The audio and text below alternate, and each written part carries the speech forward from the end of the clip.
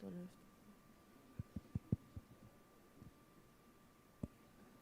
Hello.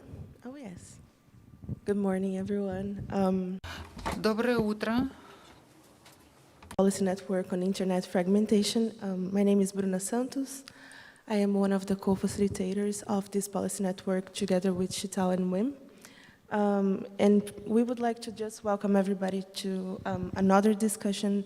It's a very happy moment for us. It's the second year of the policy network, and we're very glad to be presenting to you guys today a little discussion on how the framework has evolved and to do a deep dive on the discussion paper that the policy network just put out. So the session today will be a little bit of a presentation of the discussion paper and also some debates between both the pen holders of the document and some community commentators on the three aspects that we describe in the policy network framework.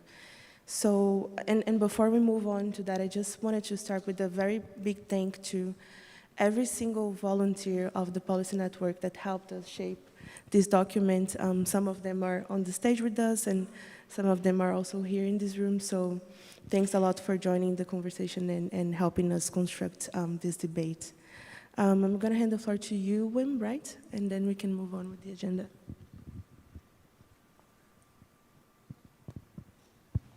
Thank you. And this is on. And as you see, we have a presentation. I think the first, Bruna, thank you. You already gave the overview of the agenda. So I will give the brief introduction. My name is Wim Deugezelle. I'm part of the policy networks. They are an intersessional activity by the IGF.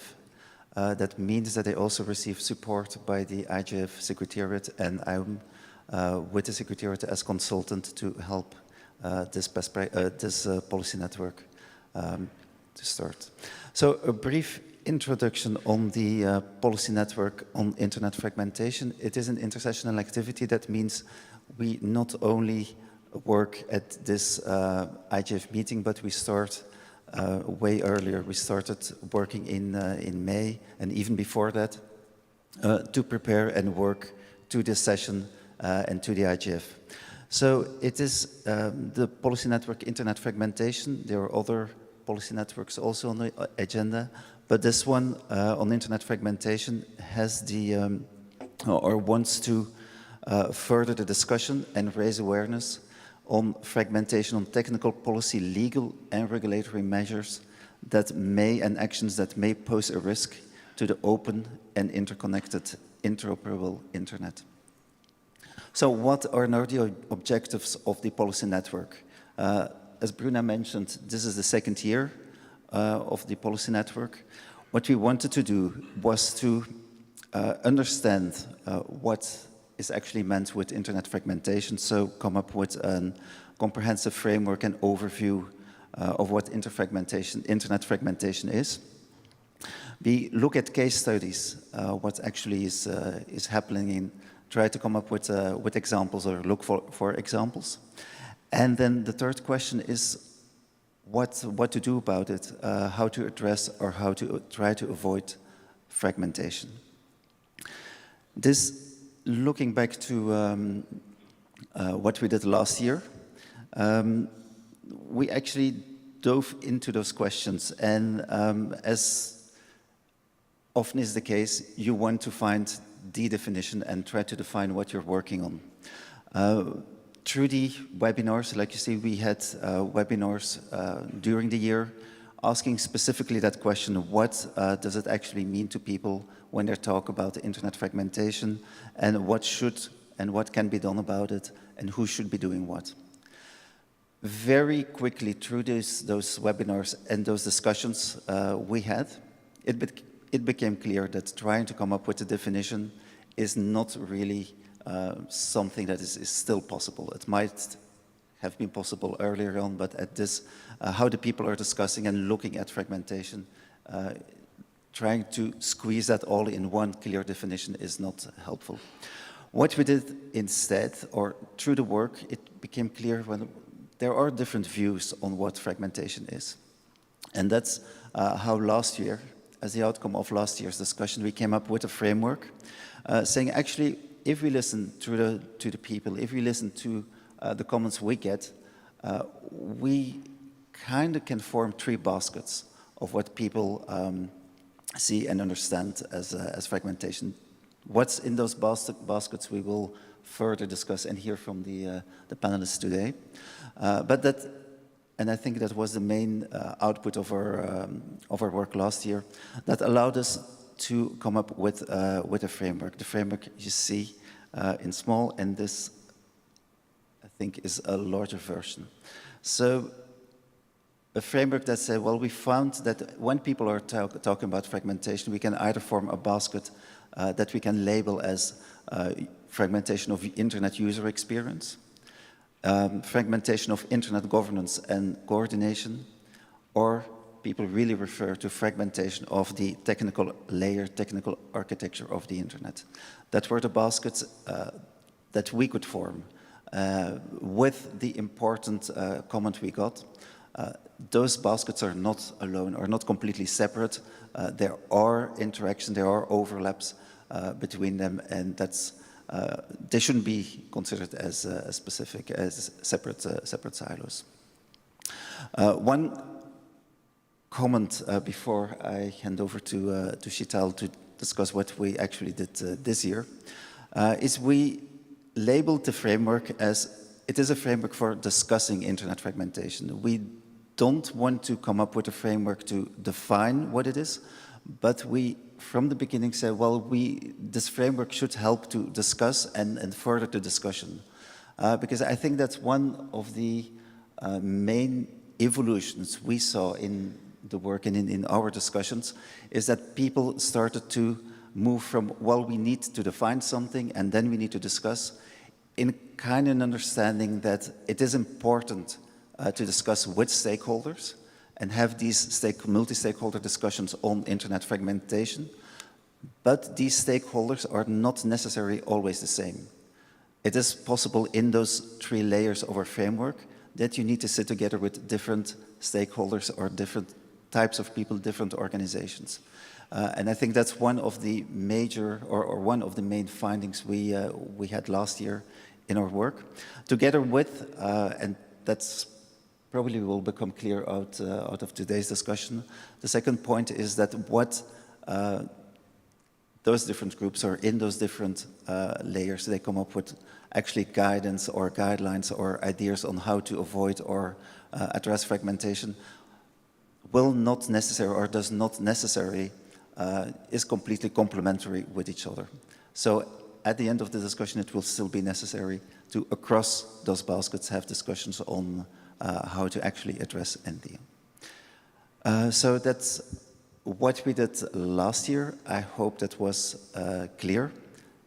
So I end here. This was the framework, and that was also the start of our discussions this year. So I hand over to you, Shital.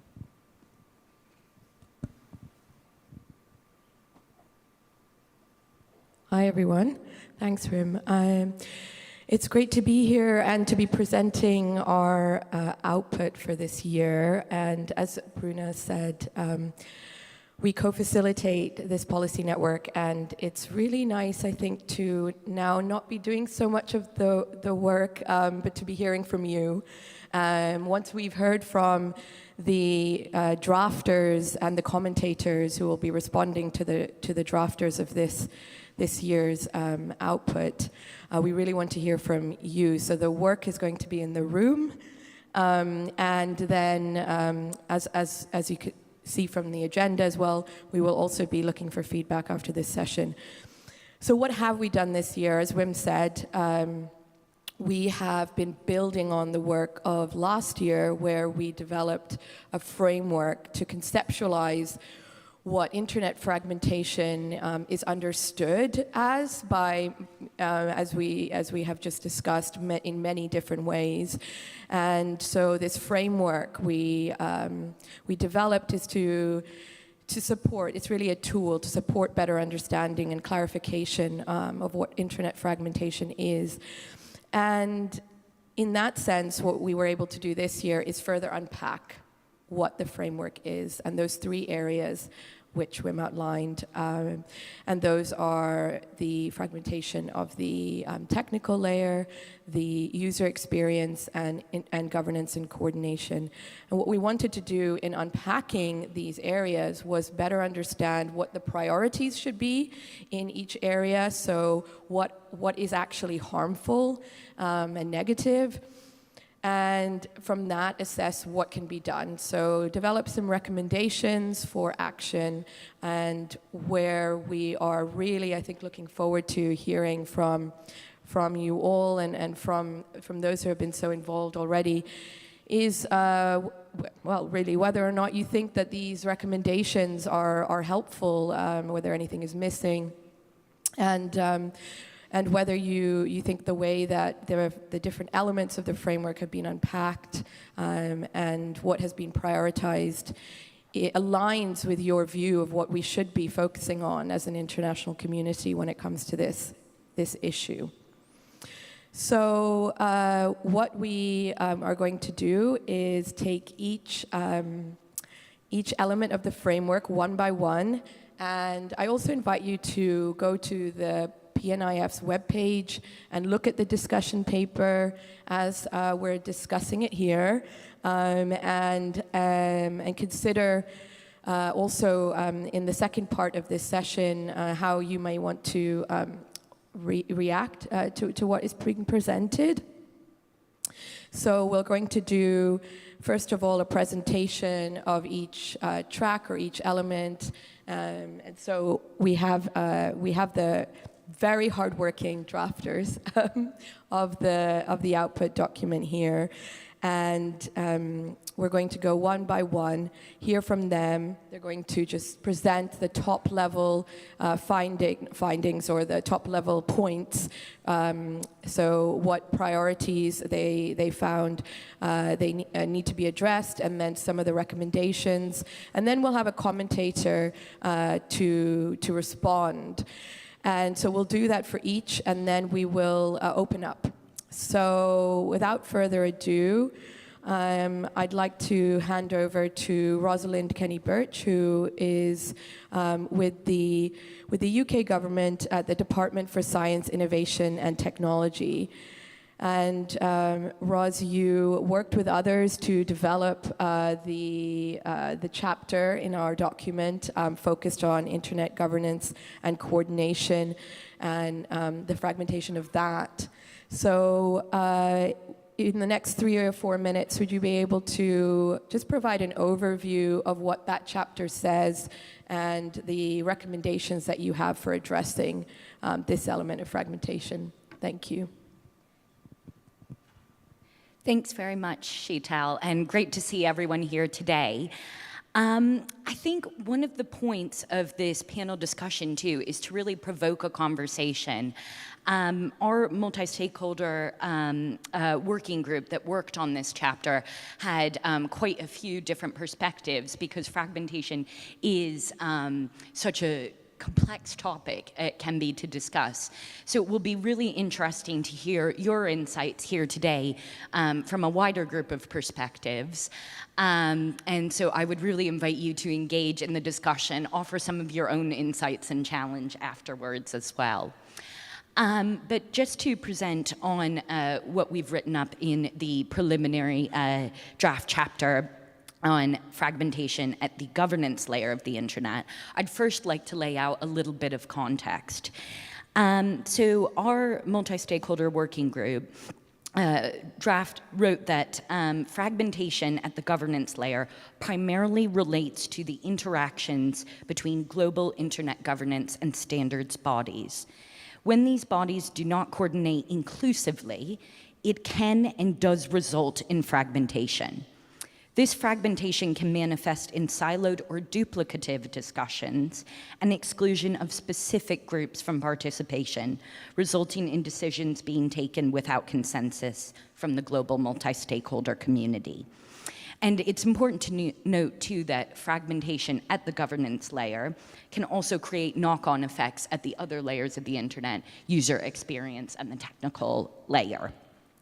So there were a couple of different components to our analysis about where fragmentation can sort of emerge or come from at the governance layer. And one was duplicative mandates. So if part of a specific internet governance body's mandate is unclear or may have overlapping elements with a different body, this can foster a competition for legitimacy or create confusion between bodies. And therefore, that can make it difficult for stakeholders to know where and when they need to engage in a specific conversation. Another point we observed was when mandates are exclusive or don't fully empower all elements of the multi-stakeholder community to participate. So we see inclusion as central to combating that so that people can participate on an equal footing. And then finally, taking actions at the right level. So individual governments' actions can sometimes lead to divergence in the rules applied to the internet and its management. And in that sense, it's really important that national governments and internet governance global bodies are closely conversing about issues, specifically when they're being developed or discussed through multi-stakeholder processes already. So with some of those analytical points, we proposed a couple of different recommendations. And again, very eager to get a wide range of perspectives and feedback on this today. But one was not to introduce further bodies into the internet governance landscape. The internet governance landscape is already complex. And as we all well know through all our travels, there are a lot of different conferences, events taking place that we engage with across bodies already, and people only have so much time and only so much financial resource to be able to engage in these. So further perpetuating that complex landscape could end up excluding people from discussions if they don't have the resources to fully participate in more and more emerging bodies and spaces.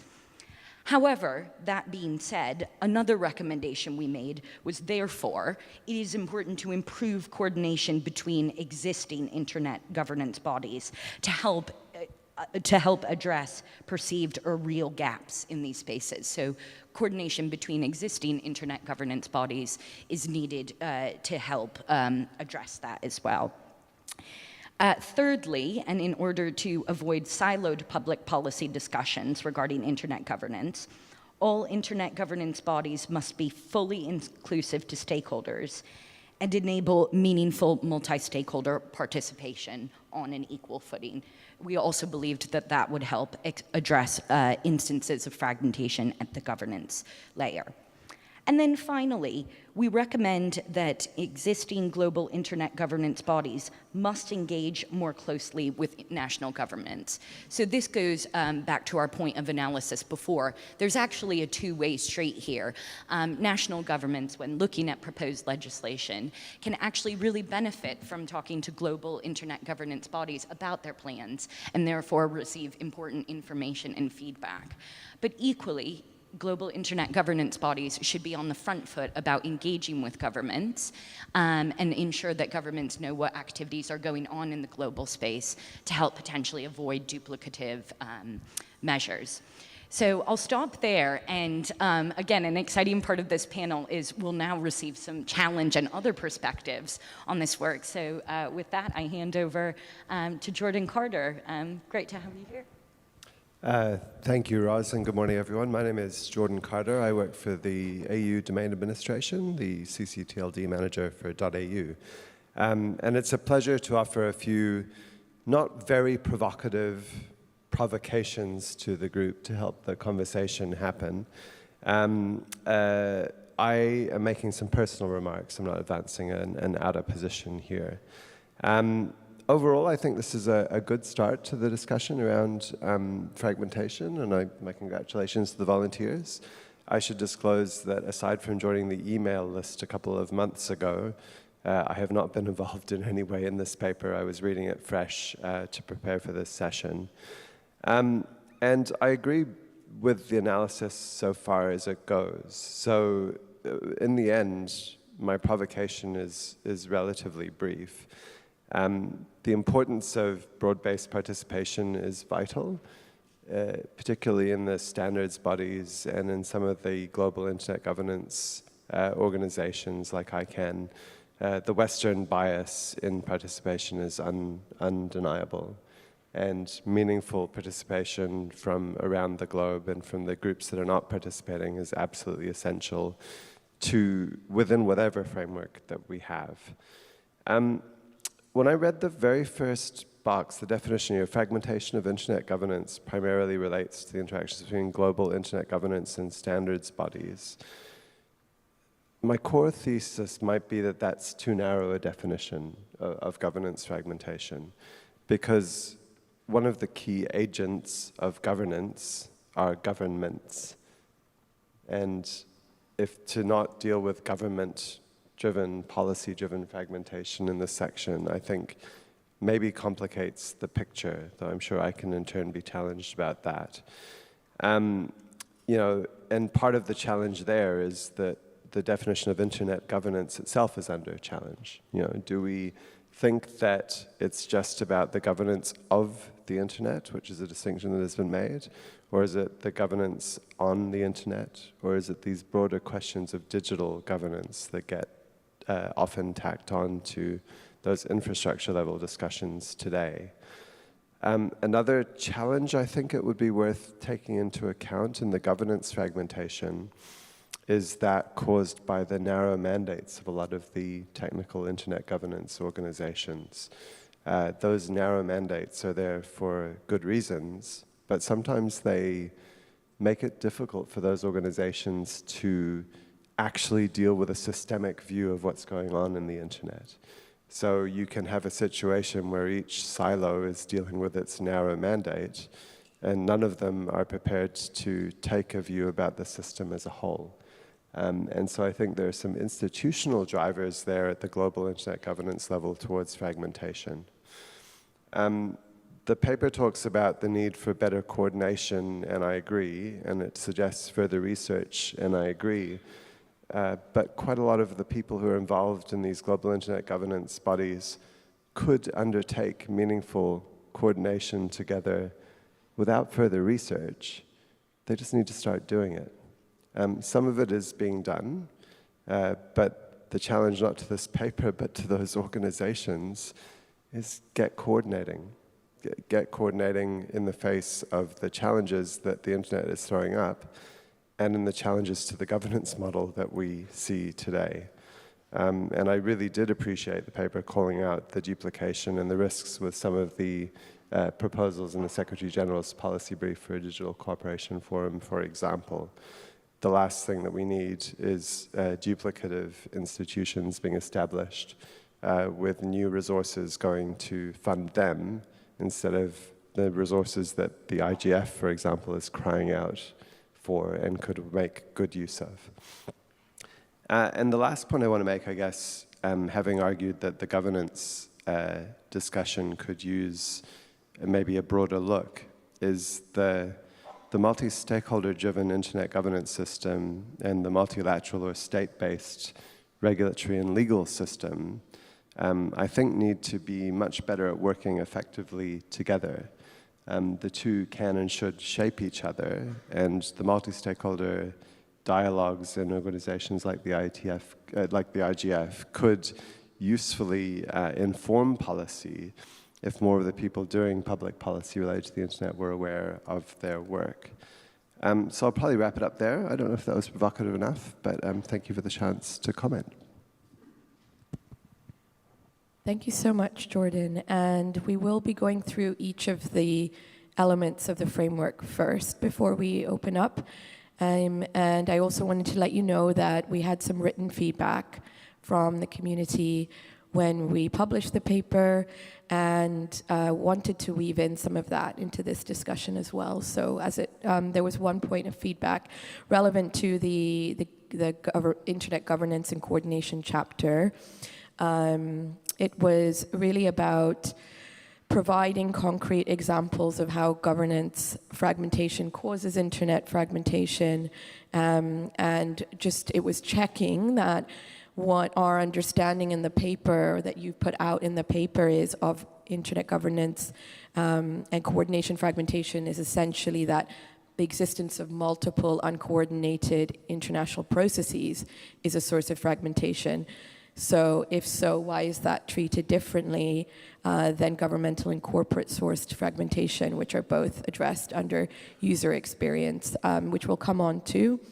So I think there's a question there about what is the focus of this chapter? Is it on the existence of multiple uncoordinated processes, which I think you have addressed, and that is the focus.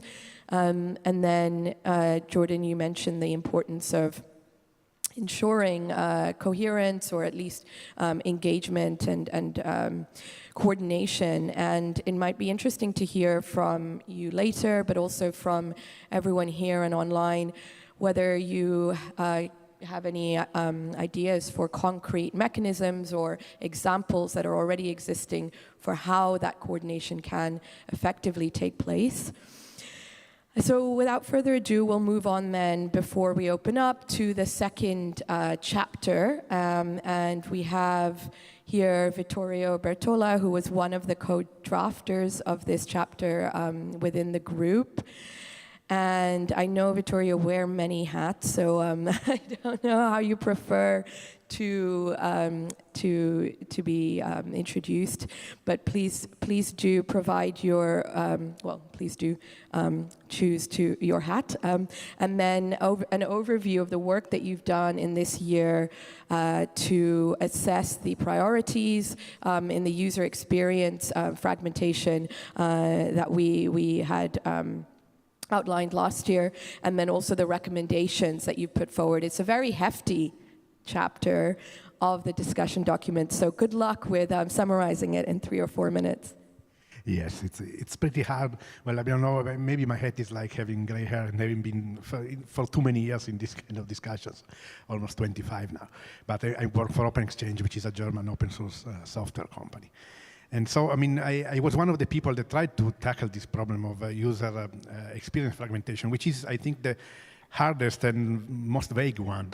It's because the entire discussion on fragmentation started from the technical level, and then multiple stakeholders tried to add more things into it, and user experience things are mostly coming from this kind of approach. So we tried to go for a definition which is completely open and pretty broad, basically by saying that anything that makes two different users of the internet see different things when they try to access the same service, website, whatever, or do the same thing over the internet is a form of user-level fragmentation. And of course, if you take this very broad approach, then there's the need to tell between the positive cases and the negative cases, because there are many situations in which actually this difference in experience is a good thing. It's made to help the user, to customize content for them, or it's made to protect the user, to give them rights, for example, through privacy laws in specific countries, or it's done, for example, to prevent them from accessing unhealthy, like malware websites or whatever. So you have to then define what is a negative case of fragmentation. There could be another approach, and some people have argued for it, of just finding a definition that covers only the negative cases, but then we found this becomes harder and harder.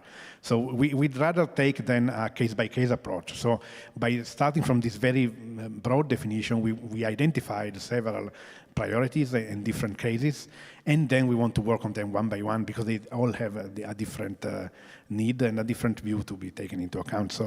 So we identified the two major sources of this kind of fragmentation, and it's never the user. Usually it's either a government that for some reason wants to exert sovereignty and modify the experience for their own citizens only.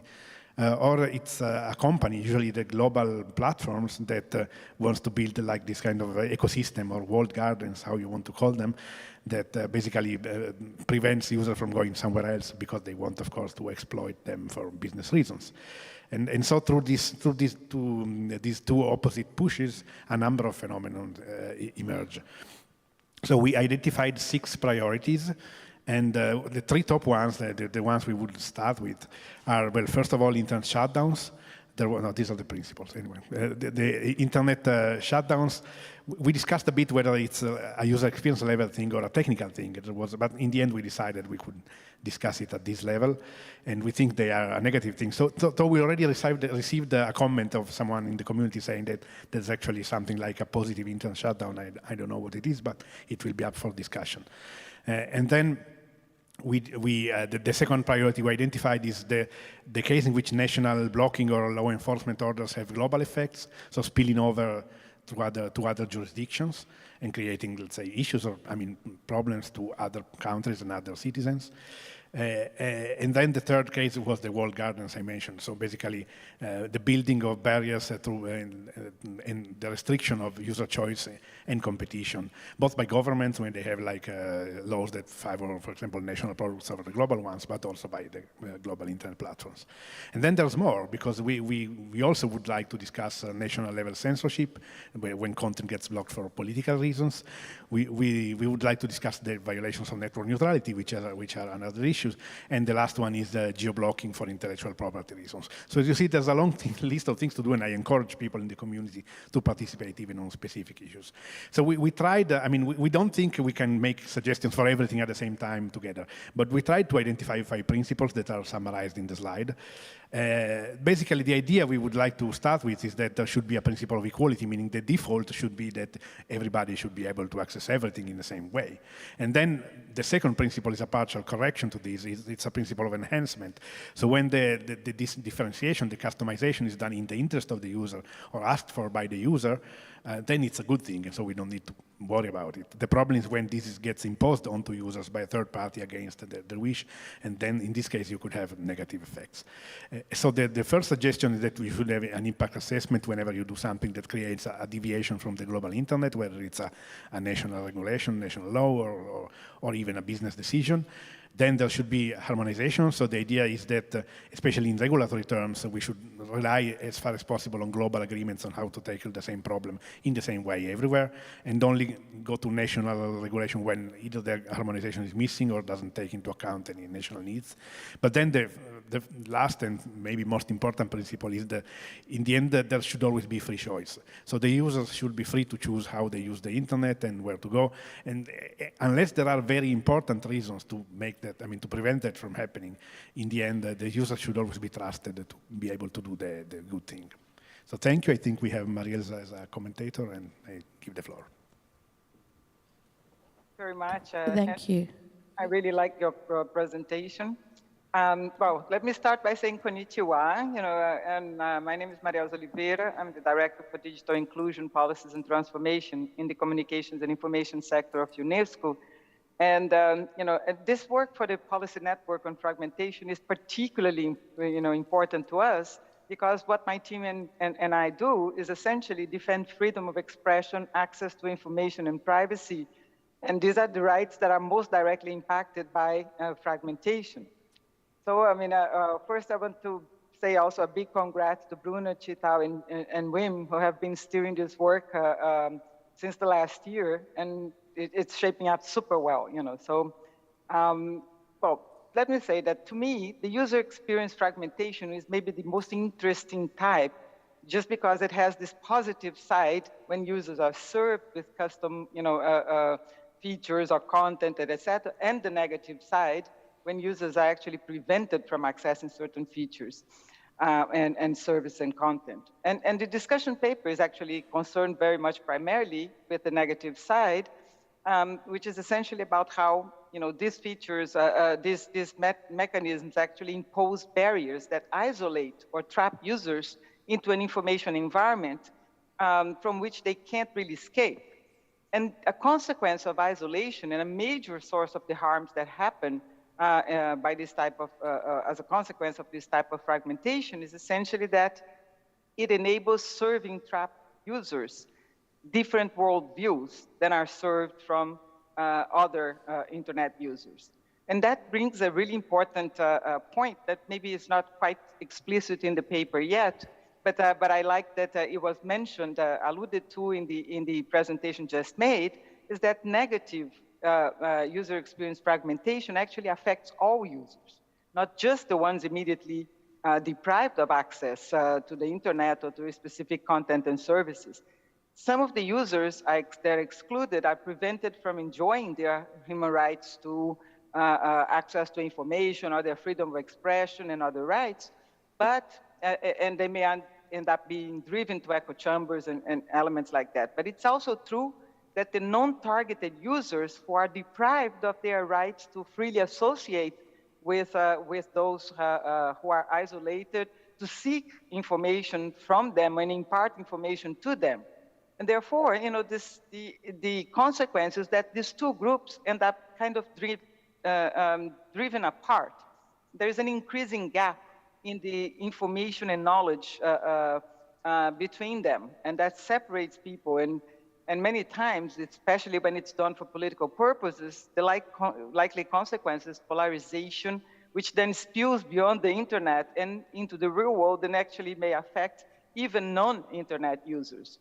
You know, so I think that this is a particularly, you know, important topic. In UNESCO, we work with what we call the Rome Principles for Internet Development, in which the internet should be human rights-based, open to all, accessible by all, multi-stakeholder-led. And the user experience fragmentation is very much about the explicit decisions that reduce openness and accessibility, which then has consequences for human rights. And when we talk about bad fragmentation, is essentially not done by a multi-stakeholder process. It tends to be a very, you know, kind of a unilateral decision process. One of the things that I really liked about the paper is that it actually laid out principles specifically for fragmentation that were mentioned in the presentation, and particularly this issue of free choice and equality of access and enhancement of experience and others. These are very much in line with the existing principles and particularly with the human rights framework. And the paper actually received a number of comments already, including a suggestion that these principles regarding user experience be explicitly based in human rights standards and processes, which are already, you know, globally accepted, and there is like a solid jurisprudence foundation around them. And in particularly, it just said that we need to consider the three-part test on legitimacy of interferences with the freedom of expression. So this is an element that I think it would be important to add to the paper as well. Some of the points that have been already made through comments is that there's some content that actually is relevant to block, that is legitimate to block, because they are, you know, there's a law that prescribes their blocking, they pursue a legitimate aim, and they are in line with a democratic society. And content like that, for example, has to do with child pornography, terrorism, incitement of violence, and things like that. And this has not yet been reflected in the paper on how we're going to be kind of disambiguating between those two, these different types. And the next type in the next draft, I think, would be, you know, should be including some of that, and maybe even making reference to speech, you know, and debates around what is awful versus what lawful. You know, maybe just to finalize, I think that the paper would also benefit from bringing up some of the potential mitigation measures, including, for example, talking about enforcing platform interoperability, data portability, strengthening users, media and information literacy, that can counteract the effects of the echo chambers and the disinformation and other, you know, that are created by fragmentation. And so, I mean, I'm going to end up here because I know that you would love to hear the comments from our participants as well. Thank you very much for the chance to comment.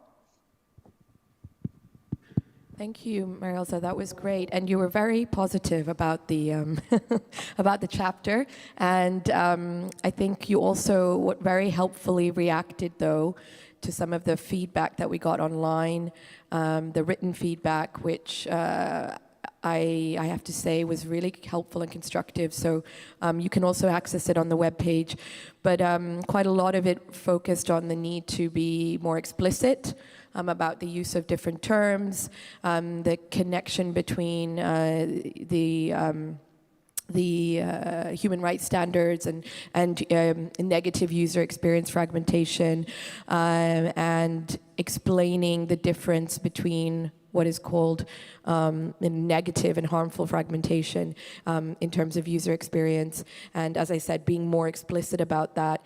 So it was great to hear you respond to that as well, because I think when we come to you on the floor and online, please do sort of pick up some of those points or add your own.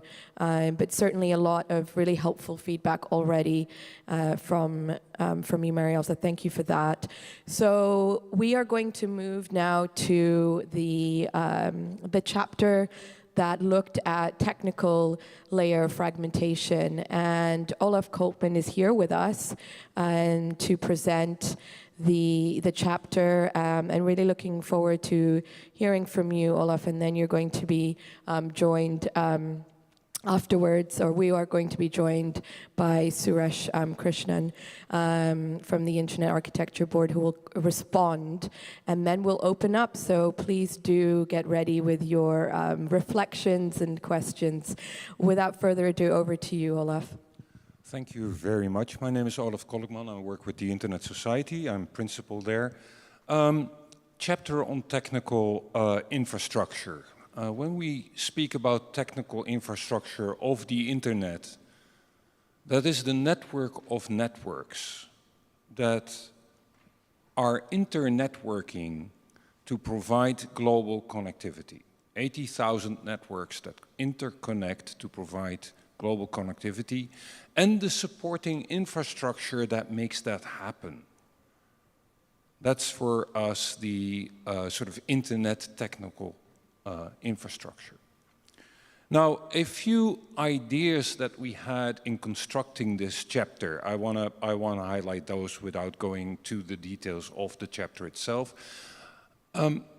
But first, I want to urge people to review this. This is a work in progress, and it becomes stronger when stakeholders engage in with the document and provide comments. At this moment, I feel that there have been too little eyes on this chapter, and we can use help.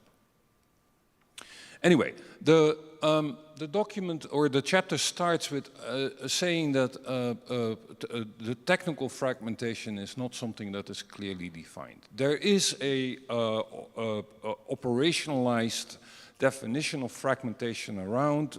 It's a work by Baltra and Heidemann, but they sort of have a criterion that says if 50% of the public IP addresses cannot reach the other 50%, then you have a fragmented internet. That's a very, very fragmented internet.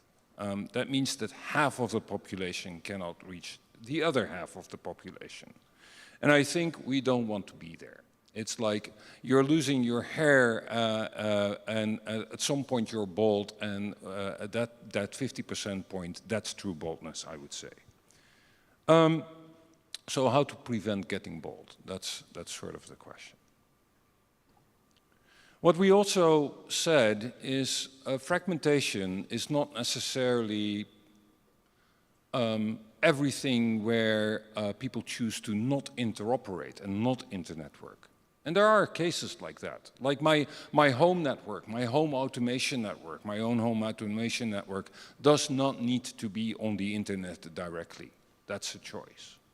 That's a choice you can make. Yesterday in a session on fragmentation, somebody said you have good fragmentation and bad fragmentation. I sort of like that idea. Decentralization is not fragmentation. Lack of connectivity because you choose not to connect is not fragmentation. Temporarily having to reroute your traffic because of of a network problem, so to speak, not fragmentation. But what is fragmentation? How do we define it then? Well, again, that's very difficult. But the approach that we took is using the critical properties as one of the frameworks. There are multiple frameworks that we point to. The critical properties that the framework that the Internet Society developed, that basically defines the critical properties of the internet in non-technical terms. They're inspired by the network architecture, and I won't go into the details of them. But that's one of the frameworks where you can say if you lose these critical properties, if you're sliding down the scale away from these properties, then you run into the risk of fragmentation. So this is the approach that we took. Another framework you can look at and approach is that of the public core. The public core is a framework that was developed by a think tank in the Netherlands and later further analyzed and defined by the Global Commission on the Stability of Cyberspace. That's another framework and lens through which you can look at the internet and say, okay, we're impacting elements of the public core, and that might lead to fragmentation. I think one of the things that we've done in this document is also, by doing that, by using this type of non-technical frameworks that do not specify exactly the technology that's being used, we allow for evolution. Because the internet really is still evolving. And I think that's important, that we don't ossify, as we usually say, the internet in its current state. We need to continuously be able to evolve it. Another aspect of fragmentation that we looked at was basically what I would call the evolution of the edge, whereby what we see is that there is a lot of changing in routing behavior. Private companies building transit or building their own network compared to using transit to get close to the user. And that might cause a fragmentation of a different sort with basically the digital divide, increasing the digital divides of users that are close to that type of infrastructure and users that are not. And that has impact on the application layer. There might be users that have a very good user experience, and there might be users that do not have a good user experience. And that is due by the way that the internet evolves in more richer parts of the world versus less connected parts of the world. Hard to catch within those critical frameworks that I just mentioned, but it is a point that we point out in the document. Going to the recommendations. So the recommendations are basically look at these frameworks. Use those frameworks, these critical properties or the public core, and make sure that together we protect these properties. Make sure that we can continue to inter-network and provide a global network to everybody that brings the opportunities to actually do all this user stuff. If we fragment on the user layer but still have a global network that connects us all, we have a chance to defragment on that user level. But once we have fragmented the internet technical infrastructure, that fragmentation will also be reflected in the user space. So it's much more important, or it's not much more important, it's very important to take care that those properties are protected, and we have to do that together. There are very few ways to actually understand how that fragmentation is happening. There are very few measurements around that look into on a longitudinal scale on what the evolution is that impact that fragmentation, impact fragmentation and how it's caused and how it evolves. This is really a call for people to set up measurements and think creatively of on how you would assess these fragmentation on the technical layer. Once proposals are introduced, either on the policy or on the technical layer in standardization efforts, for instance, do assess them against these critical properties, do assess them against frameworks, and see if we lose interoperability. See if we lose the ability to connect.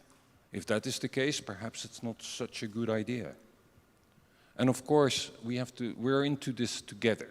The multi-stakeholder approach is a good thing in order to make sure that what is being delivered, both by the private sector developing these technologies and the technical communities working on these technologies, as well as by the civil society and the governments, to make sure that we stay globally connected and don't split up this network of networks. I think that's the summary. That's great, thank you, Olaf. And we have Suresh online, so let me check, actually, do we? Yeah, I do. Okay, I'm great. here. Please go ahead. Thank you, Sheetal. Thanks a lot. Thank you for that excellent summary. And there's very little fault in this. So I'm just going to go over a few things that I think are important and then kind of give you some minor hints to improve. But I think the key part that this thing got right is that the internet is a decentralized set of networks, right? There's no single point of choke point of control over this. There is multiple people who I would say collaboratively got together and built this large network. And I think that's a key thing to protect, right? And that does not mean fragmentation. That's by design, that these networks are independent and decentralized, right? And what really holds them together is the technology that offers the interoperability. I think that's something that you got really well done in the first piece of this, where we talk about the technology being the thing that holds stuff together and not really the administration of them. And I think that's a key point to emphasize. And the second thing is on the critical properties of the internet, I think openness is one of them. And also the incremental deployability of stuff. And it kind of ties into your, I would say, lack of ossification, right? New technologies keep getting deployed on the internet, right? So for example, we had IPv6 come in, at some point we ran into a situation where there's more than 4 billion people on the internet. And then we had ways to kind of get around it. And it takes time, but we are able to build newer things on top. And we've had technologies on the internet now that the internet pioneers couldn't have imagined, right? Everything depends on it. So the way in which we can put newer things on the internet and still expect to them to work with people around the world is really because of the openness and the connectivity that's there. So it's something that we should strive to preserve, like you said. And so the other kind of key thing in there is that the layering principles of the internet as well. So the internet kind of holds together at the layer 3 and 4 kind of the OSI model, in a very high level. And there's also applications that we have a rich variety of applications. But as long as we keep the kind of technologies and the lower layers to I would say a globally interoperable minimum, I think things are going to be good, right? And that's what we should also look for, and also try not to push in, I would say, so I think Marielza talked a little bit about the content in there, right? So the question is, should the content filtering happen in the lower layers or at the higher layers? And I think I would posit it should happen at the higher layers, because it's kind of, we are talking about transport things staying connected while enforcing millions of laws, state laws, country laws and local laws are very different around the world. So instead of trying to do this at a lower layer which the whole world shares, we should kind of try to keep it at the higher layers where that belong. And that's also alluded to in the document. And one of the things is the messaging was given as an example, Olaf, right?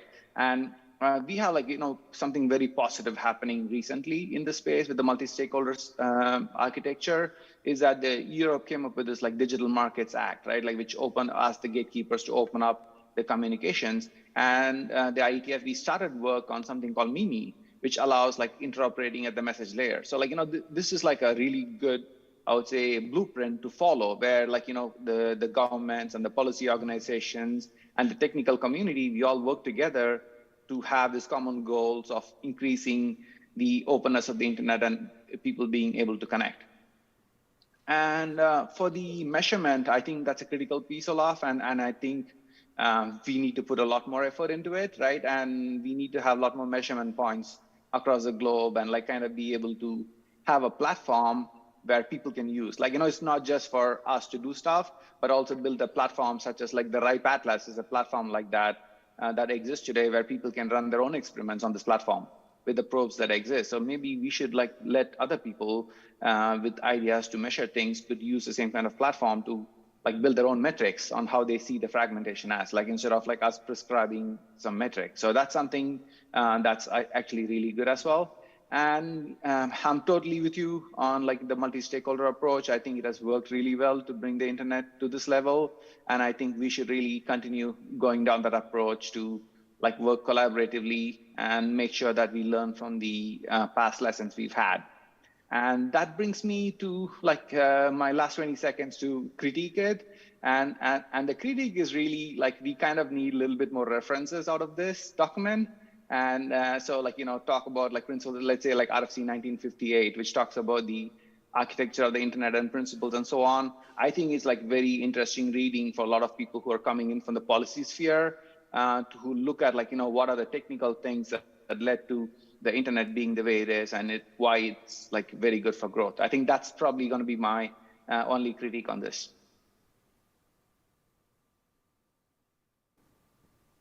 Okay, thank you so much, Suresh, and thanks for joining us online.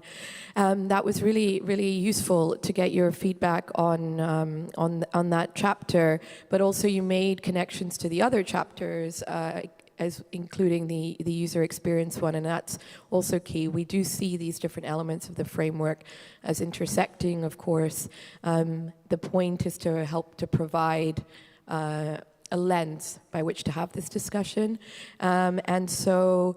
If you all have comments on that, please do of course share. And you also, I think you made a point about referencing, about clarity of terms, about definitions, which we also got in written feedback. So that is something we can certainly incorporate. But I'll turn over now to Bruna, and Bruna will be facilitating this part of the discussion, which is really to hear from you. And so please do get engaged. We'll also be looking at the online participants for any questions and reflections there. Thanks, Bruna. Thanks so much. Yes, as we said, this is the feedback moment of the session, right? So any questions or comments you might have are very much welcome. We have some microphones in the room, so if you want to add some thoughts or just ask questions to the panelists, you can come to them, but I'll start with one remote question, who is from Foley Herbert from Togo. And his question is, I would like to know how can we reach every citizen in the world, especially how can we overcome language barriers? If content can be translated into our local languages, that would be very good. So, and also he made a comment about the more people are aware of splinternet damages and danger, the more they will be ready and prepared to fight against splinternet and to defend their right to get access to available internet. So that's the first one we got from this. My suggestion would be to take 3 rounds of questions, like 3 questions in one round, and then I'll divert back to the panelists. So we can start there. Hello, my name is Mia Kulev, and I'm also a member of the Internet Architecture Board as Suresh. It's more a comment than a question. I would like to comment on the technical fragmentation part.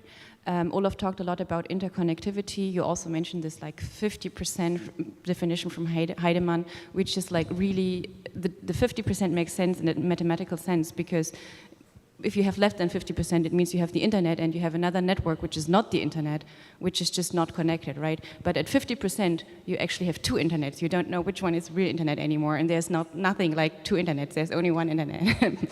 So, you know, this is very mathematical, and that's the point where it actually breaks. That's the point where there's no way to get back to 1 internet, and we don't want to get there, and I think we're not on the way to get there, but like if we get there, it's really done, then it's broken. Yes, then it's too late. But what I wanted to say is that it's not only about interoperability or interconnectivity, it's also about the ability to innovate and evolve the internet, right?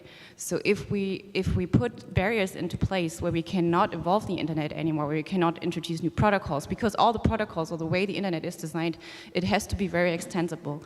We were able, even so that's not done completely, we were able to introduce even a new protocol on the IP layer, having IPv4, having IPv6, and it did not break the internet. We're still interconnected. And this is like all internet protocols are designed this way. You always have to have a way to evolve, to go on. And if we put barriers in the way where we cannot evolve anymore, that's, I think, where we lead to whatever fragmentation or to like a very negative outcome, because that means not only that we cannot change the technology anymore, we cannot adapt, we cannot make it more secure, we cannot make it more flexible, we cannot make it more faster or whatever, better performance. It also means that whatever we do on top of the internet will be limited because we cannot adapt to it anymore. And then we're stuck. And then like all the benefits we get from the internet, where we see like this positive impact on the society, on our economy, and so on, doesn't happen anymore. And that's the point where we're still connected, but the internet wouldn't be as useful as it is today. Thanks, Miriam. Right here in the middle, can we get a second question or comment? Thank you. First, I want to thank the policy network that they put the internet fragmentation into perspective, and we understood today what is meant by internet fragmentation. Obviously, we have three dimensions: the policies and procedures, we have the user experience, and we have the technical part. And that lets us understand the subject much better. In the policy and procedure level, first, what gives us comfort is that there is a general consensus and agreement that we don't want the internet to be fragmented. So all our effort is toward not fragmenting the internet, and this gives us a comfort in this matter. But our concern here is that regions, and sometimes on national level, there were policies or let's say treaties or commitments that represents the interest of that regions or represent the national interest and in terms of social and economic. And I wouldn't say all of them, but whatever represents the interest of the socio-economics of this region or national. And it is there. And these commitments or these frameworks or these agreements or treaties represent the interests of these regions or these people, and there should be a thin line between saying that this represents the fragmentation or represents the interests or the benefit of that group. Maybe this is something that we need or something that needs to be addressed, at least in terms of that if there are any regional or national arrangements, there is a certain level that they should not conflict with the overall of the unity or the unification of the internet. Going back to the user experience, and Vittorio as an advocate of user experience, it gives us a kind of trust that the indicators or the elements that has been identified, the 5 elements, represents really, truly the user experience, at least principles that we don't need to be harmed. And actually, when it comes to user experience, there is nothing regional or national. Internet users should be all equal. So in that terms, we need to have a global understanding of that this is the minimum of what is known or what should be a user experience. Going to the technical side, thank you that you limited this to the interoperability. And thank you that you clarified that decentralization or lack of connectivity or choice is not considered the fragmentation. What gives us assurances is that the industry or even the technical community built all its work toward interoperability. And this is something that at least we feel trusted that it will continue. But again, bringing the matter to digital divide, it means returning this again to the user experience, which is now a wide open issue. And this may have implications. Why it has implications? In some parts of the world, this may, a controlled user experience means, let's say, a negative aspect on the social status of that user. And the social status of that user can reflect limiting his freedom. and sometimes limiting his social freedom or limiting his economic freedom. And this, so from all of that really, while we have some arrangements on policies, on the procedures, and we have some arrangements on the technical side, we are wide open on the user experience so far, and maybe this makes the start of toward the dimension of user experience more important than going first to the policies or the technical side. Thank you. Thank you very much. Right here. Hi, I'm Barry Lieba.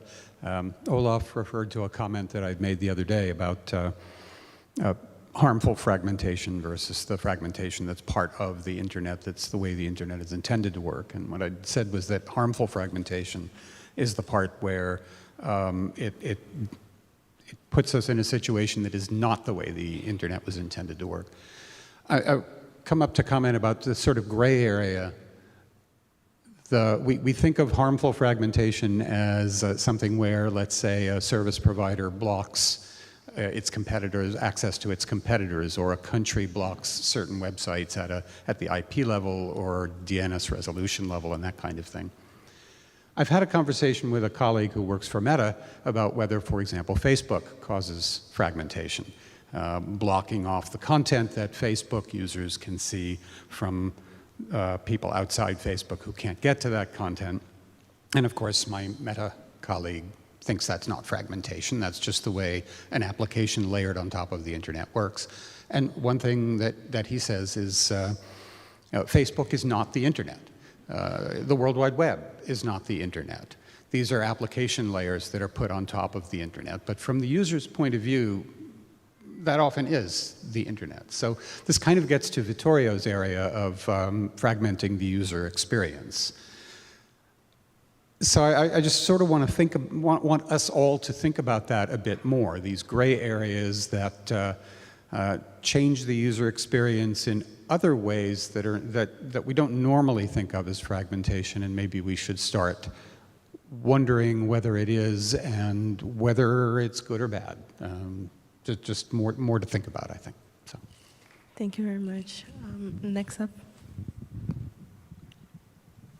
Hi there, thank you. I'm Christopher Tate from Connect Free Corporation and Internet 3. We think that the future of the internet is really having everyone own their own IP address. I think that up until now, there's been huge amounts of cost involved in creating infrastructure that has led to ISPs and others owning blocks of IP addresses and having the difficulty of really getting these IP addresses out on the end. And so by allowing everyone to generate their own IP address through cryptographic public key pairs, we can give everyone an internet IP address. And so we think that there's something kind of really cool going on here in Japan. Because the government has implemented a law against NTT in the 1990s so that they had the NTT own the network, but they weren't able to become an ISP. They have fundamentally created a countrywide layer 2 switching network where all ISPs can enter onto the network. And so what that has allowed us to do is become a ISP of individuals. And what that means is that every computer on the NTT network using our software can have an IP address and connect and build a presence on the network. So I think there's kind of an interesting thing about decoupling IP addresses from networks. Obviously, it's very hard to have individuals create networks, but we think that there should be a decoupling between the infrastructure, the actual hardware physical layer, and the layer 3 IP layer. So, we've proven that this is a possible thing. I think that there's a lot of discussions to be had, and we hope to join these discussions. So thank you for your time. Thanks so much for your comment. I didn't see a fourth line there, so I'm very sorry. Please go ahead, Laura. And hello. First of all, I'd like to thank you for the panel and the report and the work of the network in general. My name is Laura Pereira. I'm a delegate from the Brazilian Youth Fellowship. And we know that the defense of democracy, integrity, and information integrity is one of the main fields to actually adopt a more protective view of the digital space currently, and in that sense, sometimes to cause fragmentation and to risk the integrity of the digital space in general. Actually, in the Brazilian chapter of Internet Society, we actually made an experimental application of the proposed concept of user experience fragmentation to collaborate on a public consultation by Brazilian Internet Steering Committee on platform regulation, alerting to the inadvertent risks of platform regulation when it does not consider these kinds of harms to the critical properties of the network. However, as mentioned by your presentation, it's not easy to balance democracy integrity defense overall in the general sense and harmful fragmentations. Is it possible to reach this sort of balance by using the concept of user experience fragmentation? Do you intend to advance on this perspective? Is it a goal of the network? How do you see this issue in a more detailed way? Thank you for your presentation. Thanks a lot, Laura. Just reflect that I'm closing the queue, but we're going to take the last 3 comments, so please go ahead. Thank you for the panel, and I appreciate the discourse on internet fragmentation, but also just like the difficulties surrounding understanding it. And so I can keep it very pointed to the discussion points that were listed. I am curious, as we progress with initiatives like this, do we continue to do so without engaging regional or cultural leaders in areas that experience shutdowns, or at the very least massive hindrances to their freedom of access to open information? There was a point where it was national governments are what we are hoping to interact with, and no new stakeholders to involve in governance. However, there does seem to be valuable parallels between like looking at the way that communities who have been oppressed in the past have also taken a stand and helped create legislation and international policy to curtail that from happening to any other group. And furthermore, I would like to raise a discussion point of meaningful connectivity as is alluded to by the UN Development Goals. With the rise of satellite availability and private corporate satellite availability internet and LLM sophistication, do we recognize the potential for not only fragmentation, but quality of online experience? Is this something where we see fragmentation leading from billions of people being priced out of meaningful connectivity?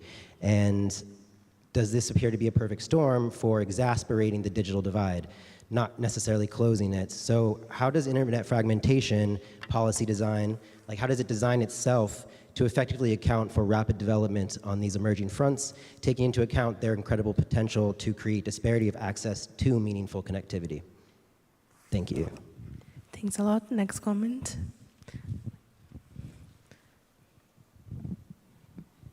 Thank you. My name is Michel Lambert. I'm coming from Montreal. I work with an organization called Equality, which is doing technology to support freedom online. This is my first participation to the policy network. I'm particularly interested by it. Hopefully, we will manage to create some governance that will prevent fragmentation. But I come from a background where we tend to believe that these discussions are difficult and sometimes they take more time, and we need to develop alternative technologies. So I'd like to use this floor now just to invite people to join us in Montreal. We are organizing a conference called the SplinterCon, and the idea is really to bring together the people developing new technologies which are going to allow us eventually to, build bridges or make holes into walls so that people can continue to enjoy the internet. So if you are interested to be part of that process, please go to splintercon.net and join us in Montreal in December to develop those technologies. Thank you. Thank you very much. Next comment right here. Thank you. First of all, thank you for the excellent discussion on internet fragmentation. I have a general question. We want the internet to be inclusive and open, borderless, global network, which gives equal opportunities to everybody who's connected and those who are to be connected. But because of a geopolitical situation, trade concerns, and other factors, the response of nation states, some of the nation states, is that they take certain actions and enact certain laws that may come under the ambit of digital sovereignty or digital protectionism, and which may result in either technical, commercial, or governmental fragmentation of the internet. So my question from you would be that how do you, you've given some very, very good recommendations, but given the governance structure of the internet, how do you see that, how easy or difficult it would be to address this challenge of implementing those recommendations and especially we see the internet evolving. I mean, it's becoming more decentralized, the Web 3.0.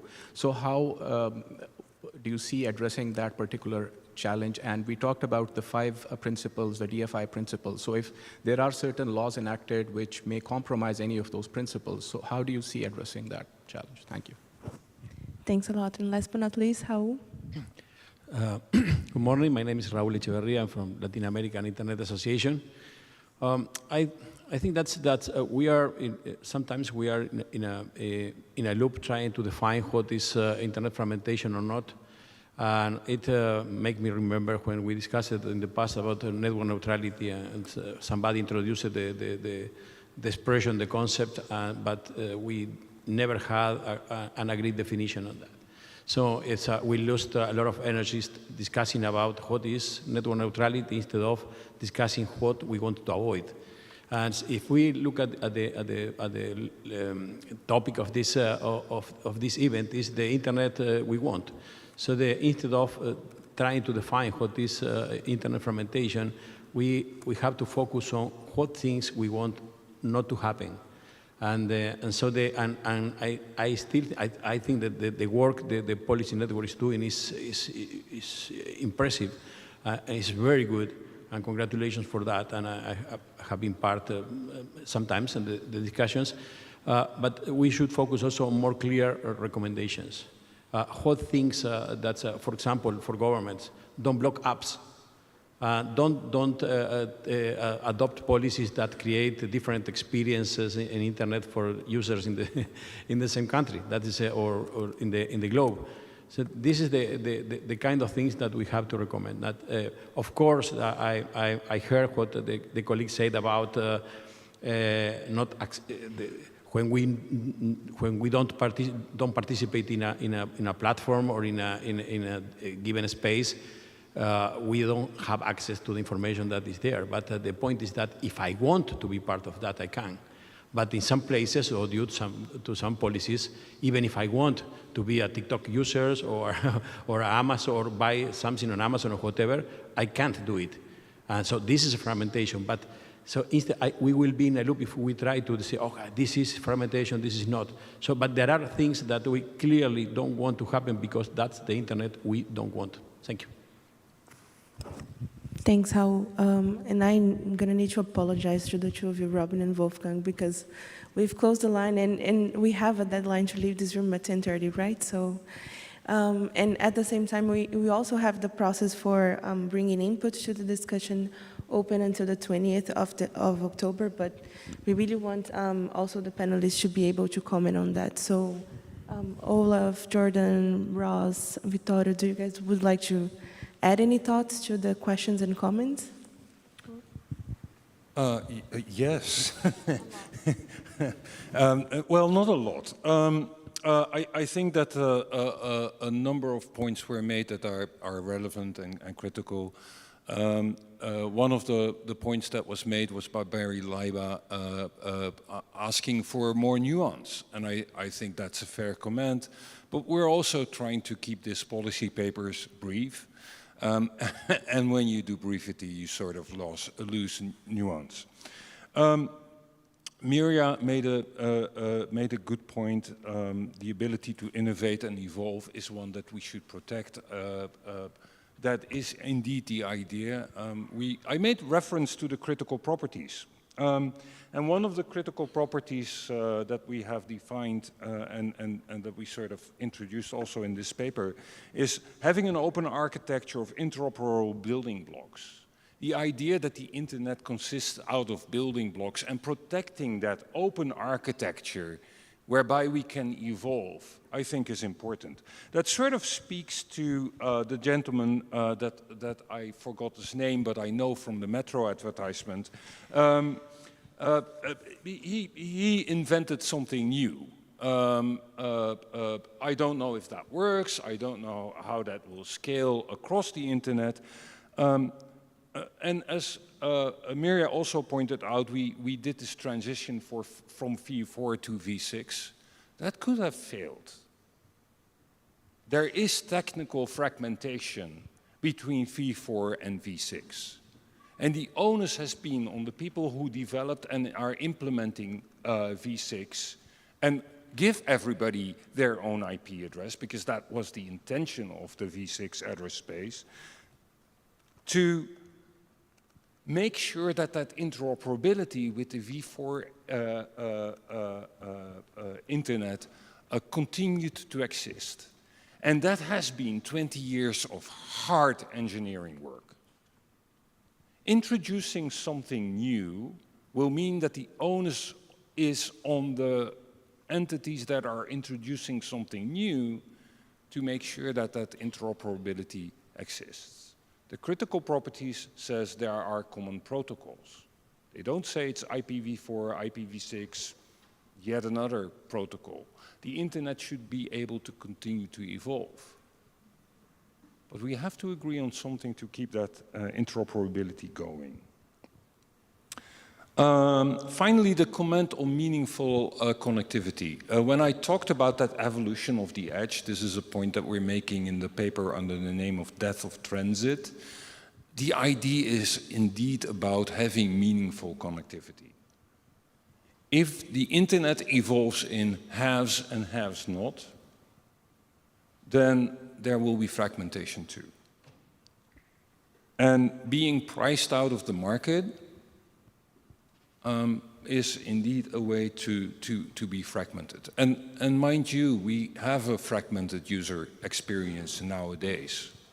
There are many people who cannot afford being on the internet. And I think that's something we all have to work on, making sure that people who want to connect can connect. Thank you very much, Olaf. Ross? Yeah, thanks so much. And that's actually a great transition line, Olaf, because I wanted to come in on some of the first comments about local languages, for example, and whatnot. I think this goes back to the broader thematic point we tried to capture in our chapter, talking about the importance of inclusion in global internet governance bodies. And I think local languages, making sure people can participate despite their cultural or regional background, is so important. So I really wanted to pick up on that point in particular. And there were further points about particular regional contexts and whatnot. Absolutely, I think I really wanted to highlight the role of the IGF's national and regional initiatives in this regard. I think these are great multi-stakeholder spaces where people can come and talk about those local nuances, regional contexts, absolutely. And I think better coordination between internet governance bodies, as we've been talking about, can hopefully help capture those and bring those different voices together as well. So not only just having these regional spaces, the NRIs, I was lucky enough to attend the Africa IGF 2 weeks ago, which is an absolutely fantastic opportunity to hear about some of these perspectives, but also to make sure that these are captured in the broader global discussions within these global internet governance bodies themselves as well. So thank you so much. And just to say in general, a big thanks to the audience for the participation here, and please do, if you think of anything else, feel free to grab me on the sidelines throughout the rest of this week. Thank you. Thanks so much, Ross. Vittorio? Yeah, very quickly, a couple of points. There's not time for everything, so please join the discussion on the mailing list and in the call. First of all, I think some of the comments pointed out what is the problem that we had to deal with when discussing the user experience level, which is that the user experience fragmentation is really a big elephant as big as the planet, and people only see a very tiny bit of it and believe that that is fragmentation. And so if you talk to people from Silicon Valley, from the US West Coast, mostly they complain about what governments are doing in authoritarian countries or even in the EU with the privacy laws and whatever. And if you talk to my friends in Europe, they complain on what the Silicon Valley platforms do. And everybody thinks that's the big problem in terms of user fragmentation. So the first step is agreeing on something, on whether something is a problem and why, and then starting to work together on that in a very pragmatic way, because if we focus on definitions, we will not go anywhere. And the other thing I wanted to say is that in the end, what we are facing now is the tension between the original dream of a united planet, borderless, everybody talking with each other and freely, and the reality of differences of values, interests, economies, and whatever, and languages throughout the planet. And so to a certain extent, you do need to preserve the local level and even the national sovereignty, because that's also a way to preserve the independence of peoples, something that was often hard fought, and to give them a way, to give each citizen of the world a way to have influence over the network, and not just on give it to the people that manage the network globally and have more influence on it. But on the other hand, you have to avoid breaking the globalness of the internet. And so this is what we have to be concerned about, finding a balance. Thank you. Thank you. And I'm sorry that we don't have time to provide the commentators from the earlier part of the session with the opportunity to respond. But the good news is that there is still time to respond after this session via email, or indeed you can come and talk to us. And we are giving a deadline of the 20th of October. And you, of course, have time to look in detail at the paper online. And the slides will also be available. I think they really nicely summarize the in-depth work that has been done. So what we wanted to do, what the original mandate and intention of this policy network was to provide some clarity to an incredibly complex and indeed controversial topic. I hope that you agree that we have, to some extent, done that, but it is not over. It is an evolving, just as the internet is, an evolving framework and an evolving piece of work. Please do join us in continuing that work. And I think that is it, apart from thanking you all for being here, for your contributions, to the panelists, to the drafters, to the very active members of the network who gave their time to put this paper together. Thank you. And please do continue to be engaged. We will be here during the IGF, but you can also email us. Bruno, is there anything I missed? No, thank you. Maybe if you can just have the slide, because there was the link to the webpage. Okay, and there you can see, because on the webpage of the PNF, there is a link to the discussion paper, and there is also explained how you can react. So looking forward to your comments. And the only thing I want to add is thank you to everyone.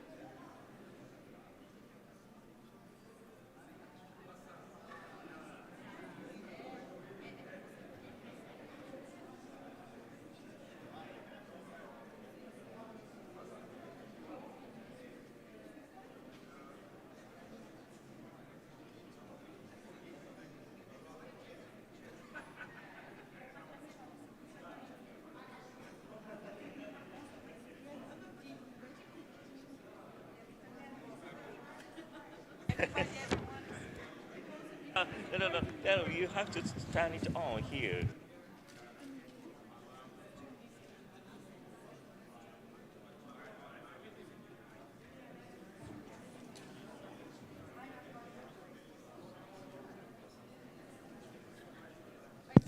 It's all.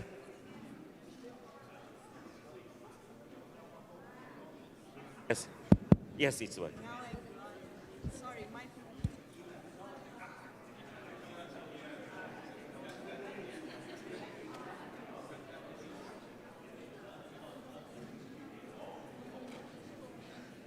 So maybe I'll use this one. Okay. Master.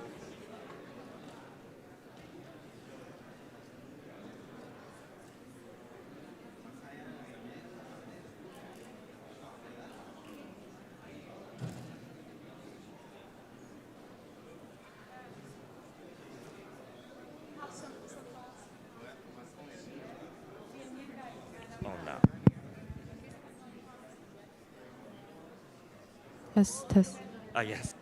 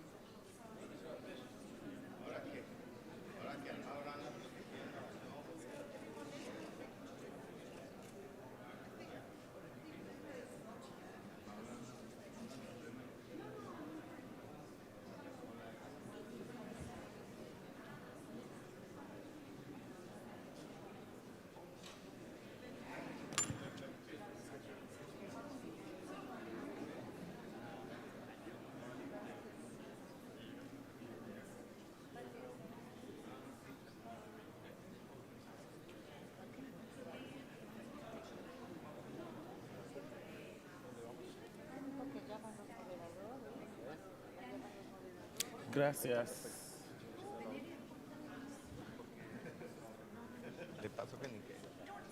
Take a photograph. You have to rush after that.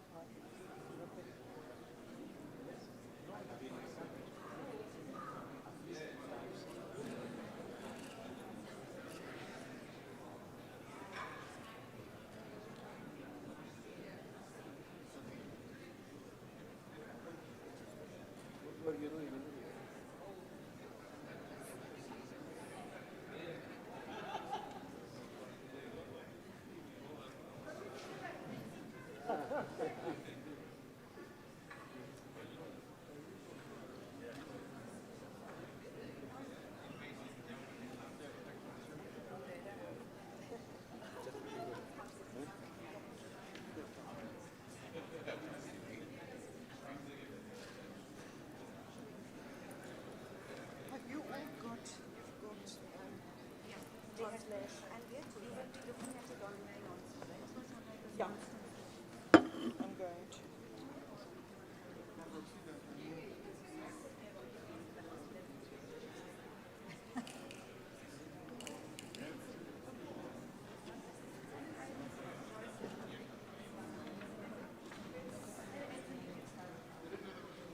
That's impressive.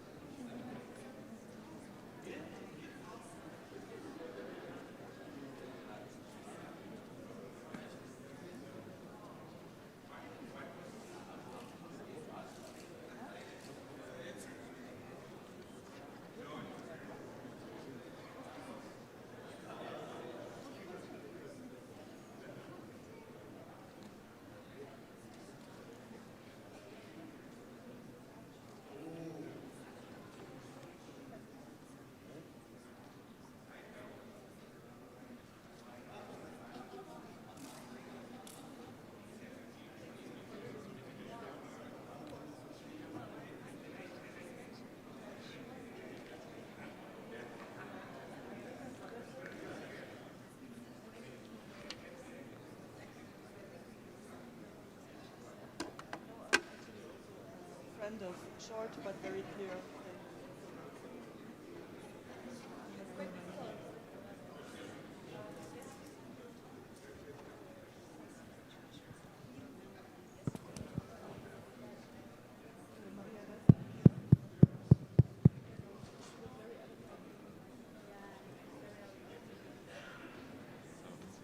Hello, good morning, and good afternoon, and good evening for everyone online as well. It's nice seeing so many people in this session. We are starting very shortly. We have still one speaker who is on his way. But I think, Henriette, we can start slowly. So, hello everybody. My name is Jorge Cancio. I work for the Swiss government, and I have the pleasure of being co-moderator of this session with Henriette Esterhuizen. So, welcome to this session about the Global Digital Compact. A session organized by the Multi-Stakeholder Advisory Group of the IGF. And the title of the session is the GDC and Beyond, a Multi-Stakeholder Perspective. And for this, we have indeed a multi-stakeholder panel with us. Today, we have Paul Wilson, from APNIC, from the technical community, who is coming. I see him there. Hello, Paul. Faster, Paul, faster. I'm sorry, this is perhaps Swiss punctuality or Japanese, of course. We try to be on time here. And we have Valeria Betancourt from the Association for Progressive Communications. Civil society, she comes from a GRULAC country.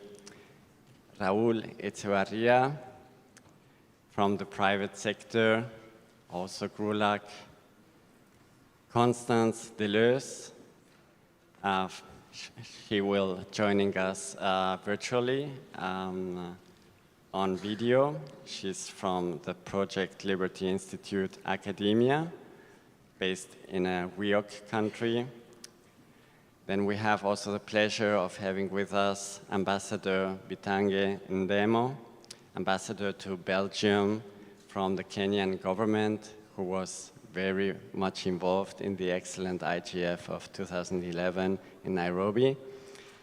And of course, we have the pleasure of having with us Amandeep Gill, the Under-Secretary General and Envoy for Technology of the UN Secretary General from India.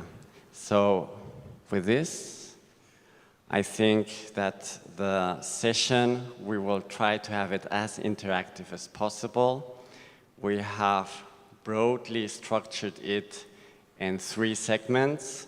A segment on the process, a process towards the Global Digital Compact. We are in midst of this process, but still a way to come to the outcomes. A second segment about the content of the Global Digital Compact, what will be there in this very important document. And finally, what will come after once the GDC is adopted? What will be the follow-up and the review? And in each segment, we will have statements, short statements, 2 minutes each from our panelists, and then we will go to the audience. And this will be repeated in each of these 3 segments, and we will finalize with 1-minute takeaways from our panelists. So, Anne-Riet. Thanks very much, Jorge. I don't have much more to add in terms of introduction, and I think the GDC is the Global Digital Compact is not new to us, and I think it's just really worth reflecting on the fact that there's been a lot of debate around it. There's been a lot of concern about what it entails for the future of the Internet Governance Forum. There's been some uncertainty about where it's heading. But I think on the positive end, I think what we really need to acknowledge and actually celebrate about this process is that it has galvanized this community. It's made the IGF think about its place in the world and where this place is heading. It has opened up engagement. The internet governance community has a tendency to become quite insular.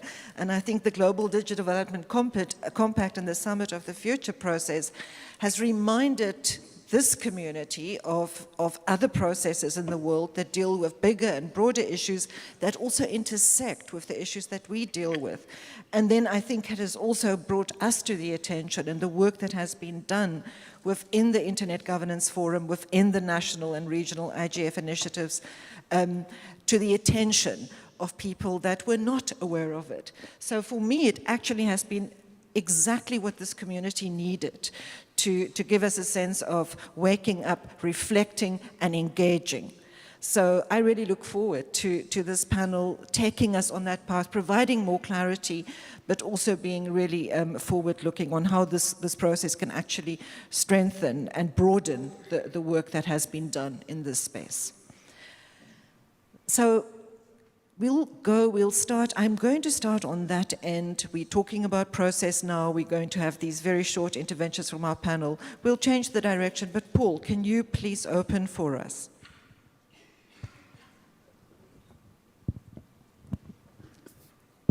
Thank you, Henriette, and apologies to the moderator for giving you some anxiety. Look, I do want to say that as governments move into the GDC negotiations, that it's just so important not to take the internet for granted. And I mean the stability, the availability, the efficiency, the scalability, everything that is intrinsic to the internet layer, and I'm speaking as a member of the technical community here, so I'm talking about the internet as the layer on which everything else depends. And it is almost invisible, and it is very easy to take it for granted. But the thing is, regardless of the GDC, of course, whether it's, and what the process is, whether it's multi-stakeholder or multilateral or something in between, the internet can only continue to thrive. The internet as we see it in the technical community can only continue to thrive on the continuing cooperation of all of the relevant stakeholders. And without that, there are critical qualities of the internet that are at risk of or will inevitably over time become fragmented or compromised. And I'd like to just remember that multi-stakeholder internet governance was not an invention of the WSIS in 2005. It was a discovery by the Working Group on Internet Governance that the multi-stakeholder nature of internet governance was a key, and is still a key today to the internet's success. So I'd like to say that for the GDC to be also successful, it needs to recognise the multi-stakeholder cooperation that has been with us for so long, including over the last 20 years while it has been under the microscope, and also not take that for granted, because the thing is that cooperation of any kind, and particularly not global cooperation as we see it here, it never comes for free. It requires work on the part of everyone involved that's costly and it's challenging, and that it can also be fragile. And I think it absolutely warrants recognition in this process. It warrants encouragement, and it warrants support. And I really hope that's the goal of the GDC, at least in terms of the objectives related to the internet. Thanks. Thanks, Paul. Bitange.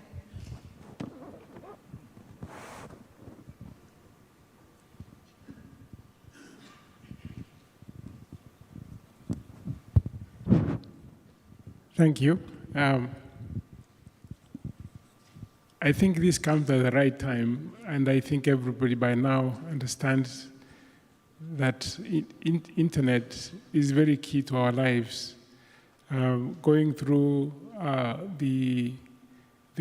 through COVID-19, we were able to teach throughout that year, which put people aside. We worked with micro enterprises to leverage some of the platforms to do business.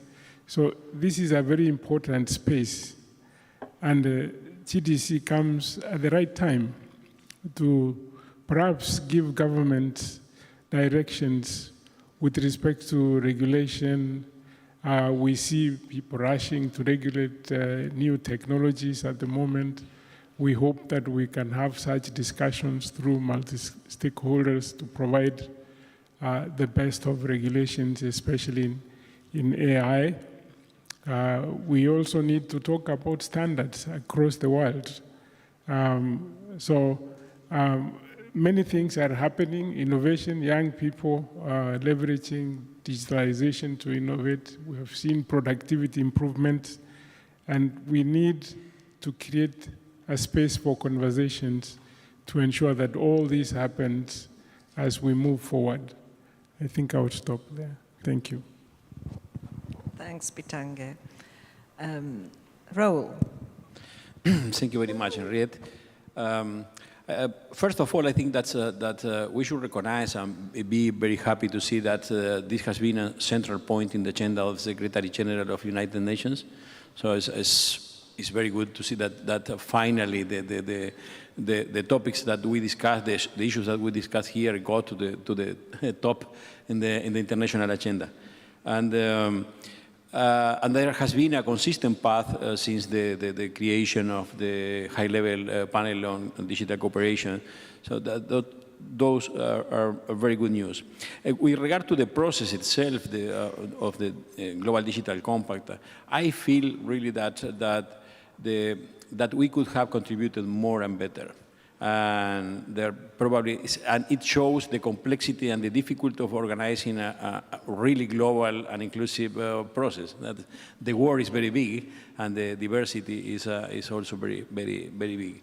And I had the feeling that we could have had more consultations, probably through more partners, involving more people, because a Mandip team cannot do everything. But maybe we could have organized more events, consultations at the regional level, involving more people. I feel that there is a large part of the community that is, I come from private sector, so the small companies, small private sector associations that are not aware of what's happening. And in fact, I was in Montevideo, in Uruguay, 2 weeks ago in a global summit of parliamentarians. Some of them mentioned the Global Digital Compact and the Tech Envoy and other things, but I realized that the majority of the people were not aware of the processes. And I don't know how to fix it at this point, but it's just speaking about the process. I have that feeling that we could have contributed more on that. And with regard, my final point, with regard to private sector, is a highly diverse constituency, because there are diversity of interest, diversity of sectors, but also diversity of sizes of companies and the regional origins. So it is difficult to involve everybody, and we have to work more on that. Thanks, Rahul. Valeria. Thank you very much, Henriette. And I want to use this opportunity to bring up some of the issues that civil society organizations, including the one that I am part of, have identified as critical in regards to the process. The aspirations of the Global Digital Compact as an opportunity to strengthening the multi-stakeholder approach have faded. This aspiration had to do with building and expanding on the principles adopted by the WSIS in terms of multi-stakeholder participation, acknowledging that multilateral and multi-stakeholder global digital governance are not mutually exclusive. And that both are really necessary to respond to the different and distributed ways and spaces in which global digital governance is undertaken. So far, the trend has been the lack of timely information provision for a meaningful engagement and participation of civil society actors, including clarity on what the whole process is aiming at, what the format and outcome will be, and how the input provided through the regional and global consultations, the call for contributions, and the deep dives will continue to be used. Humanity and the planet are experiencing the social and economic impacts of a global pandemic, resulting in emerging and exacerbated structural inequality and injustice and overlapping crises, including the unprecedented climate emergency. The expectation was that the Global Digital Compact would establish clear linkages with other existing and ongoing processes and spaces in the midst of a rapidly changing context in which the scope of internet-related public policy issues keeps expanding and the separation of digital from non-digital is diffuse. So no open, free, and secure digital future for all can be shaped by excluding the voices and realities of the most affected by digitalization of all aspects of life and allowing the predominance of interest oriented to keep the status quo. The GDC could replicate the model of the WSIS Plus 10 review, in which the primary participants were governments, of course, in accordance to its intergovernmental character, but which also allowed the possibility of effective and real engagement of other stakeholders in the preparatory and negotiation process. Inclusion should be the norm, not the opposite, not the contrary. Thanks, Valeria. Amandeep. As usual, you're the one that has to be put on the spot.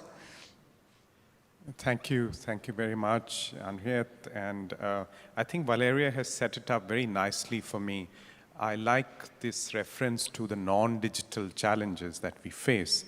And in fact, the GDC is not a standalone product or a process. It's part of the highway to the Summit of the Future, where there are these different tracks on those urgent non-digital issues. The debt crisis, the need for reform of the global financial architecture, the need to progress on the SDGs, the need to build new frameworks for peace, the new agenda for peace tracks. So the GDC should be seen as part of that larger picture, and it indeed is coming out of the Our Common Agenda report, where this is just one of the 12 important areas that are mentioned for the international community to rally around. Now, the second thing I want to say is that we've just come through the first phase of the process, and that was the consultations phase. And within the limitations of time and resources, I have a very small team with a very small budget. I think the team has done a phenomenal job. The co-facilitators have done a phenomenal job of getting more than 7,000 entities to contribute inputs. Not only those 8 thematic deep dives and other consultations in New York, but also consultations in Geneva, in many other places, regional consultations in Africa, Latin America, and in Asia. And that continues. Later this week, there'll be a consultation in Korea, in Seoul, for the Asia-Pacific region. So we will keep that up, that inclusive, open process of consultations, listening in, reflecting what is happening inside the room, that will continue. So in many ways, as you've seen in the Secretary General's statement and in the policy brief on the Global Digital Compact, this is an opportunity to also push the multi-stakeholder paradigm into new areas, new venues, and enhance participation. In a sense, when there is some method to this madness, when you look back at the high-level panel on digital cooperation, this is programmed inflammation. One of my yoga teachers talks about programmed inflammation. So you need to kind of get, if you want to get the ecosystem to the next level, because tech is not waiting, the challenges are not waiting. They are multiplying exponentially. So we need to take the ecosystem to the next level of agility, dynamism, responsiveness. So the Secretary General's vision on digital cooperation is inspired by that. So this is the next level of programmed inflammation. So obviously when you are pushed to grow, there is, from the body and the mind, there is some lethargy, there's some resistance. And I think this is where some of the kind of, sometimes, what is happening, where are we going, etc., those kind of questions come. But stay tuned in, participate as you've been doing in a fantastic manner. Addis Ababa helped inform the consultation process. And starting with this IGF, we are going to be informing the negotiation phase. I'm glad to see the Ambassador of Rwanda join us with his team. So the co-facilitators would appreciate your active engagement going forward. Thanks very much, Amandeep, and thanks everyone for mostly keeping to the time limit. Our final speaker, Constance Baumler-Deleuze, is not with us, so I think, Jorge, we can go ahead and get input from the audience. That's great. Yes, as we said at the beginning, we're trying to have this session as interactive as possible and not waiting for the audience at the end of the session. So we have the privilege of counting now with the intervention from Ms. Agnes Vachukive-Chute. I'm sorry for the pronunciation. Deputy Minister of Transport and Communications from Lithuania. The floor is yours. So good morning, everyone. It was very interesting to listen to all the speeches. I think we all have the same goal for the future of Internet. And I would like to intervene on behalf of the Eurodic stakeholders community, which has been engaged throughout the United Nations Secretary General's process on digital cooperation. It is important now for the final stages of the negotiations on the Global Digital Compact in the United Nations to continue to be open to multi-stakeholder contributions. I think all the panelists agreed on this approach. Following the Summit of the Future next year, the IGF should have a central role in the implementation of the Compact's principles and commitments to action for achieving an open, free, inclusive, secure, and sustainable digital future for all.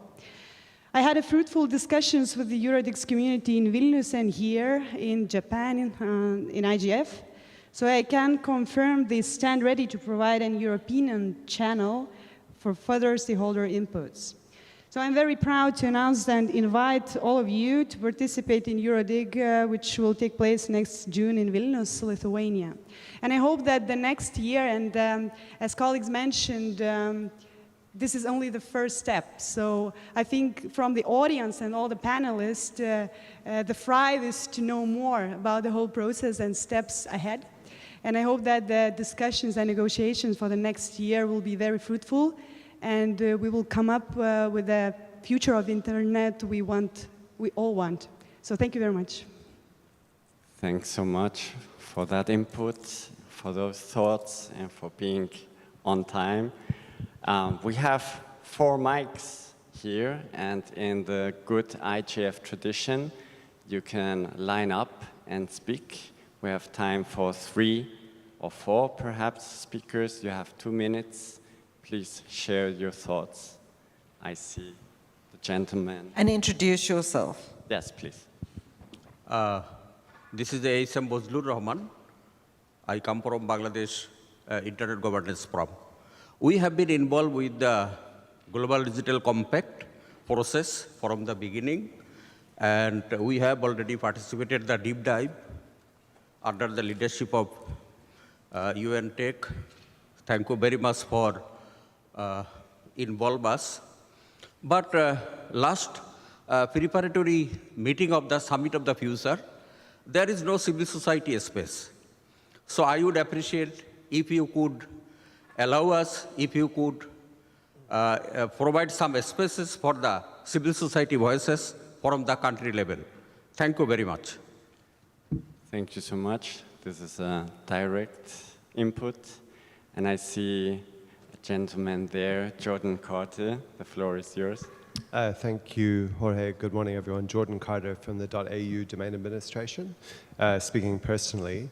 I agree with the comments about the need to be innovative in these processes. And I think that the multi-stakeholder internet governance community has a lot of benefit it can add. But it shouldn't just be seen as offering input on a consultation basis. I think the UN system needs to consider innovations that it can deliver to the negotiation process as well. And not just, again, consultation, but active engagement and involvement. I know, given the nature of the UN and the multilateral system, that that is a big thing to ask. But I think if we have a genuine belief that internet and digital governance happens best by genuinely involving the stakeholders, not only to hear their points of view, but to help genuinely shape the decisions by being in the room, that is an innovation that could be done. And it isn't necessarily an innovation because it's been done before in the WSIS context and in other contexts. So my urging to everyone involved, to all of the representatives, particularly of member state governments who are here, because you are the key players in the UN system, is to take some innovations into this process itself to shift the dial from consulting us to involving us. Thank you.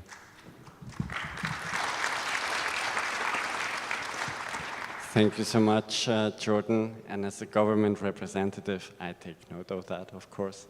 Don't be shy. Come forward to the mic. But of course, is there any intervention perhaps online?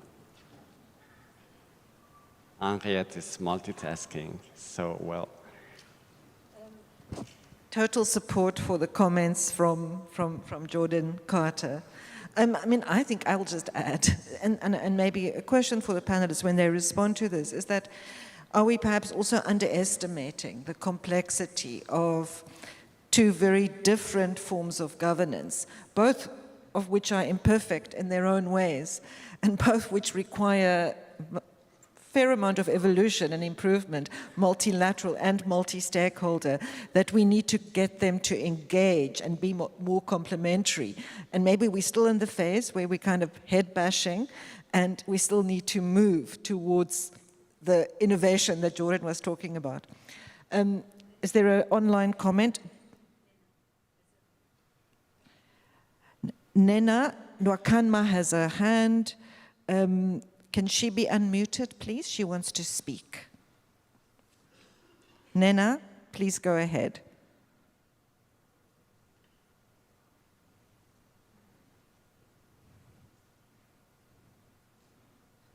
She's still muted. Nena, you could type your question if you wanted to, and then we could, I don't have hosting permit. Great, we can hear you. Please go ahead. Thank you, Henriette, and hello, everyone. Just a quick one. As we go into the negotiation phase, we do understand that this is mainly governmental, And like someone has said, we would love for it to be more than that. However, my submission would be that regular updates on these negotiations need to be made public so that we can follow. And the reason I'm saying is that I am participating in Kyoto online. And while we might be happy with negotiations that will happen in New York, it is very important that GDC recognizes that the greater part of the GDC community are neither in New York nor online and may need to follow things in other ways. So my submission will be that while negotiations are going on, the summaries will be regularly updated on the site of the UN Tech Envoy. Thank you very much. Thank you so much, Nena. And I think we have to keep moving because we have covered the timing for the first segment. But thank you so much for those interventions. I think... Jorge, I just want to read one short question sure. from Fiona Alexander. What changes can we see in the process going forward? Okay, good question. Perhaps it's something that panelists may weave in their next statements. Raul, do you have a short intervention to that? Okay. Yes, I think that's what Jordan says is very important about the kind of participation and involvement. And this is, I don't doubt that there were thousands of contributions. In fact, I participated in some contributions, and there were several governments working hard in organizing the consultations. But clearly, it's clear that we feel in this community more comfortable with this kind of sessions and formats of consultations than just submitting comments. And I think that's what Fiona says is, and also Nana is crucial that toward the summit of the future, we have opportunities to participate for non-governmental stakeholders in the process, as we did, or even better than we did in 2005 for WISIS. We would expect that we could improve the process and innovate in that sense.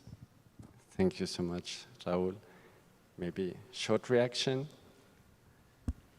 Yes, so several good comments, and I loved the point about building on the innovations that are already there on multi-stakeholder participation. That, this kind of, how do we square this circle between multilateral processes and multi-stakeholder, not just participation, but deeper engagement.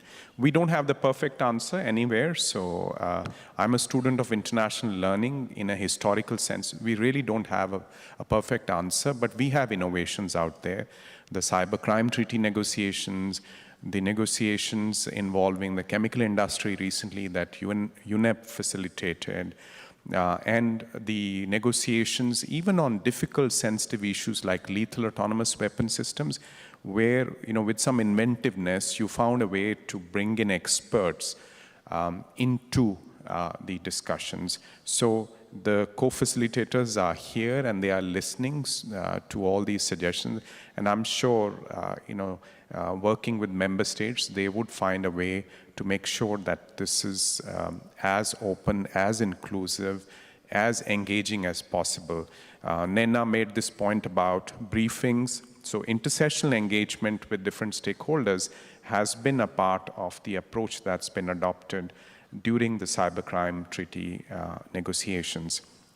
So I would like to add, in addition to the suggestions that we've heard, I'd like to urge you also to work with the member states that you live in, that you work with, so that you can get into the delegations, get to engage the delegations more, particularly the delegations in New York and in Geneva. So we have to work at this problem from several angles. There's no magic fix to this. This is a great segue to the next part. of our conversation. And as you said before, and as we commented, we are at the midst of this process, more or less. We have seen a policy brief, and recently we have seen the issues paper, a very summarized version of what the deep dives and the many consultations have brought on the table from the perspective of the co-facilitators. So perhaps, and of course this is a provisional state of the situation, what would be your point of view, of you panelists, of what is worthwhile having in the GDC, what is still lacking, what could be innovations to bring really added value, a new substance into this global framework on digital cooperation. And maybe, if I may, I would start with you, Amandeep, and you can give us. Of course, issues in the digital universe are many, and you had to organize them, and I think that those 8 issues are a nice way of organizing the substance. And there has been in the inputs, in the commentaries, etc., there have been suggestions, how do you tweak this? Perhaps we need a greater emphasis on the digital economy, the kind of data for development, digital for development issues that are emerging rapidly. AI already finds a good place in those, in the current structuring of issues. Again, there is an upsurge of interest, and I'm sure there is some time before the negotiation phase starts, plenty of time for the co-facilitators and their teams to think about how to organize for the next phase. I don't think there is anything missing. It's just a question of emphasis.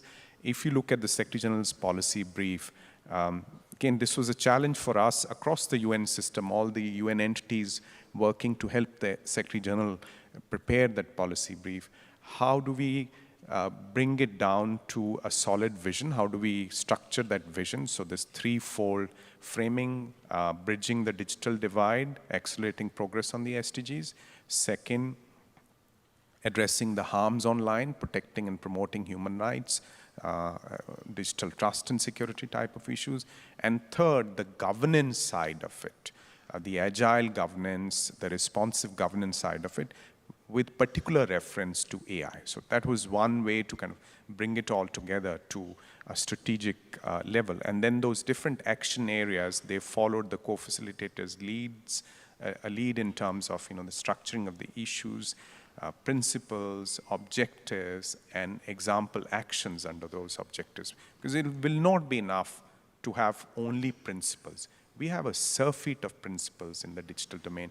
We need to move to action frameworks, to commitments, and a way to follow up on those commitments. That is the potential for value addition from the Global Digital Compact.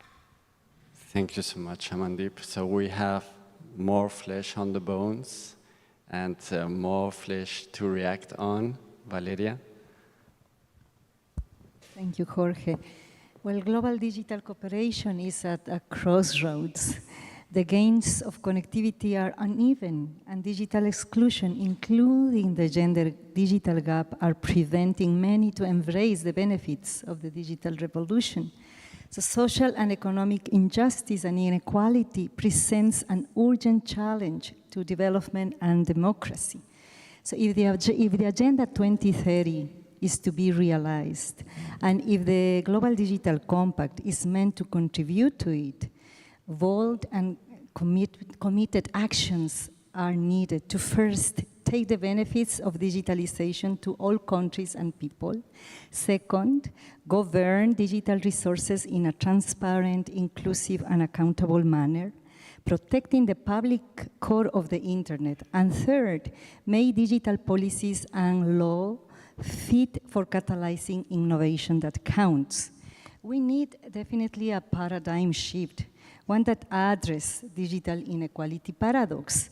As more people are connected, digital inequality is amplified. As all technologies converge into the larger phenomenon of digitalization, the threat that the digital revolution bypasses developing countries becomes more real. So this is not just about access to the internet, it is about the complex issues of quality of such access, affordability, and equal participation of countries in the global regime that set the rules of the game, and for people everywhere to have the skills to reap the opportunities of this paradigm. So it is paramount to understand that we have to bridge the gap between those who have technological and financial resources to use the internet and other digital technologies to transact, to prosper, to contribute to wealth of nations, and others who don't.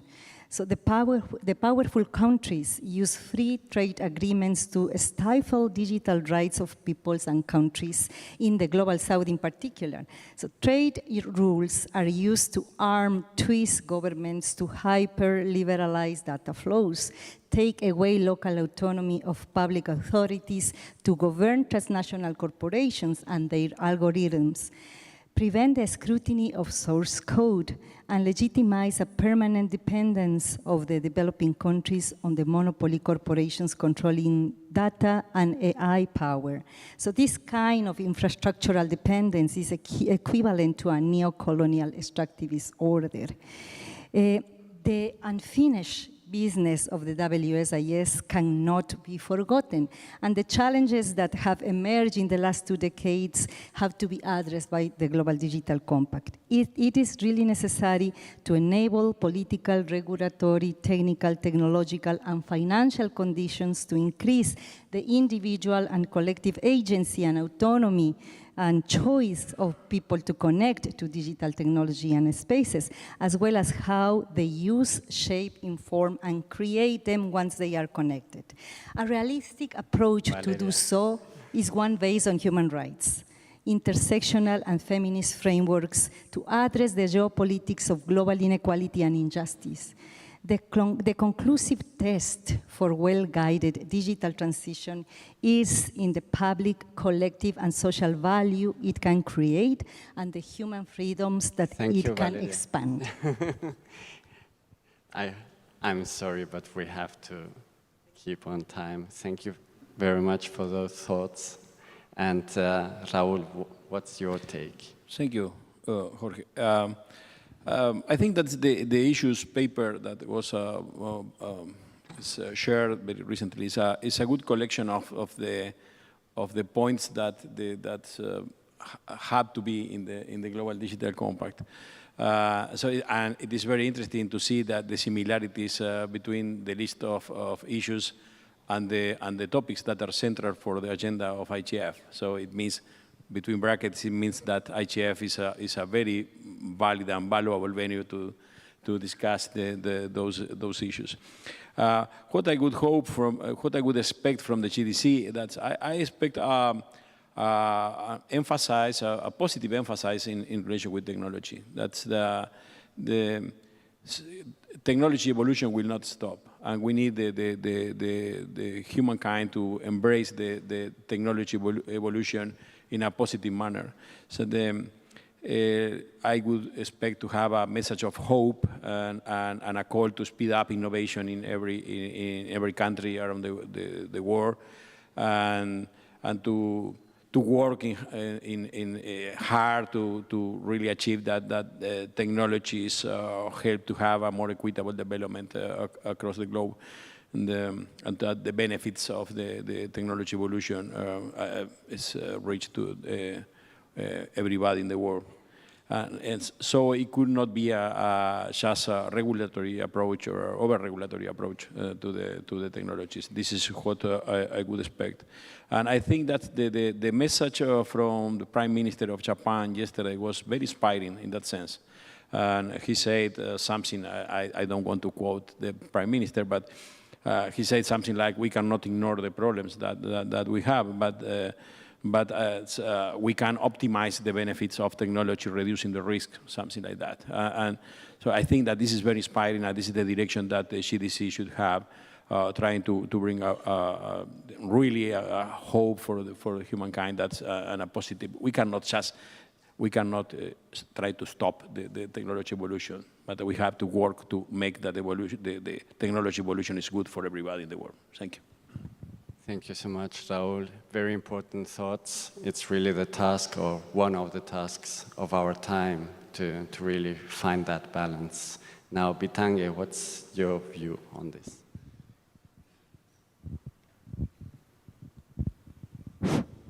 Yeah, I would explain this by giving just two examples. In 2007, one of the operators was looking for approval to allow digital money, and that was what we call M-Pesa now. And we thought about it. There were too many spaces. Government was fearing, but eventually took the risk, and M-Pesa went through.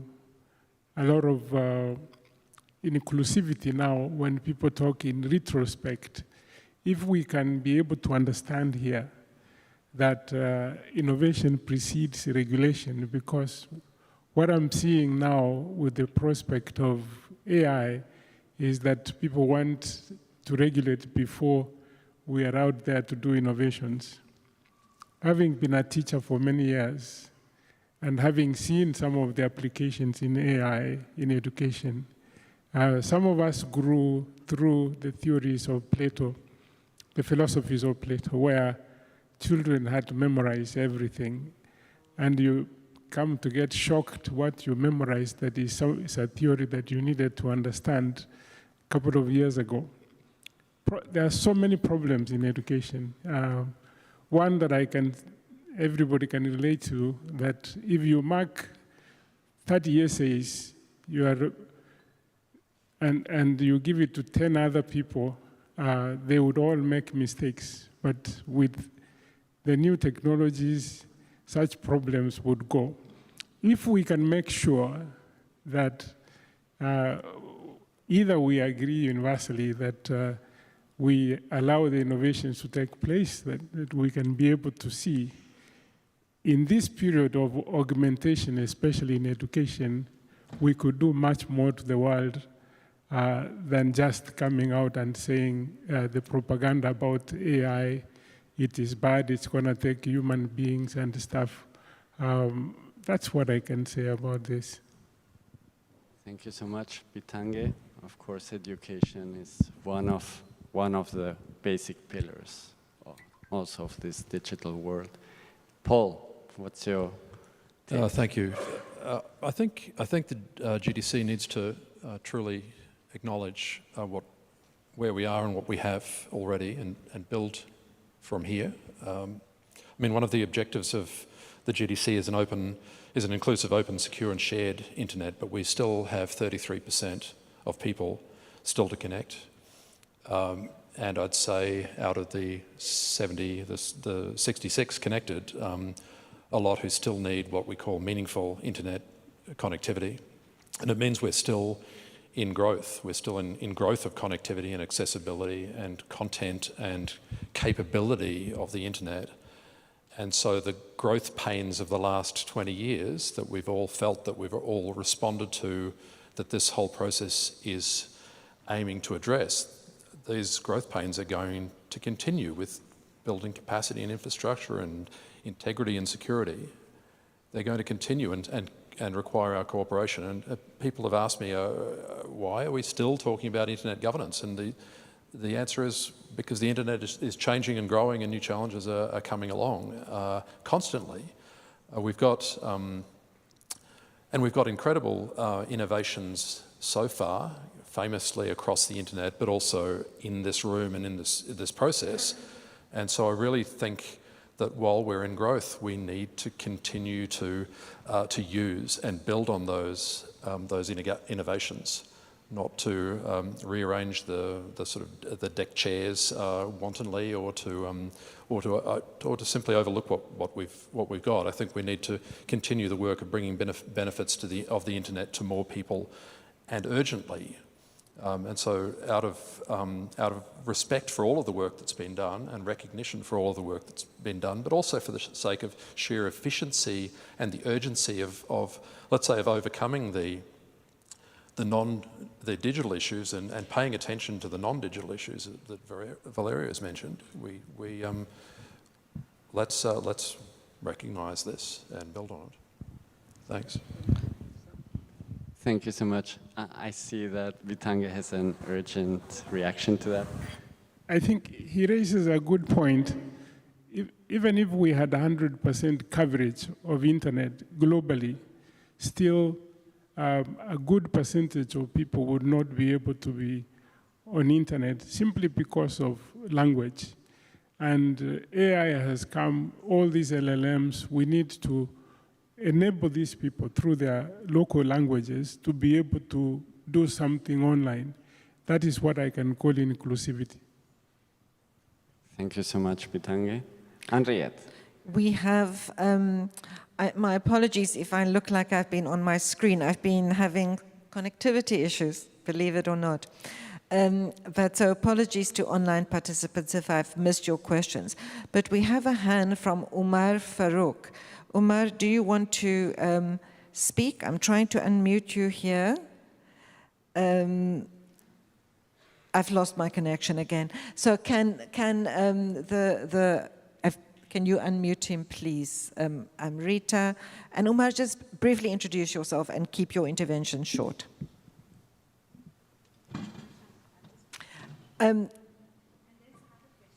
Is there another question? Amrita, just switch on your mic and please read the questions.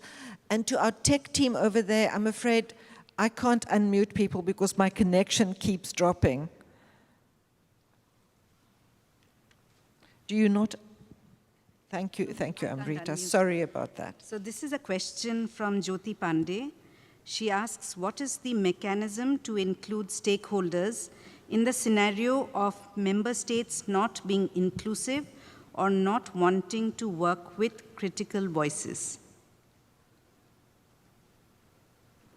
Thanks for that. And I see Omar still has his hand up, and I cannot unmute him. Thanks a lot, Amrita. But shall we take another question in the meantime? Over there, Nigel, and introduce yourself, and then we'll move over here. And I had a bet with Jorge that there'll be more people coming to the mics when I'm moderating the open segment. So please help me win that bet. Thank you. I am Nigel Casimir from the Caribbean Telecommunications Union, which is an intergovernmental organization of 20 member states and territories in the Caribbean. And we are following the processes of the GDC development on behalf of the Caribbean, our member states essentially. However, we being generally small island developing states, that's the kind of perspective that we are bringing into the discussion.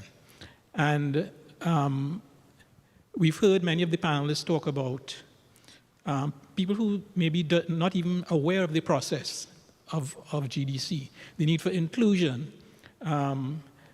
We still have a third of the persons not yet connected, and a lot of those persons and people who are not aware are in like small island developing states and others.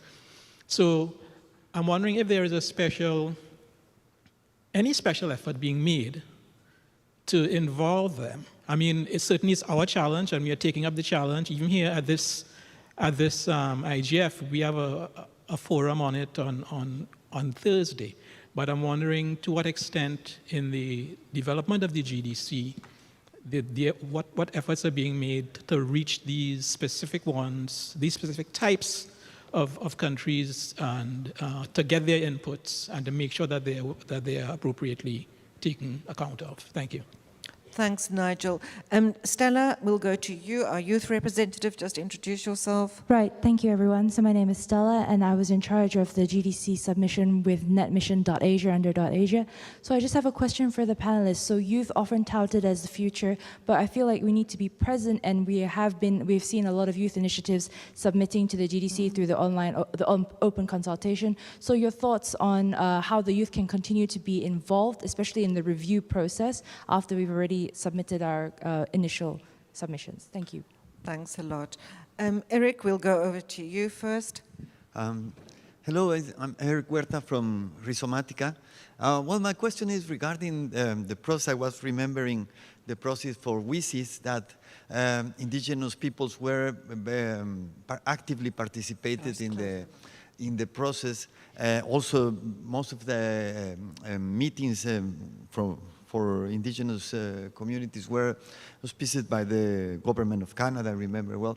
So in this process of how indigenous peoples are being involved and incorporated, especially considering that most of the challenges that you have mentioned are affecting particularly for them. Thanks. And let's go to our online speaker, Omar, now. Amrita, is he ready? And then we'll go to Emma over here. Yeah, so hello, my name Yes, is we can Omar hear Farooq. you. Good, finally. Thank you. So hello, my name is Omar Farooq, a 17-year-old boy from Bangladesh, and I'm the founder and president of Project Omna.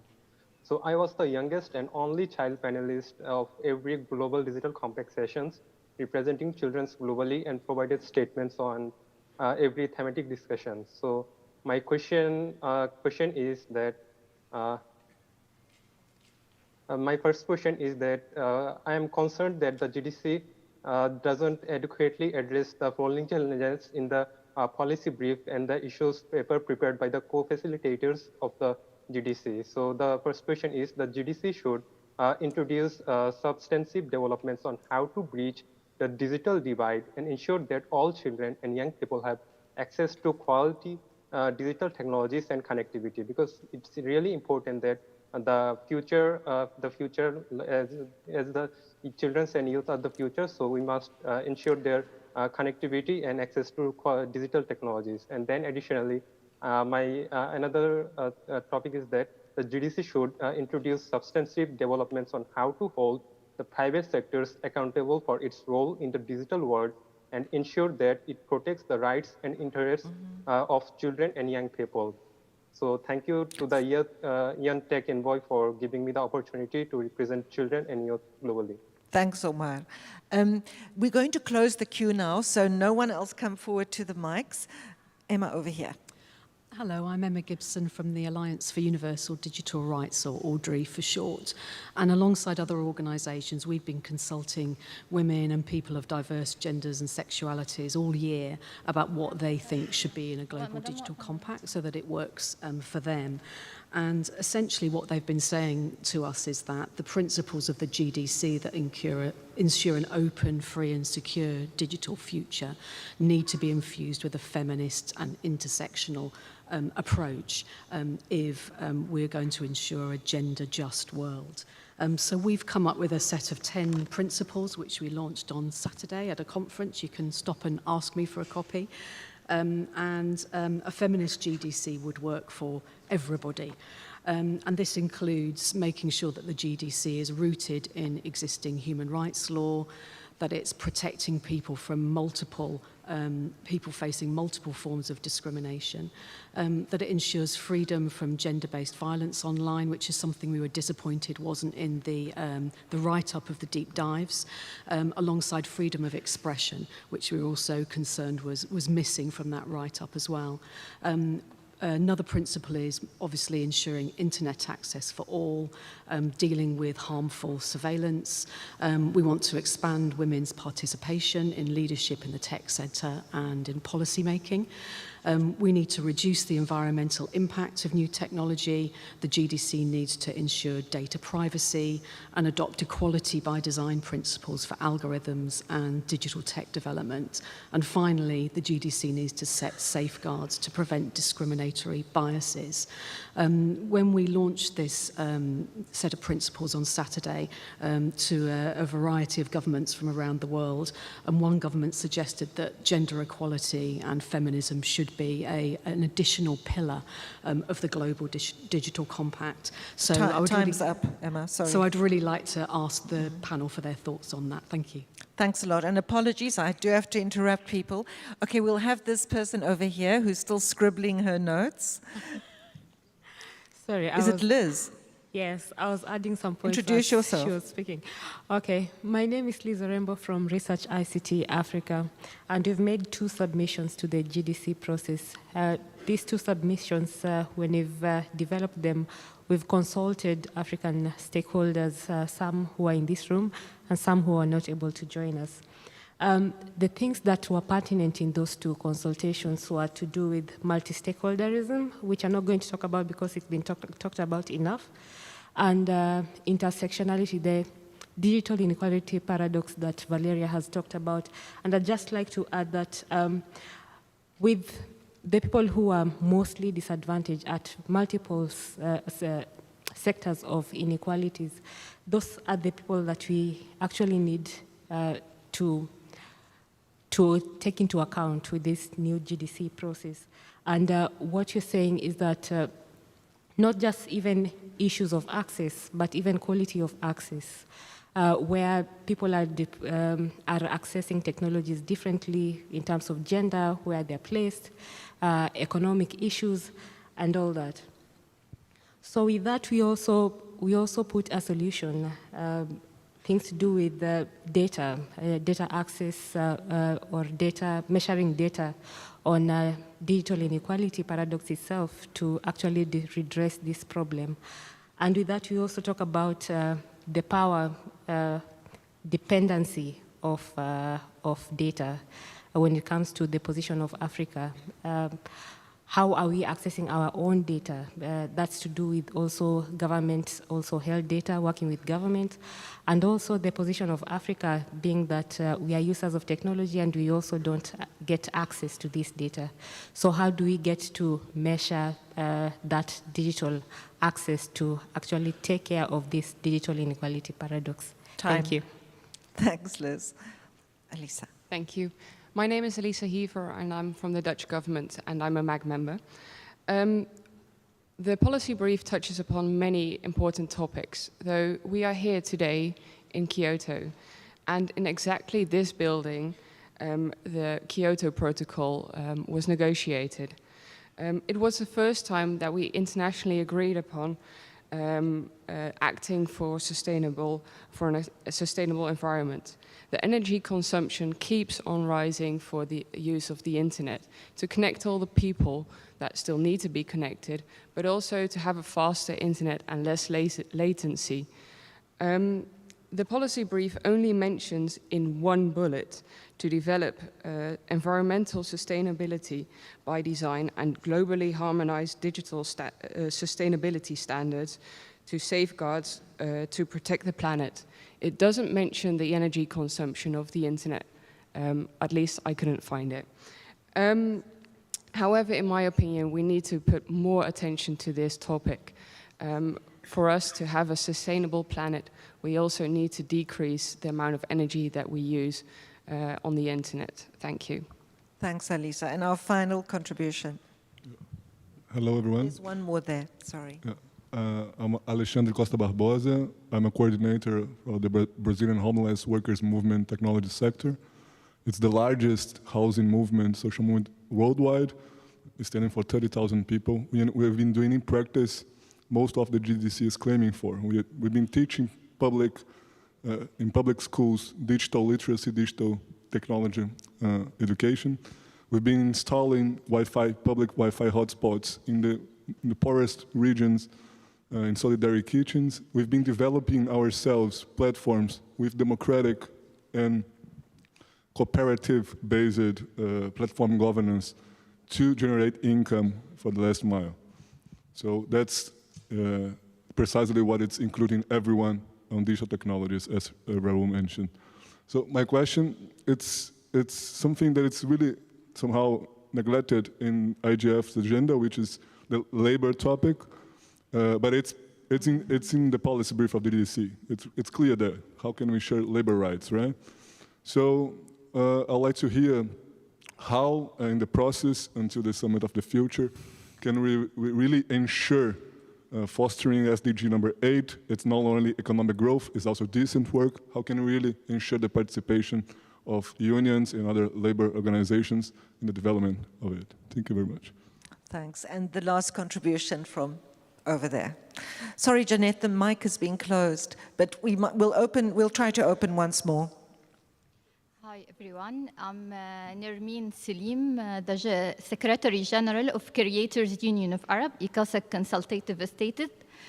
Thank you very much for all members of Honorable Stage. It's just a comment, not a point of view, not a question. Allow me to add a point of view. I believe that one of the goals of the Global Digital Compact is to provide a safe digital environment for everyone. But I believe that it must include children from an early age in particular to protect them from electronic blackmail and violation of privacy. Therefore, we as a civil society organization contributed to this matter by adopting the initiative of one of our academic members who prepared a curriculum of digital safety and cybersecurity to provide a safe digital environment. So to know about this curriculum of digital safety and cybersecurity, we have a presentation on 12th of this. Do you have a question for the panel? No, it's just point of view to make, to provide our curriculum of cybersecurity and digital safety for children to be as a part of the goals of Digital Global Compact. So we invite you to take as an idea about this curriculum to be generalized in all institutions, a large number of institutions that can take this curriculum. Okay, thanks. Thanks, and people can grab you. And I want to urge people when they take the microphone to ask a question of the panel. So apologies that we couldn't take more, but we'll try and open once more. I think we don't have enough time for you to respond and then to go into your the final segment of our session today, which is looking at the going forward, what comes after the GDC process. So I'm going to ask you to respond to the questions we've had on content. And I'm going to add just one question to that, which is, you know, we've looked a lot at the content of the GDC. Have we looked enough at the proposed content of the Summit of the Future? And is there perhaps a little gap here in how we as a community working with digital looks at our input at not just being focused on the GDC, but also other aspects of the Summit of the Future, such as the Global Agenda for Peace. But so the panel, let's start again. Shall we start with Amandeep? I think it's your turn to start now. Looking forward, post-GDC process, review mechanisms, what do you think can we do? How can we be innovative? But also if you can make some responses to the questions from the floor. Thank you. There were many, many questions, so I think it'll take a long time to answer all of them. But let me just try and group them into three categories. One is some of the specific interest groups, children, whether it is the small island developing states. So, and that point is well taken. In fact, many of the engagements have been around those kind of themes. Youth, for instance, working with the Secretary General's Youth Envoy, we've put together some consultations, and Omar, who spoke earlier, he's been, you know, he's iconic in terms of youth participation in the GDC deep dives. The issues of sustainability and gender, If you look carefully at the issues paper, at the end of those thematic issues, the co-facilitators have very carefully articulated why those are cross-cutting strategic issues. So Emma, I was happy to join you on Saturday, and you heard me speak about how the mainstreaming of gender on digital issues is an important goal for the Secretary General. And you should not only look at the GDC process, but what's happening around it. This year's Commission on the Status of Women, CSW 67, was an exciting opportunity because the theme was around digital and technology. We were able to make a lot of progress, and that is going to have its own impact on the GDC process.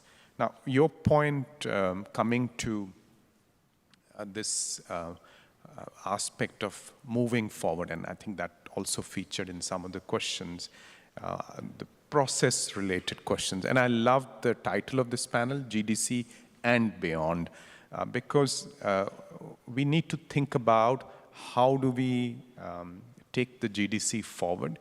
As I mentioned earlier, if the ecosystem is going to, hopefully, we have to have an ambitious outcome.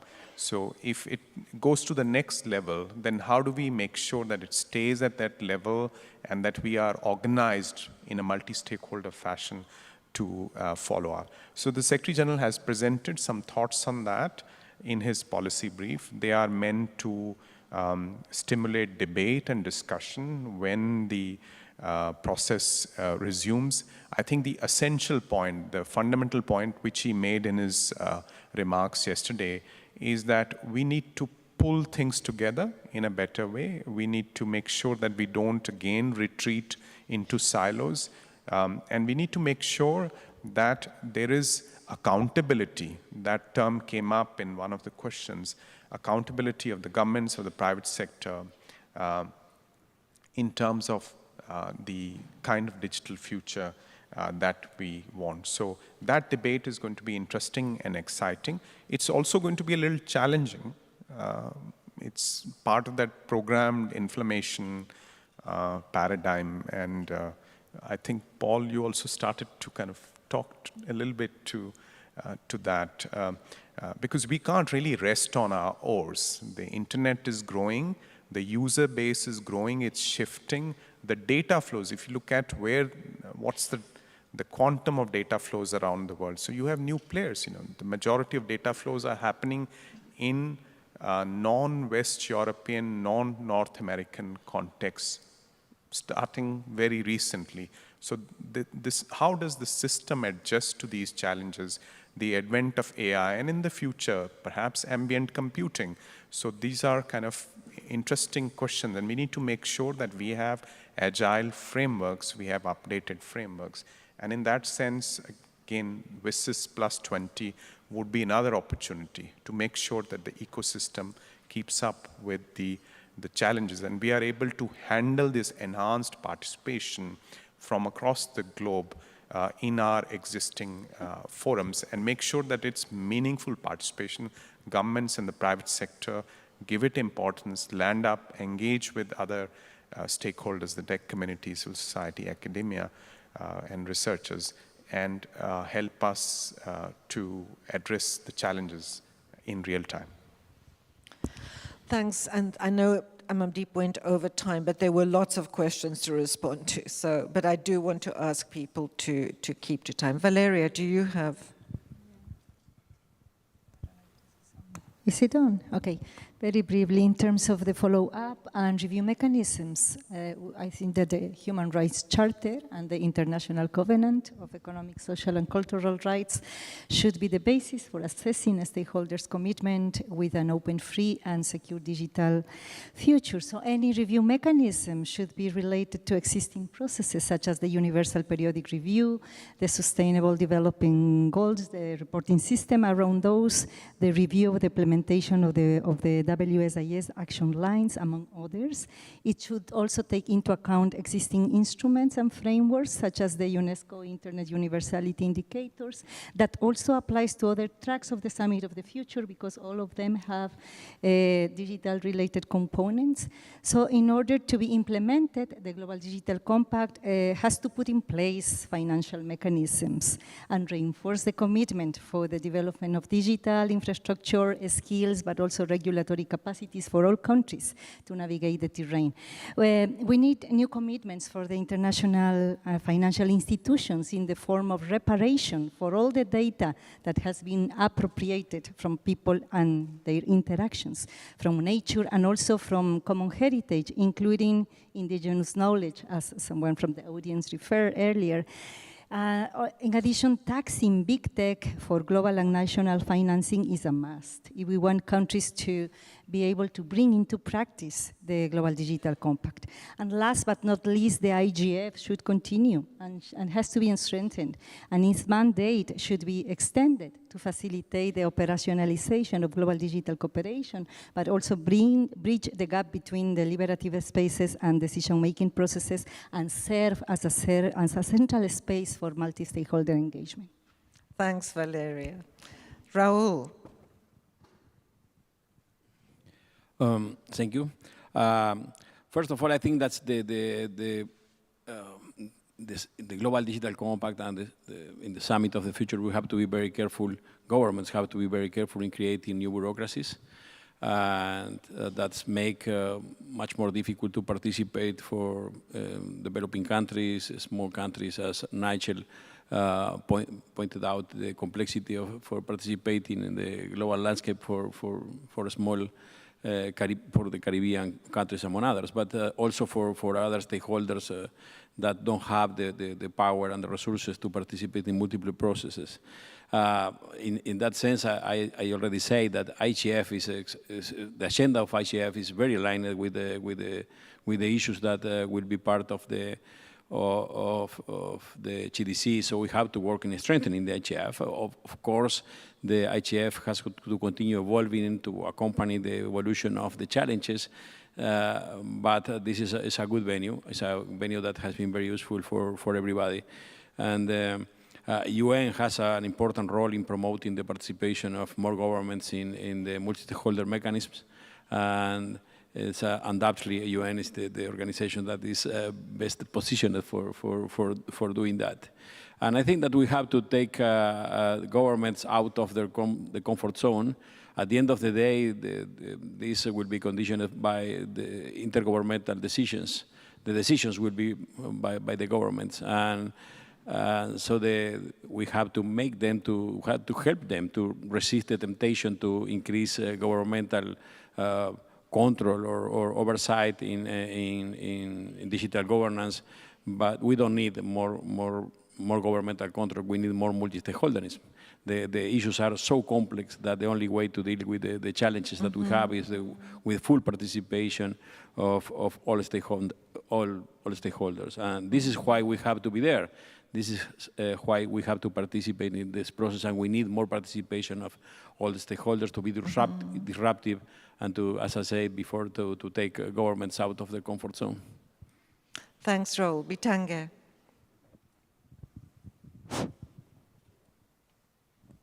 I think there is convergence in thought. We had a session on Declaration of the Future of Internet, which almost has similar issues, enabling the freedom and taking care of every individual with respect to human rights. And I think they're here. If we are able to look at such convergences and a little more widely, we can be able to encompass or respond to all the questions that have been asked. Thank you. Thanks very much, Bitange. Paul. Thanks, Henriette. I heard quite a lot of questions, and quite a lot of questions about inclusivity. Most of the questions were about inclusion, I think, about marginalised individuals and communities and small islands and youth and gender and homeless and children and others. And I also heard about inclusion in the internet, in internet governance, and in the GDC process. So that's a lot of inclusion that's being asked about there. And I think the fact that the questions that were asked can be asked here in this room and can be asked by the people who are directly concerned with those issues is a hint at the power of this model, of the IGF model.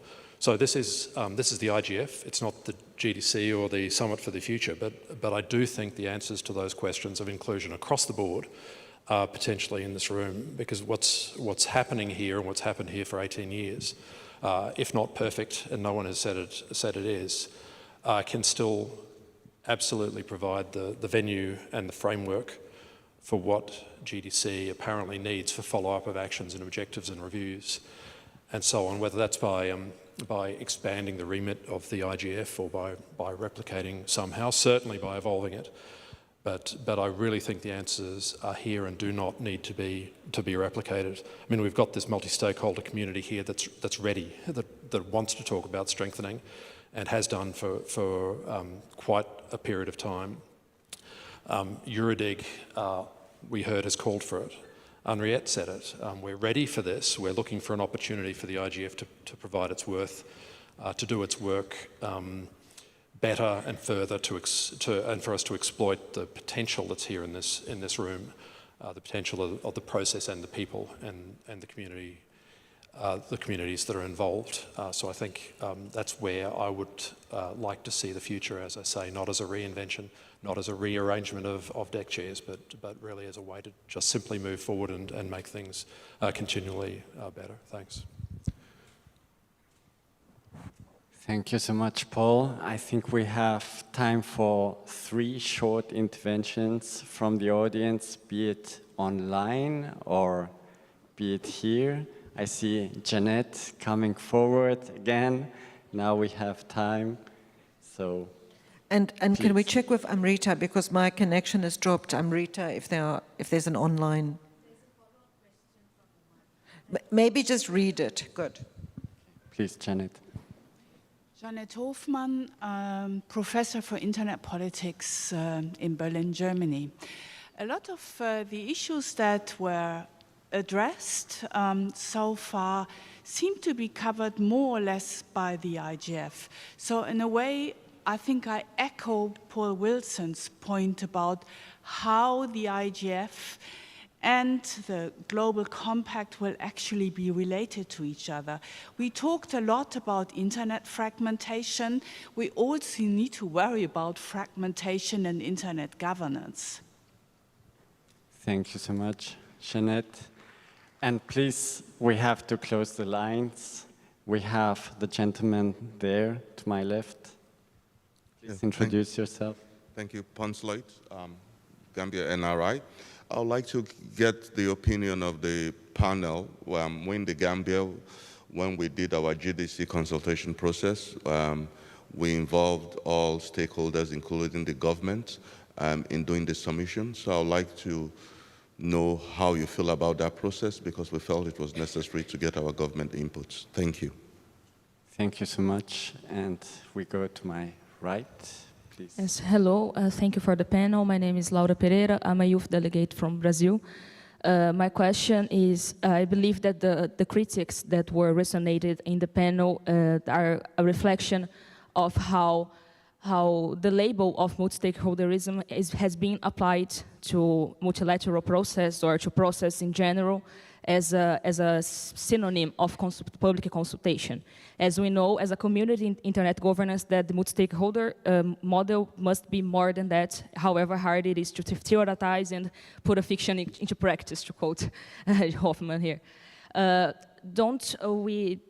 Is it possible for us to use the GDC model and choose the IGF opportunity to set an updated standards to allow the use of the multi-stakeholder as a label to the process? Can we can we develop updated standards to classify a process as multi-stakeholder or not multi-stakeholder?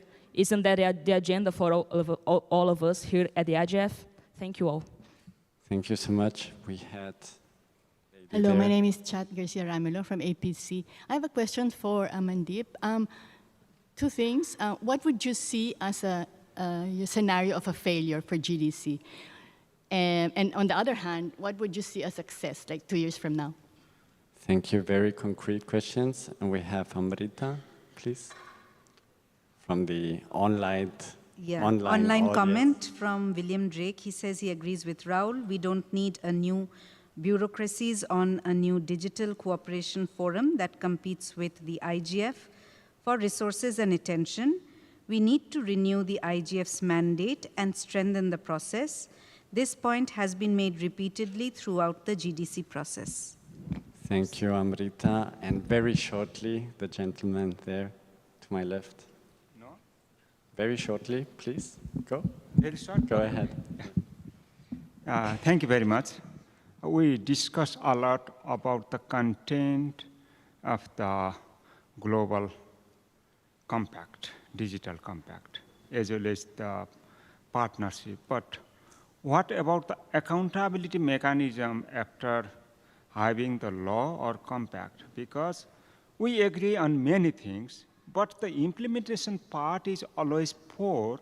Especially the developed countries are not responsible to the developing countries to build their capacity for the smooth implementation of those compacts, so that how the UN system and the other agencies would be responsible and accountable in this matter. Thank you very much. Thank you so much for keeping it short. Very important point.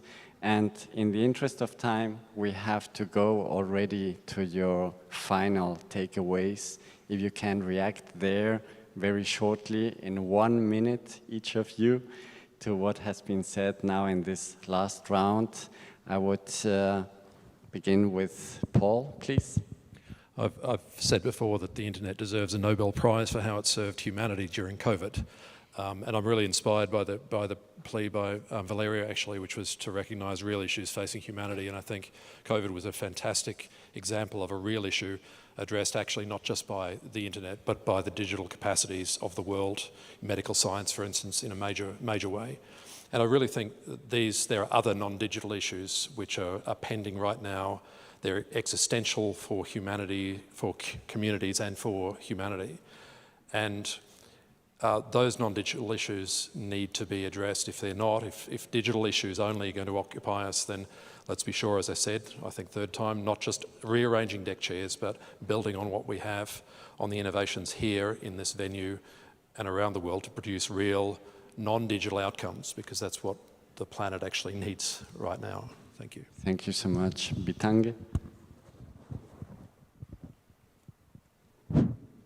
I think we have a real chance of coming up with a guiding framework for policymakers, government, and other stakeholders. This is the time to do it because we have seen the importance of this, of the internet. We need to create a future that is more inclusive. We need to create a future that enables innovative programs to come upon, but we must get a chance to deliberate those issues like we are doing right now. I can, as formerly a policymaker, I benefited from discussing with the stakeholders, the civil society. It worked, but most governments sometimes push aside civil society into their discussions. But as you can see, there is so much we can learn from each other. Thank you. Thank you so much. Raul. Thank you, Jorge. Every stakeholder has a huge responsibility in this era, on these topics, and governments have a huge responsibility in accelerating innovation, in creating enabling environments for for building new, more inclusive and equitable development models, and really creating avenues for making that the technology impact in a positive manner in the life of everybody in the world. So this is a good opportunity for this discussion to reinforce that.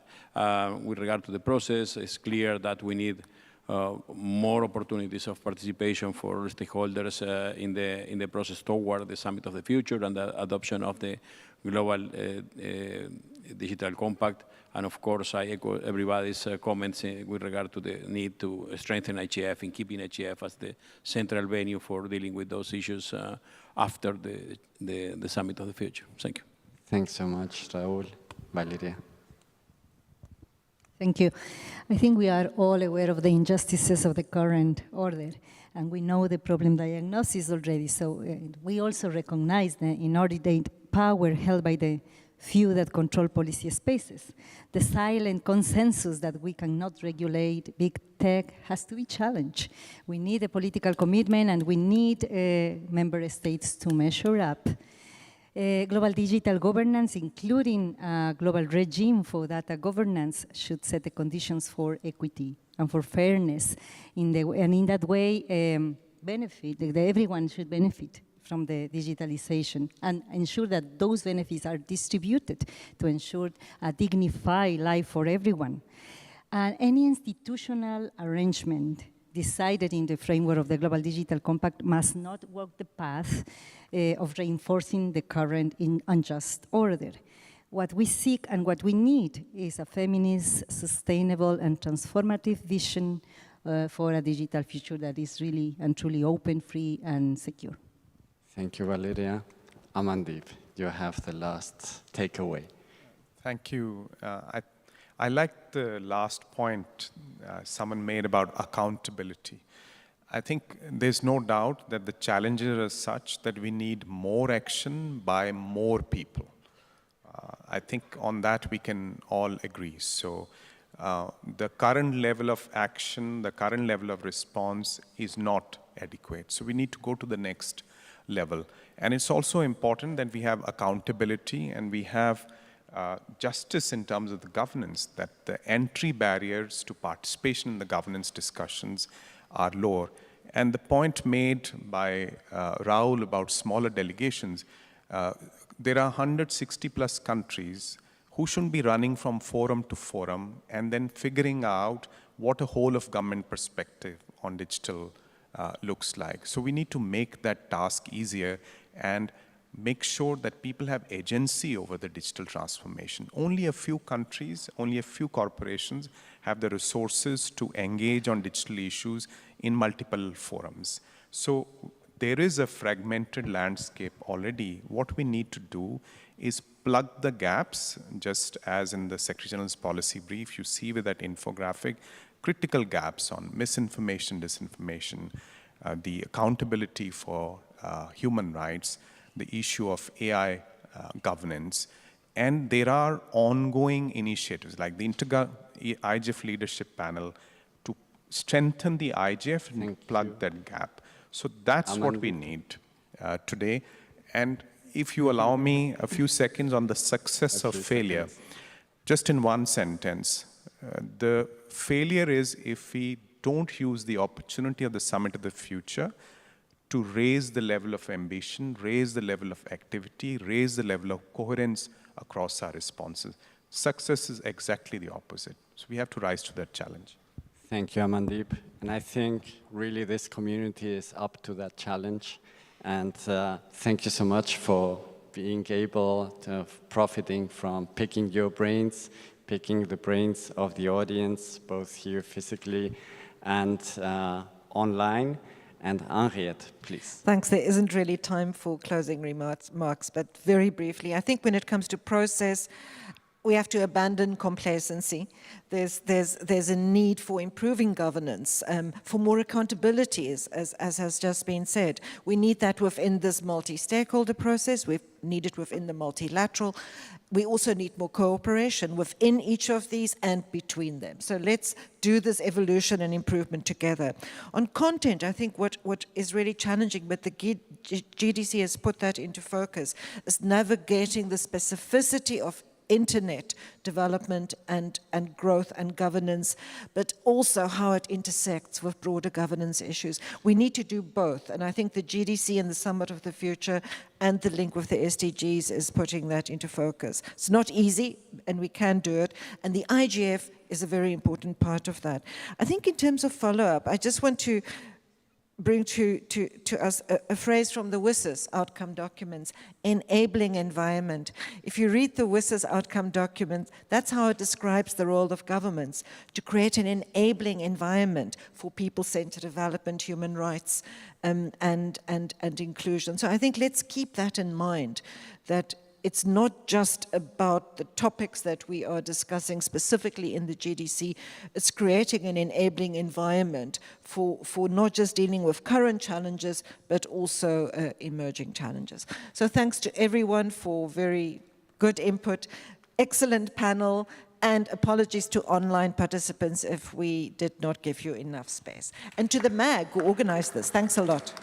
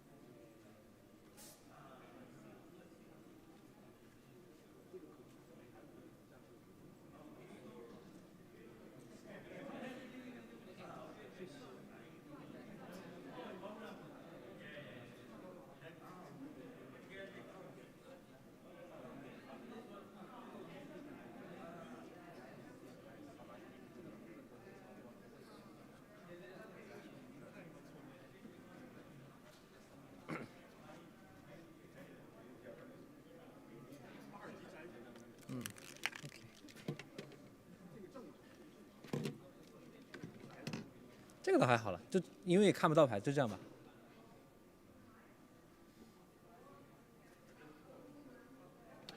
Thank you. Okay, I think.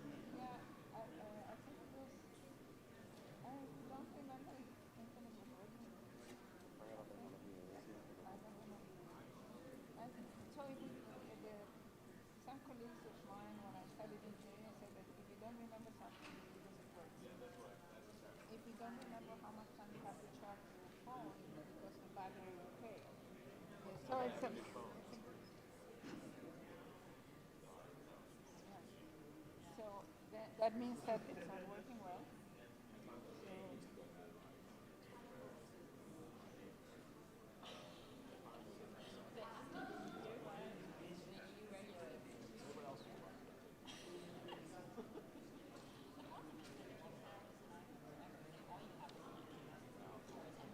Te lo paso, Juan, te lo paso. Te lo paso para que se lo pase.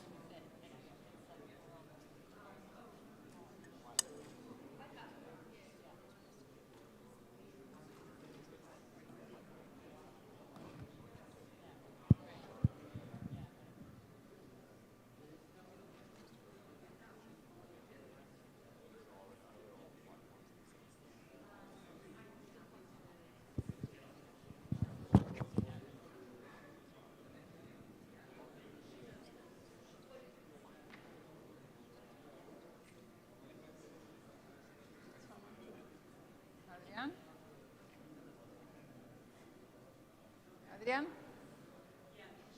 Someone took my suitcase? It was here. Maybe Adrián got it. ¿No tenés mi maletín? Ah. You lose your computer and your phone, you're nobody. You disappear from the world. Yeah. Juan, ¿la tienes ahí, Juan Fernando?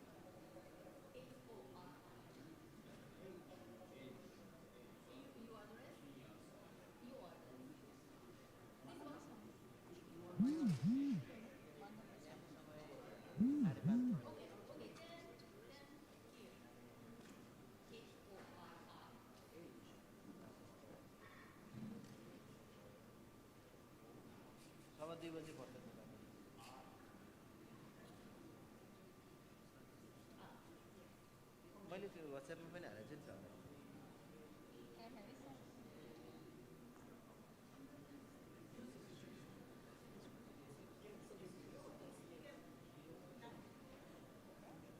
Are we okay? Okay. Thank you, everyone, for being with us this early afternoon here in beautiful Kyoto, Japan. And welcome all the remote participants that are following from all over the world. For my colleagues in Latin America, it must be extremely late at night, but I'm sure that some friends of us are there. And thank you, distinguished colleagues and dear co-moderator here. My name is Olga Cavalli. I am the National Cybersecurity Director of Argentina, and also I chair the South School of Internet Governance. Here with me is my dear friend Tracy Hawkshaw. He is now the chef d'entreprise Post from the Universal Post Union Caribbean. He will be helping me in chairing this very interesting session about bridging the gap between international negotiations and on-ground experiences in cybercrime response.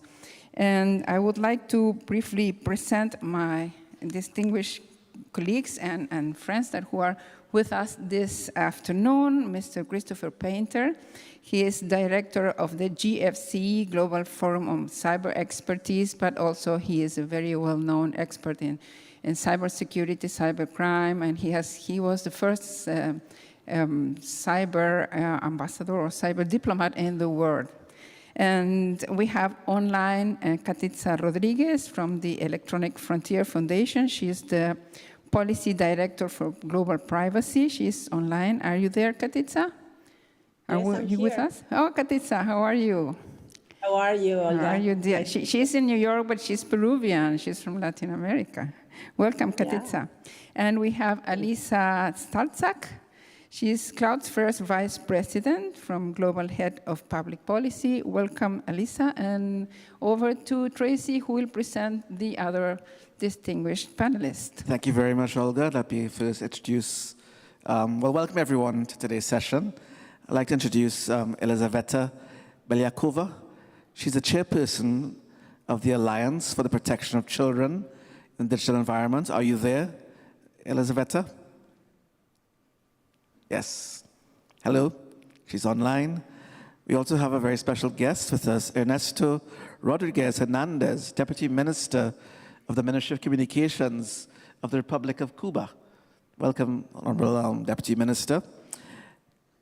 And remote, we have Fulake Olagunyu, Program Officer for Cybersecurity, Internet and E-Applications at the Economic Community of West African States, who is also remote. Fulake, are you there? I am indeed here. A very early good morning to everyone. Hand back over to Olga now to continue the program. Thank you, Tracy, and thank you all distinguished panelists who are with us in person or remotely here in Kyoto and remotely. What's the purpose of this session? There are several international activities and forums and United Nations efforts in relation with cybersecurity, cybercrime, like, for example, the open-ended working group and United Nations ad hoc committee. There are regional initiatives, but how those initiatives do impact or do relate with national activities and national regulations, activities of the CSIRTs, activities of companies trying to build different best practices. And is this a real relationship? Is this a real impact of those global activities or intentions to have a global policy with local efforts? Is there a link? There is a link, or could we find ways to enhance a possible link in between these two, like kind of a global and national and regional activities? So for this, we have prepared some ideas and some questions for our, I have to give the floor to Tracy, who will do some other comments, general comments about the sessions. Sorry for that. That's all right, Olga, thank you. So just to add to what you're saying, I think today we want to look at some best practices, as you were saying, maybe get some case studies out of the group to really understand and get to the real meat of the matter. What are the on-the-ground experiences that you have, whether with your clients, with your stakeholders of cybersecurity in your country, of policies and potential best practices, preventative measures, and maybe some lessons learned for us. So I think that's what we want to deal with today. And I hope that we can really get to the crux of the matter, get some questions from the audience as well. And let's deal with the real issues. Let's not get into theory. Let's get into the real base issues on cybersecurity. Thank you, Tracy. So let's start with Christopher. He has a vast experience. And now if you talk to him and he explains to you how many places he will travel in the next month, you will be amazed, because he's going all over the world trying to do very important efforts in relation with capacity building related with cybersecurity. So, Christopher, how can international bodies like the United Nations Open-Ended Working Group and the Ad hoc Committee on Cybercrime, for example, and similar entities effectively incorporate the expertise, insights, and real-world experiences gained from cybersecurity practitioners? Thank you, Olga, and it's great to be here. And I should say that if you're wondering what this I'm wearing around my neck, it's when I left the government of Japan was nice enough to give me something called the Order of the Rising Sun. It's the first time they gave that to someone doing cybersecurity work. So that shows, in a sense, that cybersecurity has matured as more of a policy issue, but I also want to express my gratitude to the government of Japan, who I worked very closely with when I was in the government in terms of cybersecurity and cybercrime issues. And I have had a long experience as a federal prosecutor doing cybercrime before anyone thought it was cool, and then at the Maine Justice Department, at the FBI, at the White House, and finally at the State Department. And I've also followed these negotiations, both the open-ended working group in New York, I've been at several of those meetings, and the ad hoc now negotiation on cybercrime. And of course, those are not the only games in town. There are things that are outside the UN as well. I think that's really an important question. How do you incorporate real on-the-ground experience? Because often the people who negotiate, and I love them dearly, and I was one of them, are diplomats who, now we have more cyber diplomats. There's many countries have people dedicated to this, but they're not necessarily the people who are the practitioners or understand some of the real challenges on the ground. And then the other thing that happens, particularly at the UN level, it's great because it brings every country in the world together, but it's not built for other stakeholders. It's built for countries. And it's also, just as a natural course of matters, there's a lot of geopolitical aspects. So a lot of the things that happen in those venues are driven by geopolitical issues more than sometimes practical issues. And bringing that expertise, especially when, say, you're negotiating a cybercrime treaty, it's really important to know how things work, how investigations work, what has worked, what hasn't worked, what are impediments, making sure that you're respecting human rights. So having those experts in the room, I think, is really important, both from government, but also from outside government. And the same with the OAWG on the cybersecurity issues. There's a wealth of experience and knowledge outside of those rooms normally, and so you need to figure out how to bring them in. So I'd say they've done a pretty good job at reflecting a lot of the things going on, but imperfect. And we'll talk more about this later in terms of multi-stakeholder involvement. But I do think the cybercrime treaty is building off the Budapest Convention, is looking at where that's going to go. I can't tell you where that's going to end up right now. There are, again, geopolitical differences in terms of scope of this treaty, et cetera. And the open-ended working group, it's good that all these countries are meeting. That wasn't happening before. Every country is seized with this issue. At the same time, sometimes it's like listening to paint dry. You're sitting there and it's like nothing's really happening and they're not moving very quickly. So I do think that there's been activity, there's been movement, there's been more of a political priority of countries on these issues, which is important.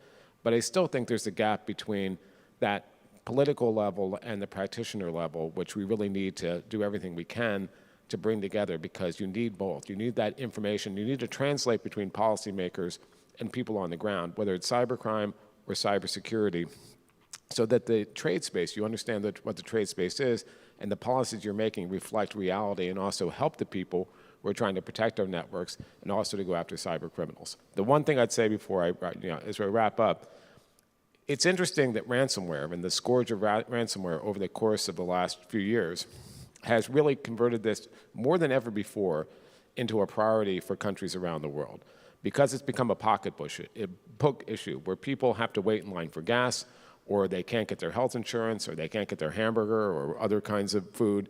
That makes it not just a pocketbook issue for people, but also in a backyard issue. It makes it a political issue. And so that's raised this more than I've seen before.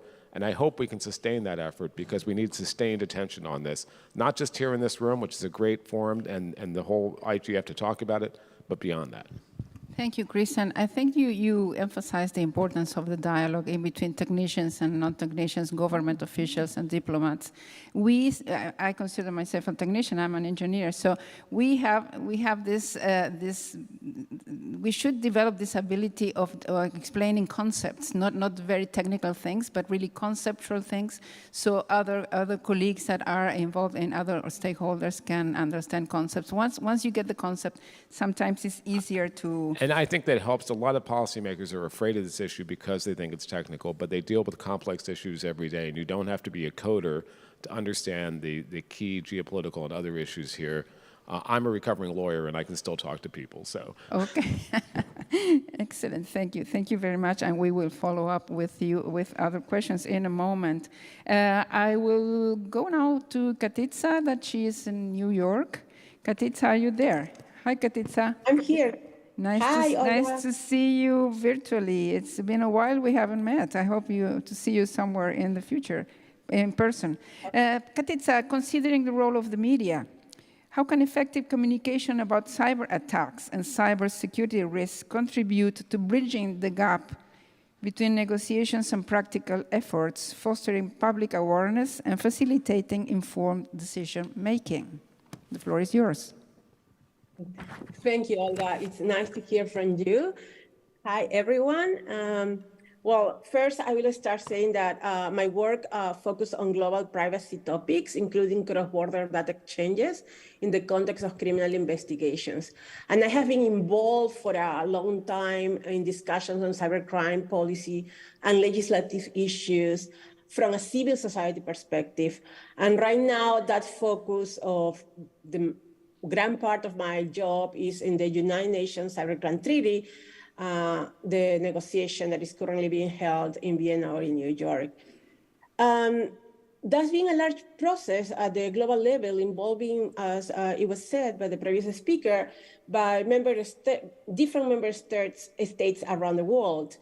Over 6 negotiation sessions and a lot of controversy about the scope of the treaty, even at the basic level of defining what cybercrime is and how cross-border law enforcement and evidence-guided dating assistance should work. But back to your question, we see in the media security problems everywhere. From data breaches to ransomware, infections to botnets, the harms are obvious, and we read it all the time in the media. Cybersecurity must make people more secure, however, against such threats and not less, and should not undermine our privacy and human rights. And we would like to see the media help people better understand the threats landscape and also the importance of a rights-based approach to cybersecurity. To protect a free and open internet from malicious attacks, we need to address the underlying problem. Far too many programs, devices, and systems are woefully insecure, and the process of discovering, disclosing, and patching vulnerabilities is often underfunded and disorganized across the public and private sector at the domestic and international level, at the federal or state level. End users often have little or no awareness of how to protect themselves against such attacks. Media narrative responding to crises like ransomware need to address this whole landscape of vulnerability, and legislators should not just demand expansions of surveillance and law enforcement powers, including across borders. The media can also shed light on the key roles of security researchers, digital security trainers, journalists, and others, improving and safeguarding our rights. And many of these professionals are also working inside of technology companies that have made security research a priority. By presenting their stories, challenges, and contributions, the media can humanize the often technical world of cybersecurity. This narrative is essential to contrast with the UN Cybercrime Treaty current stance, which potentially jeopardize these professionals' work, the work of security researchers. To address cybersecurity challenges, we need better incentives to make software, devices, and networks secure, better education for users and developers, and better sharing of information about threats, vulnerabilities, and solutions. And we need legal protections for security researchers. Unfortunately, high-profile efforts like the UN Cybercrime Treaty, which is currently under negotiation, have focused almost exclusively on enhancing law enforcement powers, including across borders, while giving minimal attention to a positive cybersecurity agenda of making systems and networks stronger at the technical level. Sometimes this focus only on law enforcement powers is short-sighted and even counterproductive, I will say, because it can undermine human rights. For instance, by sweeping in online dissent, speech, political activities as supposed form of cybercrime. And because it can interfere with the work of people who are actually trying to make us safer, to improve security at the technical level. Some provisions in the treaty threatens to criminalize the essential work of independent security researchers in identifying vulnerabilities and getting them fixed. Other provisions threaten to allow governments to compel engineers to undermine and bypass security measures in the name of furthering an investigation. These proposals can be interpreted in a very broad way, which could require compel an engineer, someone with knowledge on computer systems, to secretly turn over keys and passwords, even without their employer's knowledge. So these go against cybersecurity, and these narratives are complex, but the media has the responsibility to try to explain these issues in an easy way, to understand not only the criminal landscape of ransomware, which is important, but also the whole importance of the whole cybersecurity ecosystem. So this broader perspective is important. For one reason, it would show how the landscape of cybersecurity is just not cops and robbers. So many people other than law enforcement and criminals play a crucial role. Second, because it might emphasize that cyber attacks are not magic and their perpetrators are not wizards. All at the core of cybercrime attack have detail grounded in the operations of ICT systems and protection fixes and countermeasures. So the media can demystify those attacks. Demystifying those attacks can also reduce the public's sense of powerlessness in the face of them. And finally, to conclude, it could also show opportunities for cooperation on strengthening our infrastructure. For example, between tech companies and independent and academic researchers, or for cooperation between government and technologies in proactively strengthening ICT systems and promoting cybersecurity research and testing. And that's something that the media can also promote in their own narrative. Thank you. Thank you very much, Gatitza. You bring very important concepts. For example, the importance of security by design in all the devices, the importance of knowing the vulnerabilities. For example, in the National Cert of Argentina, we have a policy that once we know about a vulnerability, we do communicate it to the areas of the government that we are in contact with. And also you mentioned the important role of the media in getting to know and informing the public about what is happening. And we were talking yesterday in an open forum that we organized exactly that sometimes we get to know about attacks only by the media, and sometimes those who have been attacked or in vulnerable situation not usually share all the information, and so the role of the media is really relevant. Thank you for your comments, and we will get back to you in a moment. Now I would like to ask Elisa a question. Elisa, how can the Internet Governance Forum, where we are now, play a proactive role in promoting a human-centric approach to cybersecurity and facilitating the exchange of insights and experiences between global cybersecurity initiatives and practical on-the-ground efforts, which is mainly the purpose of this session? And welcome, and thank you for being with us.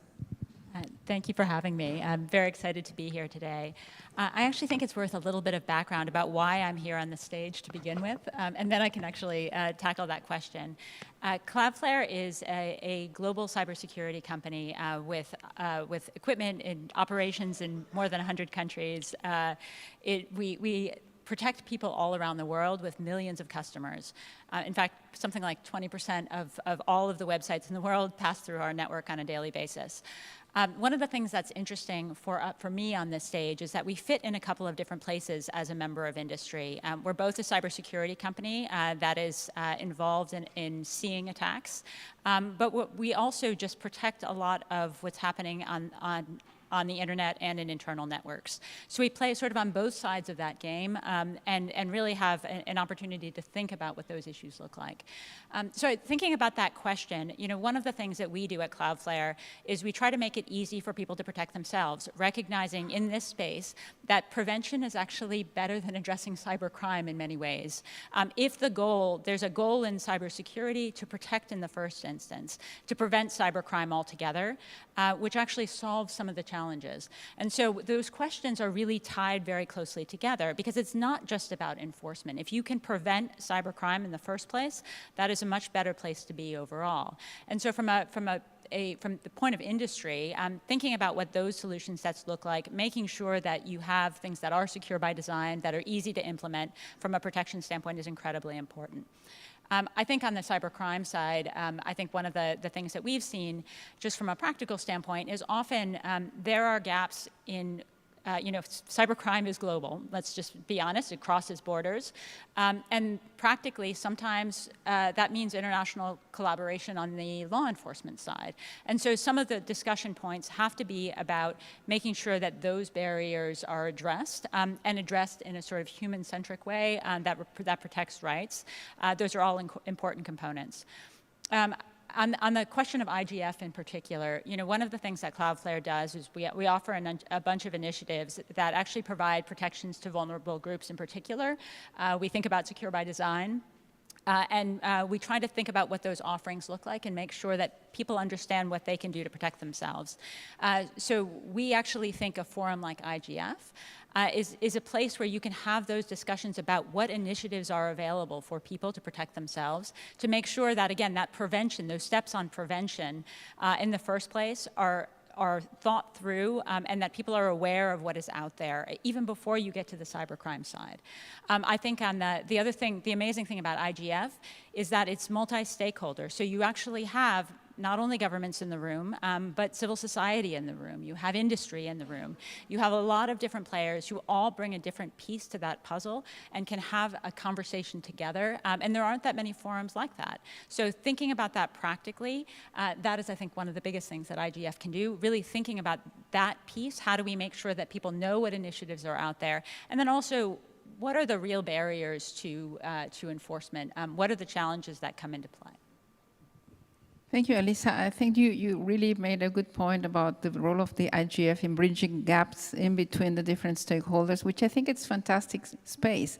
And also this concept of equal footing, that you can find authorities, ministers, experts from person from civil society, experts from the technical community, and exchange some ideas and have a coffee or share a bento and some sushi, and that bridging that gap is really important. That sometimes in these multilateral meetings, which are also very important, it's not so easy. And there are some barriers that prevent some of the stakeholders in participating freely and exchanging information with other stakeholders. So I will give the floor to my dear colleague, Tracy. Now the floor is yours to continue with questions to other panelists. Thank you very much, Olga. And just a few housekeeping and guidance. Just at the end of this round of questions, we'll be asking you to come to the mics or go on Zoom and ask your questions. So get ready for that. So you can probably begin lining up as soon as we begin the question period. And secondly, one of our speakers in this round will be speaking in Spanish. So if you don't have interpretation available and you don't speak Spanish, it's a good time to try and look for those devices. Or I guess if you speak English, you can follow the transcript. All right, so moving on now to one of our remote speakers, Elizaveta. She's from the Alliance for the Protection of Children in the Digital Environment. So Elizaveta, how can we promote the adoption of best practices such as self-regulation mechanisms and social initiatives to foster collaboration in combating digital threats and reducing risks, with a particular emphasis on safeguarding children in the online environment? Elizaveta. Hello. Let's not forget that one of the most important part of our society is, of course, children. And so protecting children from cybersecurity and cybercrime is of utmost importance. And that has been increasing over the last couple of years. And this is the reason why we created the Russian Alliance for the Protection of Children in the Digital Environment. This trend is something that we saw beginning in 2023 in the BRICS Summit, where the ministers of the digital development of respective country openly expressed their commitment to the issue of protecting children in the digital environment, calling for the creation of this interstate alliance for the protection of children. And these statements once again emphasize the relevance of this topic, not only in Europe, but in countries of the global south. Now, speaking on behalf of the Russian IT society, I can safely argue that voluntary commitments of digital platforms and major players in the IT market are the most effective way of public mobilization aimed at protecting children on the internet. Let me once again emphasize that this is precisely an independent initiative of the largest IT companies of Russia. The alliance promotes the protection of the youngest generation from cybercrime through not through restrictions, but through education, creation of positive content, such as games, podcasts, etc. And as an example, for more precise measures, allow me to mention that we created the Digital Ethics of Childhood Charter, which reflects the recommendations concerning the issue of child safety. It's from parents, teachers, and others. And this is soft law. It's based on ethical principles, the respect for the child as an individual, shared responsibility, the protection of privacy and values in the online space, as well as inclusivity. One of the key points expressed in the Charter is self-regulation of digital platforms in terms of proactive content moderation. This means that platforms themselves have to vow to take steps to prevent the spread of negative content that could potentially harm children. In addition, the Alliance also works to improve digital literacy for children and adults.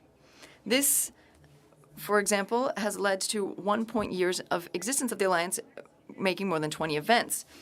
And this is an important step in protecting children in the digital environment. What it demonstrates is that, given the right conditions, major digital platforms are actually willing to admit their responsibilities and take actions to shield children from negative content and other online threats without government interference. Considering the risk for children in the era of global digitalization means that it should be noted that the greatest concern here is the threat of sexual exploitation and abuse on the internet. It has never been easier for sex offenders to contact their potential victims, share images, and encourage others to commit crimes.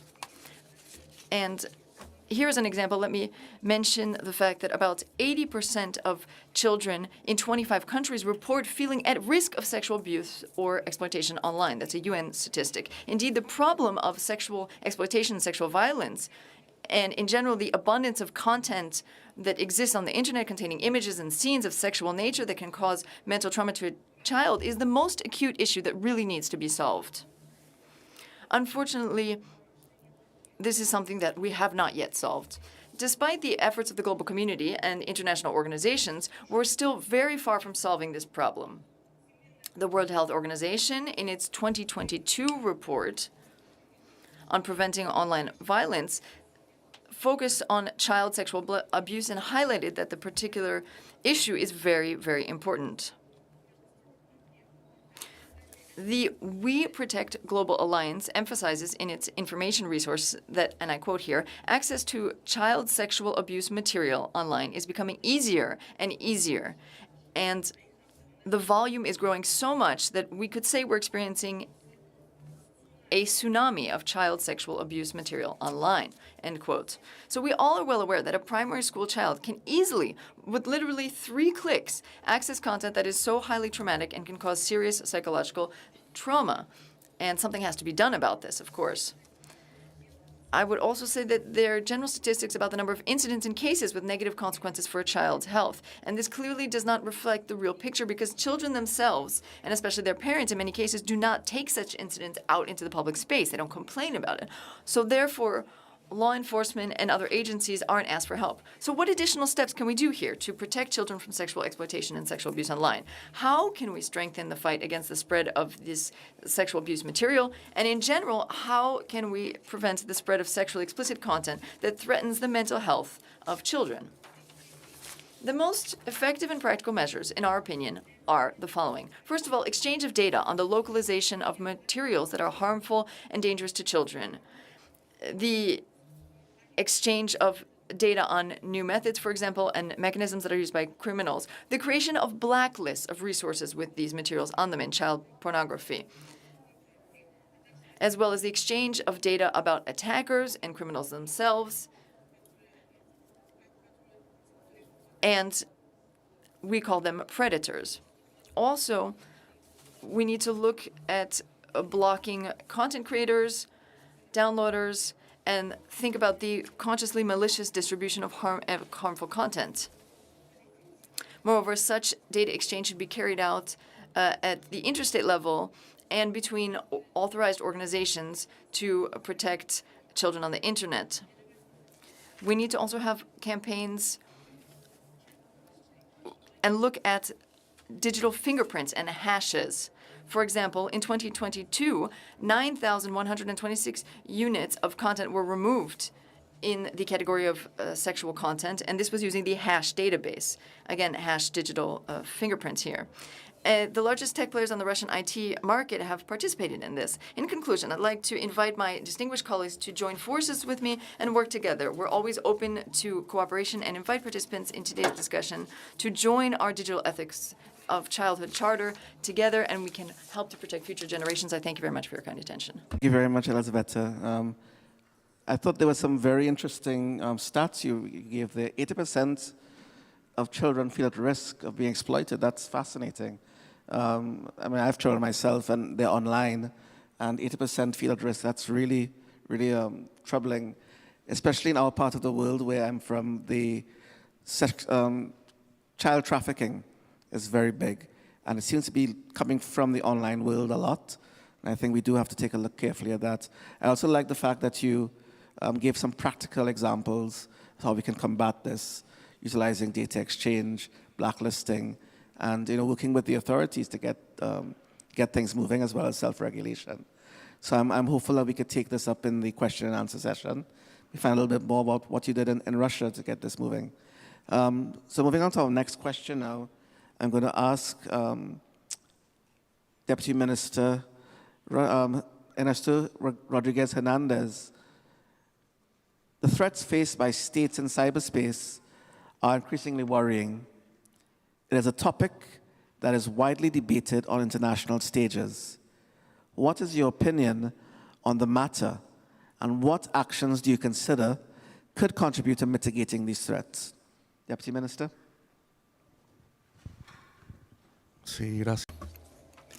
Thank you very much, Trevi, and Olga, thank you for allowing me to be able to share my thoughts on these topics which I feel are of paramount importance for all of our humanity.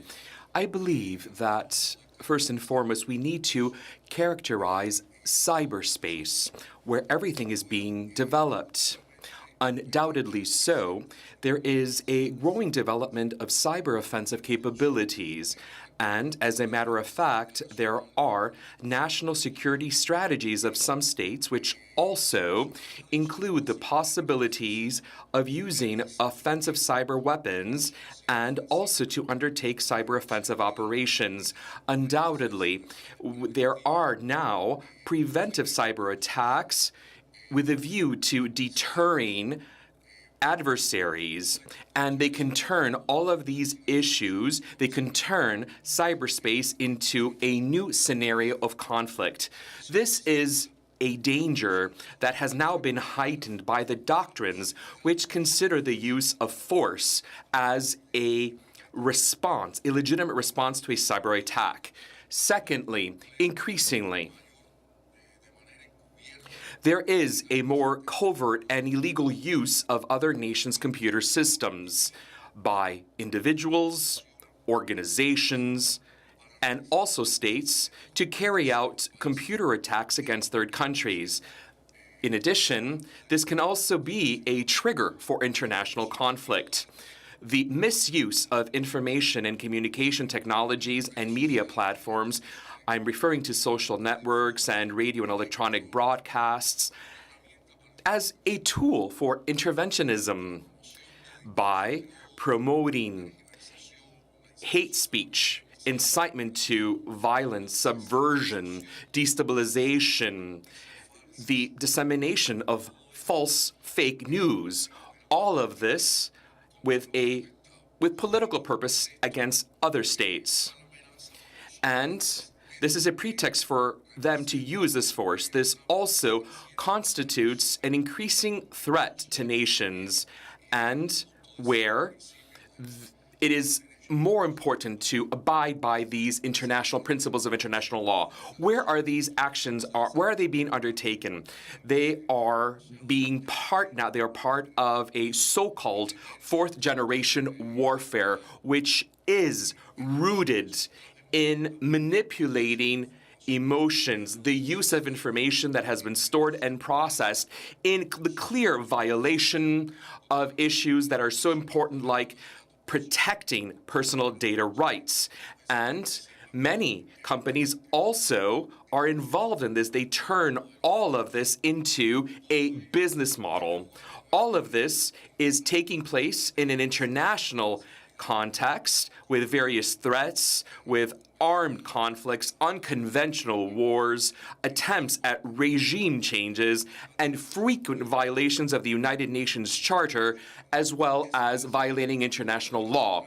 This is the environment where these actions in cyberspace are being carried out. Now, the question is, what is it that we can do to counteract all of these threats? First and foremost, I think that we must undertake a global commitment so that the use of ICTs are used only for peaceful purposes, for the benefit of cooperation and the development of peoples. We must also do away with the colossal technological gap, which are obstacles and a hindrance for these developing countries to invest in the security of their ICTs. And that is the current state of affairs. It is dire, it is essential, and we have also spoken about this in many states. We need to adopt an international instrument which is legally binding, which complements the applicable international law, which also should respond to the significant legal gaps in the sphere of cybersecurity and to effectively address the growing challenges and threats through international cooperation. It is of paramount importance to increase cooperation in order to grapple with cyber incidents. And as part and parcel of this exchange, we need to exchange information which does not compromise the privacy of states, nor should it violate any national legislation. We must also implement technical assistance mechanisms to exchange good practices which would enable us to grapple with all of these incidents and also should bolster the operational capabilities vis-a-vis a cyber attack. As much as possible, we should also standardize all of these cyber attacks. We should use common terminology which fosters exchange, international exchange. And finally, I think that is also of paramount importance. We need to set a multilateral mechanism under the auspices of the United Nations to determine impartially and unequivocally the origin of all of these incidents related to the use of ICTs. Very much, Deputy Minister. Again, some very valuable points raised. You pointed to the violation of international law that is used to, involve state actors in cyberspaces and new theatre of war, for want of a better word. But I think your call for the use of ICT to be used for development purposes and for peace, I think that is really something that we need to take a closer look at. And as you said, the call for an international instrument to complement existing international law, I think, is something we could discuss as we get into the question and answer session. Thank you very much for your comments. Again, questions and answers coming up after this round of questions. So I'm going to go to Fulake Olagunyu, who's from the ECOWAS. And she's going to give, I think, a very practical take on what's happening in West Africa. So, Fulake, the Economic Community of West African States comprises 15 states. Which are the main challenges that these countries face in relation to cybercrime and cybersecurity? Over to you. Thank you very much, Tracy. So rightly, as Elisa rightly said, the issues we're talking about today are completely global. So that would actually put into context what I'm about to say. So what we're seeing within the West African region is obviously just a quick geographical background here. The 15 member states, 11 of them are actually classified as LDCs. So you can already envisage the sort of issues and challenges they already have without even putting cyber into place. So what we've seen over the last few years is that we're lacking a national coordination at the national level, which is then leveraging into an effective cooperation at the regional level.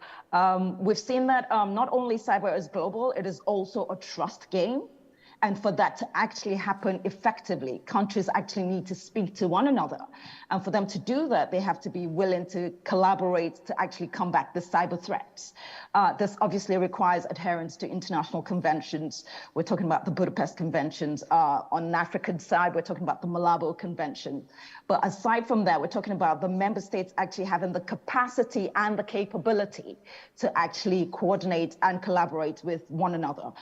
Resources is a big thing that is lacking on the side of the world, and resources has 3 levels. We've got the technical, the financial, and again, the human. Globally, we do acknowledge that there is a dearth of cybersecurity workforce personnel. But on this side of the world, I think it's a little bit different. It's a little bit more critical. We do have personnel that are highly qualified that can do the job, but we don't have enough of those people available. So it's an issue of how do we then cascade down the little knowledge that we have so that it actually makes an impact across the region. Finances, a lot of our budgets are actually not concentrated on cybersecurity. I think 1 or 2 member states have actually put into their national budgets a very thin line on cybersecurity. We're trying to see how we can encourage member states to do a bit more. Again, on the technical front, there's a lack of the requisite equipment and facilities actually required to actually do the job. Aside from that, I think we're not only the region hasn't gotten to the point where you're seeing cyber as a warfare like other parts of the region. So the mentality is still sort of boots on ground. We're still looking at physical security, and I think that conversation needs to be leveraged a bit more. I will say that there was a watershed moment. I think everyone talks about pre-COVID and after COVID. And I think COVID was a watershed moment for the West African region because a lot of conversations prior to that had revolved around the socioeconomic development issues that the region faces. But what COVID actually did was it brought digitalization to the forefront because everyone was obviously not prepared. And then you had to now make sure your citizens could actually meet their daily needs and requirements. And I think the good thing, if I can say that, and I use that very loosely, the good thing about COVID is that because conversations about digitalization were brought to the forefront, member states now have to start thinking about security. And it's getting the attention it needs. And I'm going to borrow Chris Painter's word here about sustained attention. I think what we're trying to do from the Commission's perspective now is to actually ramp up and promote that our member states actually start doing a bit more when it comes to cybersecurity. Some are doing very well, others are not.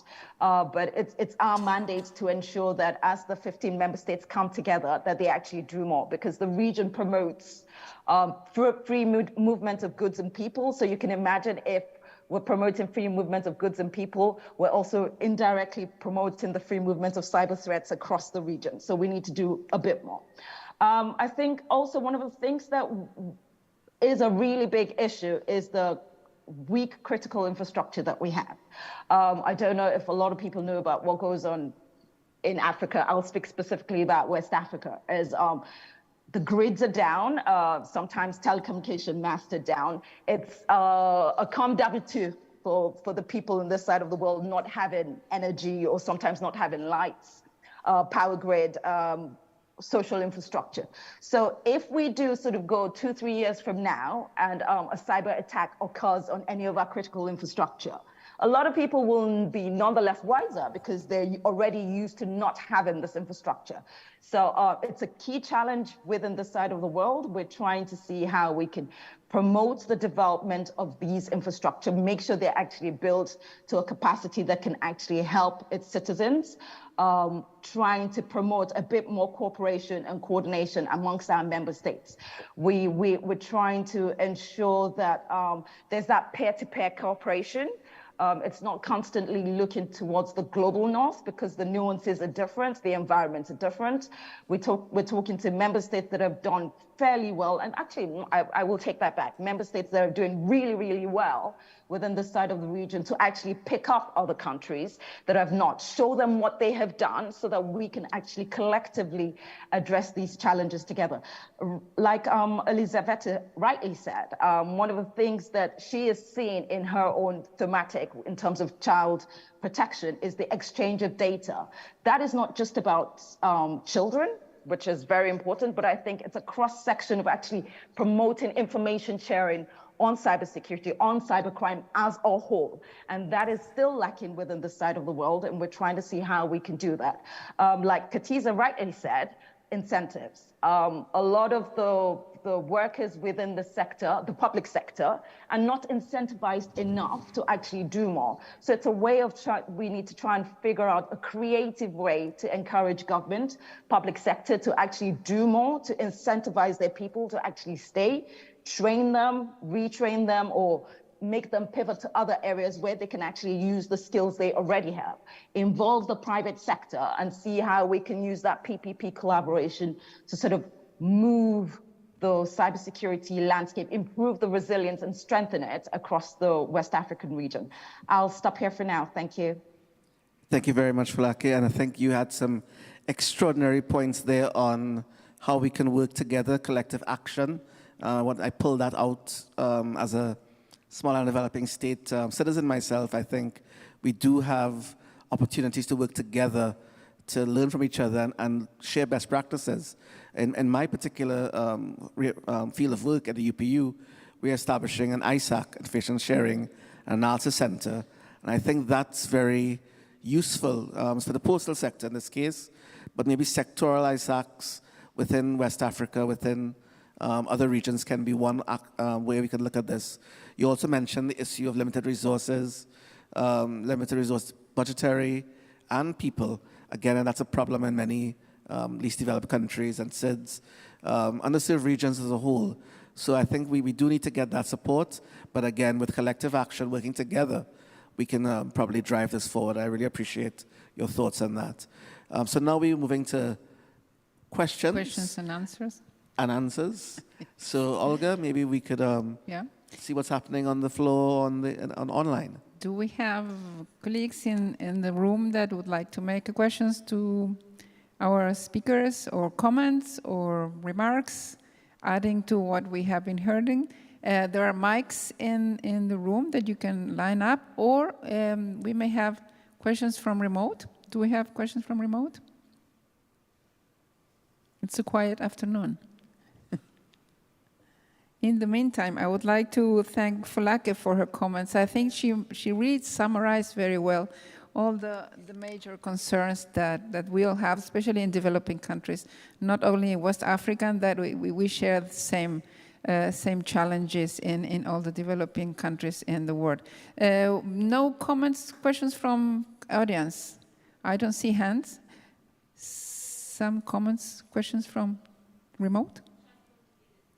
Okay, 1 minute.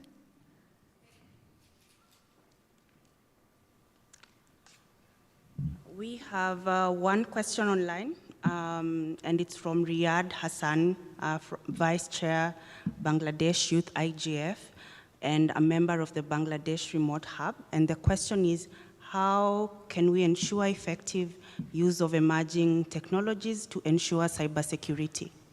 Is addressed to any speaker? No. So the question is, how can we ensure effective use of emerging technologies to ensure cybersecurity? How do we ensure the use of emerging technologies to ensure security? Okay. Effective use of emerging technologies to ensure cybersecurity. Okay, who would like to address? Oh, yes, please, Elisa, go ahead. One of the reasons I wanted to take that one is because I think one of the things that we're talking about a lot right now is really that idea of secure by design to secure by default. So that would be one. And the other piece on the emerging tech side, I think it's been said a lot at IGF, but there is a reality that AI is coming for cybersecurity as well. And actually, it's a that can be a positive. I think we see both the negative potential for AI and cybersecurity in the world of things that you could use for exploitation, but the positive of that is that there are a lot of systems where AI can actually help. If you're talking about big data sets, for example, identifying vulnerabilities quickly, being able to patch quickly, being able to identify them in sort of real time and correct, all of those things are coming, and I think that the reality of being able to make sure that we have systems that enable that is incredibly important. I do think, I think that we are going there. I think that's one of those areas for global collaboration as well, because when you start talking about data sets and information sharing, a lot of tech, a lot of requires, and AI certainly requires big data sets. So being able to do that for cybersecurity systems, making sure that you have adequate access to data to enable that protection is important. Fantastic. Chris, do you want to add something? Yeah, I might add that I agree with everything you said. I'd say that emerging technologies are part of the larger problem, but we can't lose sight of the larger cybersecurity issue too. And one of the things that we didn't talk about yet, and something that my colleague from ECOWAS mentioned, is when we've had these UN meetings, when I've talked to countries from around the world, almost to a person, especially for the developing world, the global south, their number one interest is they need help. They need capacity building. They need the ability to actually deal with these threats, whether they be nation-state threats or criminal threats. They need to be able to actually take things that have been decided in the UN, like norms of behavior and international law, and apply them. They need to be able to have CERTs, emergency response teams. They need to have national strategies. They need all of these things. And of course, when you're looking at new technologies, you build that in. So the fear a little bit is you see these new technologies and it becomes a bright, shiny object, and you forget about the foundation you have to build for all of these things. And what the GFC does, what the Global Forum on Cyber Expertise does, is it really does that, coordinates that capacity building around the world. It's multi-stakeholder. We have 200 members and partners, countries, civil society, industry, academia. And the whole idea is to work around the world to make sure that countries and others are up to speed. You know, they have these basic things in place, and it's a sharing platform where they can work with each other. So I think that's, you know, as I think about practical aspects of this, as opposed to some of the political and other aspects, the most practical aspect is just helping countries protect themselves, both from new threats, but also from existing threats, and really build that capability around the world. Thank you, Chris. We have two colleagues lining up. I didn't see who was coming first, so... Colleague on the right came first. Okay, thank you. Go ahead, please. Okay, thank you very much. My name is Jimson Olufuye, based in Abuja, Nigeria. I have two comments. Well, before the two comments, just to commend the panel. Thank you for the work you've been doing, Chris, Olga, and everyone in particular. The first comment is to corroborate what Folake has been saying concerning scenario in West Africa. There is really awakening, you know, like with regard to the good part of COVID. So digitalization is a serious business. And with it, of course, cybersecurity. And that is to say that we need to take cybersecurity very seriously indeed, because a lot of things are moving online. Secondly, the United Nations Economic Commission for Africa sponsored a kind of research to measure the link between cybersecurity and development. The objective is to present to policymakers to take cybersecurity more seriously based on data. And it showed that a 10% increase in cybersecurity maturity kind of yield between 0.66 and 5.4% increase in GDP per capita. So with this, they can see that indeed, if they take cybersecurity seriously, then there will be value add even to the economic power of the citizens. So just to bring that to the discussion. Thank you. Thanks for your comments. Thank you very much. Yeah, of course. Go ahead. So first of all, thank you for that. And I was at the IGF and Addis last year where they launched that study. And I'd say that that is really critical. If you think, and other speakers have said this, a lot of the interest around the world, pre-pandemic, but even now, is seizing the digital economy, digitization. often the economic parts of government don't talk to the security parts of government, or the communities don't even talk. But to achieve that digitization, to achieve that economic growth, strong cybersecurity helps you. It's the platform to achieve that, and that's where capacity building comes in. But having statistics like that, which really makes it concrete, I think helps sell this more, to make it the political priority it needs to be for the sustainable effort that we need over time, and not just another boutique effort, but one that's really important as part of it. Thank you, Chris. Any other comments from colleagues? Speakers remote would like to make any remark or comment about the two questions that we have received, or comments? No? Okay, can I join in? For some strange reason, I can't find my raise hand. Okay. Thank you very much. So just to quickly tap into what Chris said, yes, the GFC is actually doing amazing work, but I think the approach the GFC is taking is the best approach, or it's a good approach, because they're also trying to leverage on regional economic communities such as the ECOWAS. And the ECOWAS Commission has been working with the GFC over the last few years to see how they can actually drill down that capacity building to make it more meaningful to the member countries that are involved. Because obviously, if you think about it, if you're trying to do capacity building from a global level, it would not actually tap down into what really matters to me working and living in West Africa, for example. So that was just one point. The second point was to what Jimson was saying. Yes, we are aware of the UNESCO report, but I also wanted to say, again, it needs to be drilled down. Again, we're looking at trying to promote cybersecurity or encourage more member states to be more cyber aware. To do that, we need the awareness, we need the evidence, and we need the practicality of how it has worked. We cannot, for example, take what has worked in the US and bring it to West Africa and expect it to work without actually having meaningful engagements with the people on the streets. So for that to work, there needs to be a practical angle. And one last point, just to quickly sort of go back to what Tracy was saying about ISACs. That's a very important point you have mentioned there. It's one of the approaches the Commission is taking.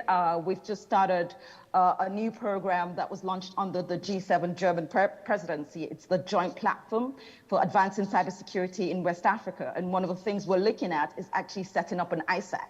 So it will be good to see how we can also see what you have done and how we can leverage on that. Thank you very much, Olga, for giving me the floor. Thank you. Yes, Chris, sorry, and I don't mean to hog the mic, but just reacting to that comment.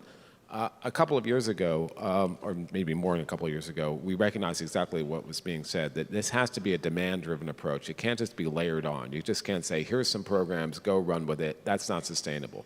So having it both globally and regionally driven is really important, and we work to create an African experts group.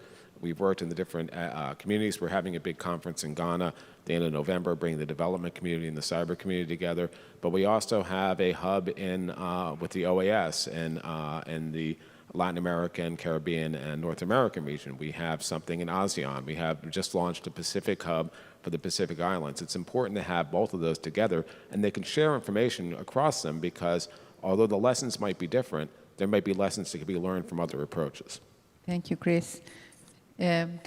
Tracy, you would like to let our colleague to make the other question. So, over to you, colleague at the mic. Yes, state your name and where you're from. Yes, thank you very much. My name is Jacob Pepijn-Biljet. I'm from the Ministry of Foreign Affairs of the Netherlands. And I do have a question. Well, first of all, thank you very much, everyone. And I think it's very great that we have this panel talking about cyber capacity building and cyber crime and responsible state behavior, because I think all those three topics are equally important when we are discussing how to increase cyber resilience. And I do have a question, well, for the Deputy Minister, but also for the other panelists maybe. The Deputy Minister was talking about the proposed or the perceived need for a legally binding instrument on responsible state behavior in addition to international law. And, well, I mean, we've had a lot of discussions on international law at the UN level. And I was wondering, regarding these discussions, and also considering that already at the UN level it was agreed that international law is applicable in cyberspace. And of course we are all working out, or real experts are actually working out, other than me, how international law is exactly applicable to cyberspace and how these specific rules would be applicable. And so I was wondering if you could elaborate on how new negotiations on a legally binding instrument are actually related to this ongoing effort to find out how these existing rules apply to cyberspace, and how, because of course I don't think we want to be premature in starting negotiations on something when we are still trying to figure out as a global community how international law applies, and many countries have already shared their national views on how international law applies. And I think it's very important that all countries do that before we go to see whether there are gaps that we need to fill with a new treaty.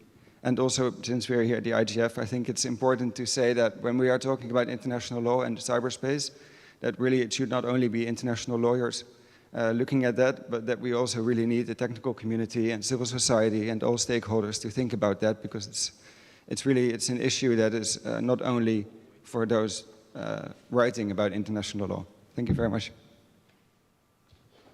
Yes, please, go ahead. Sí.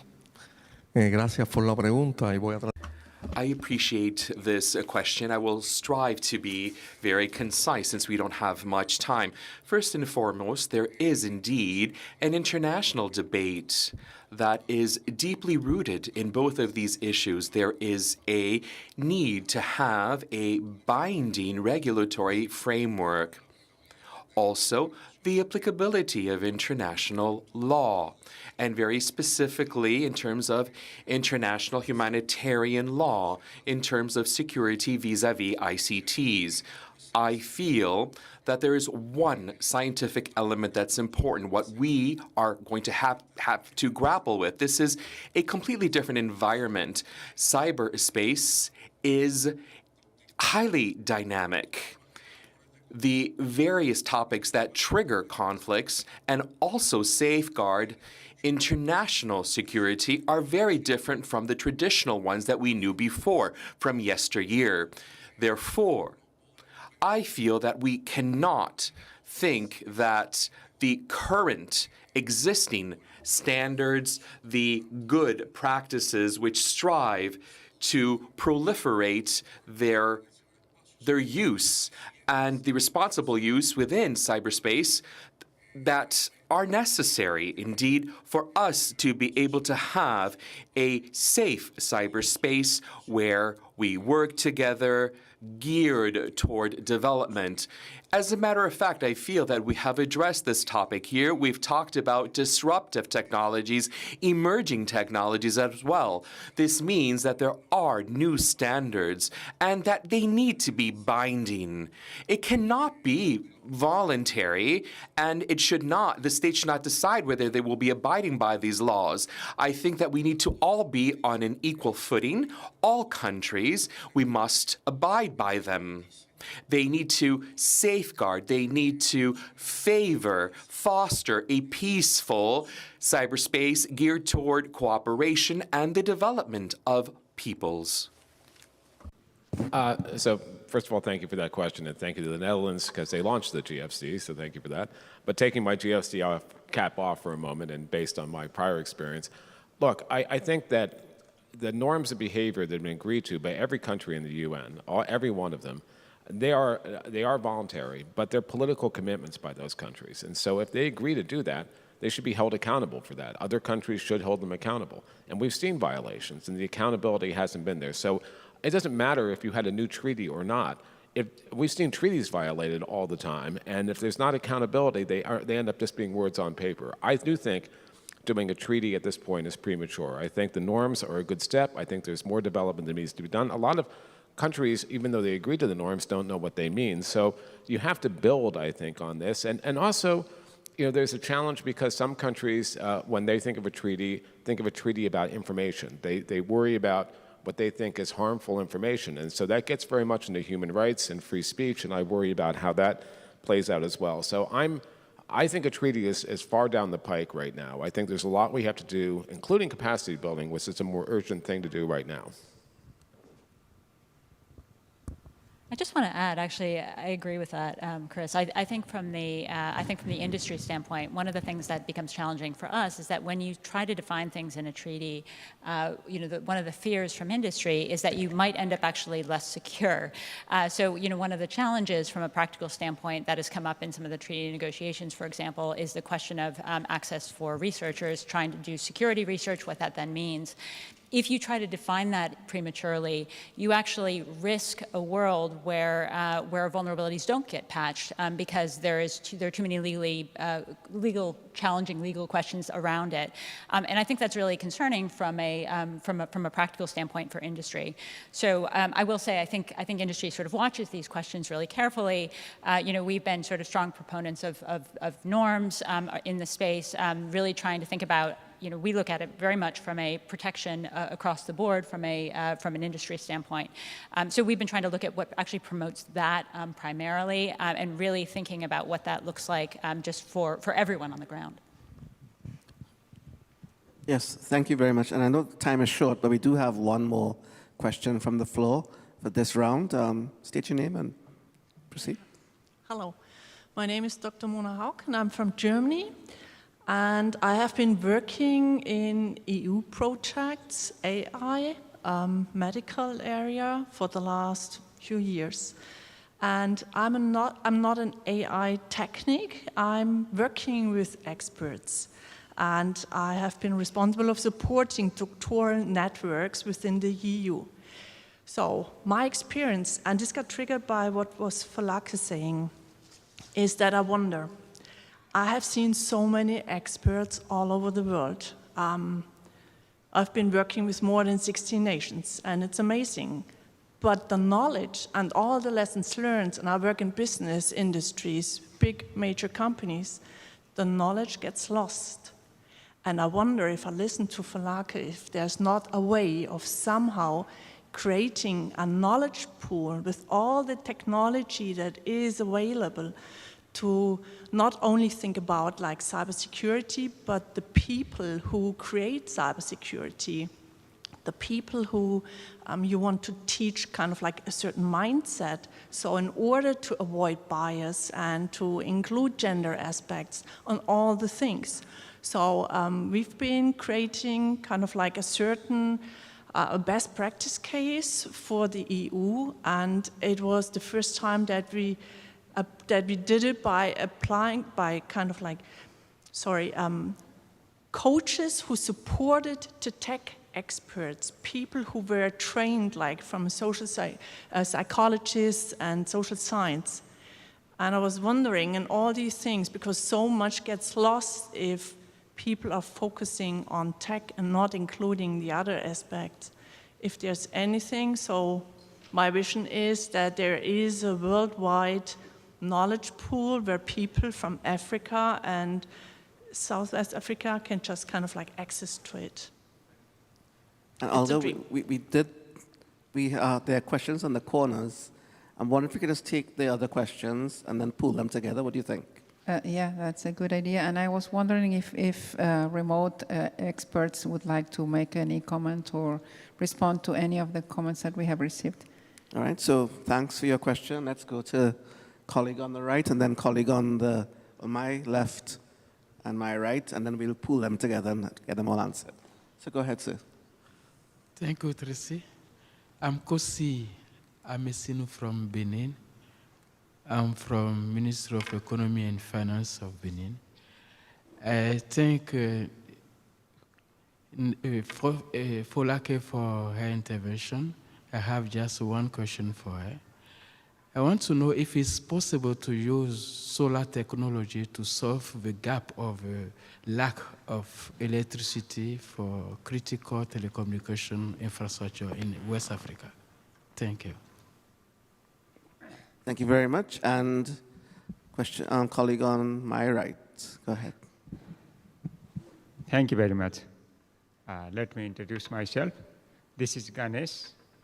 I work for the government of Nepal as a secretary in the Prime Minister's office.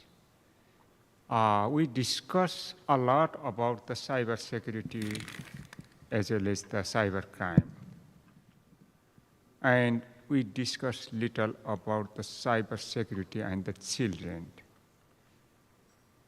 UN report shows that 1 in 5 girls and 1 in 13 boys have been sexually exploited or abused before reaching the age of 18. Don't you think this is the serious thing to our future challenge?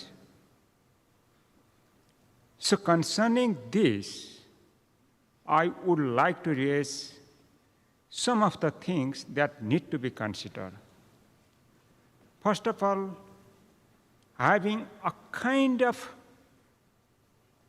holistic approach for all cybersecurity may not be functioning.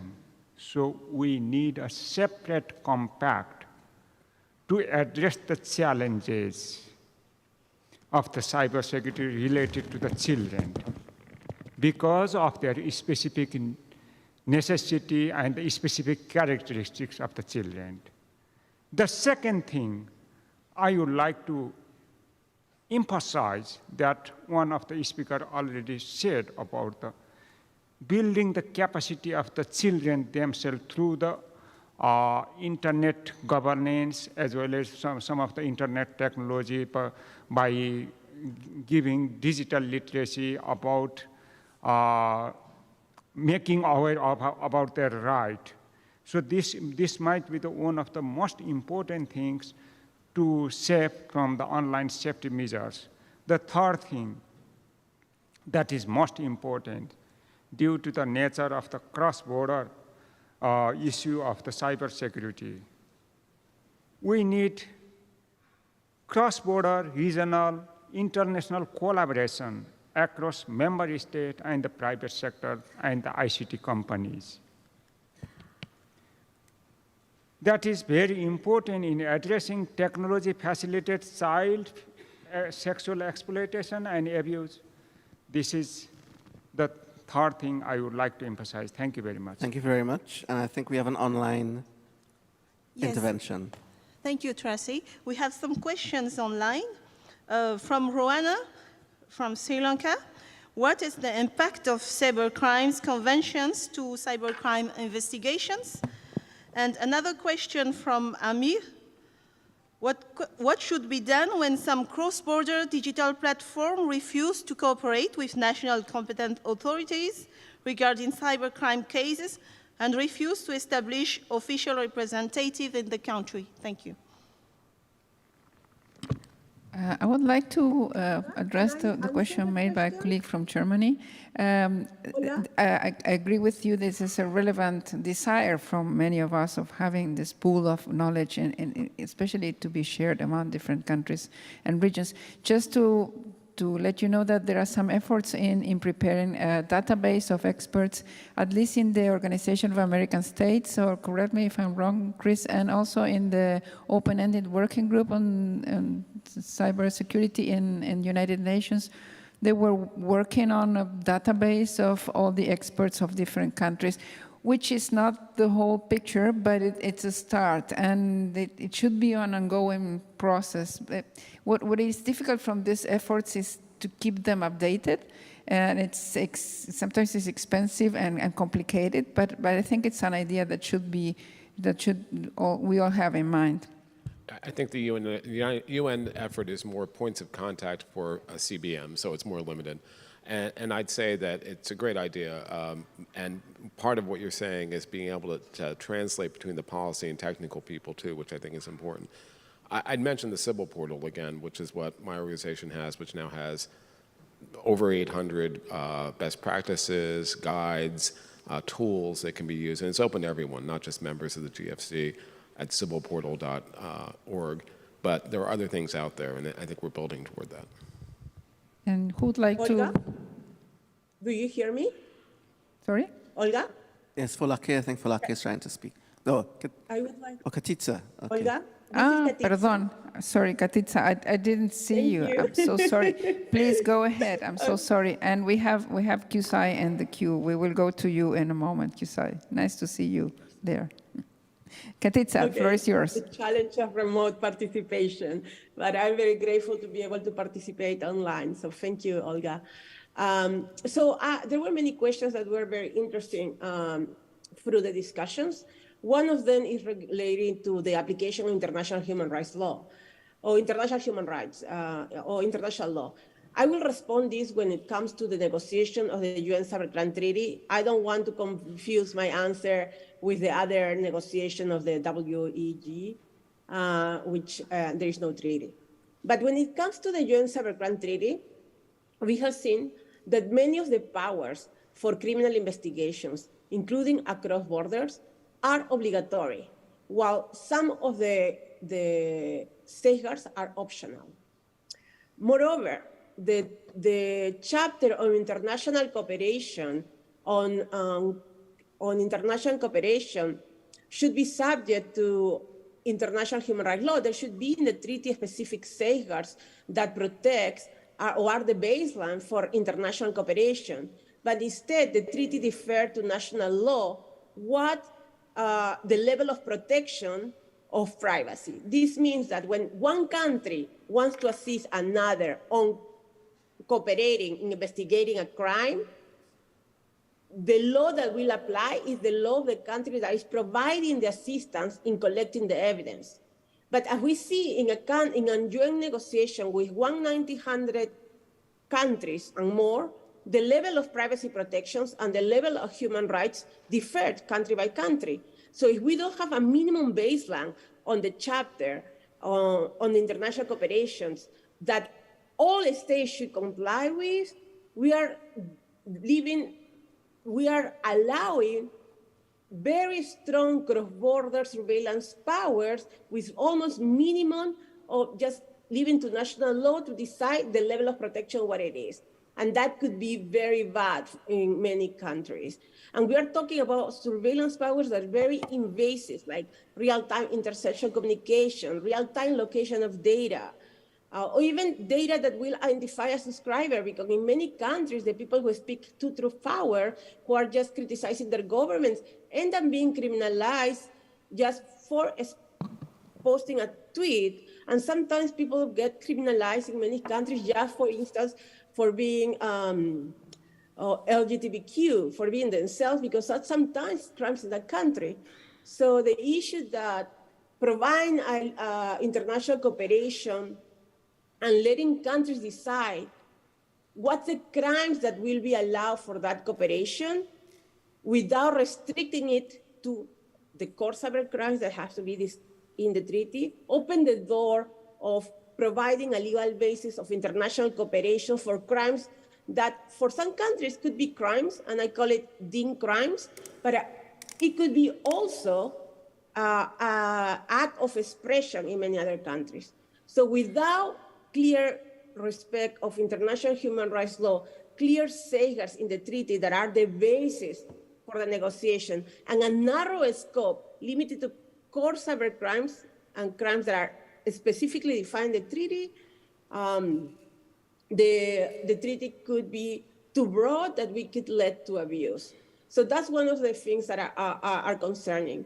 To other question about the grounds of refusal in criminal investigations, so it depends, Sometimes companies refuse to cooperate on human rights grounds. As I said, sometimes some countries criminalize someone for being LGBTQ themselves. If sometimes a journalist for writing an article, or sometimes an activist for writing a post. And so sometimes there are grounds for refusal because the request is disproportionate, because the request is in violation of human rights law. And in those terms, it's valid for the company to be able to refuse cooperation, to deny or challenge requests that are disproportionate. Obviously, we are not talking about the requests that are necessary for the investigation for crimes that are that respect human rights law, that are necessary to fight cyber crimes.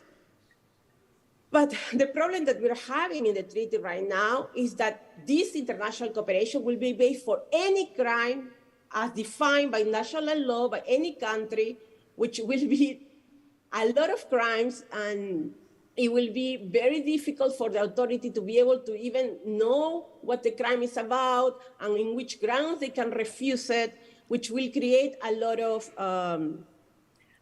it will be even very difficult for democratic countries who will willing to refuse request and will end up failing to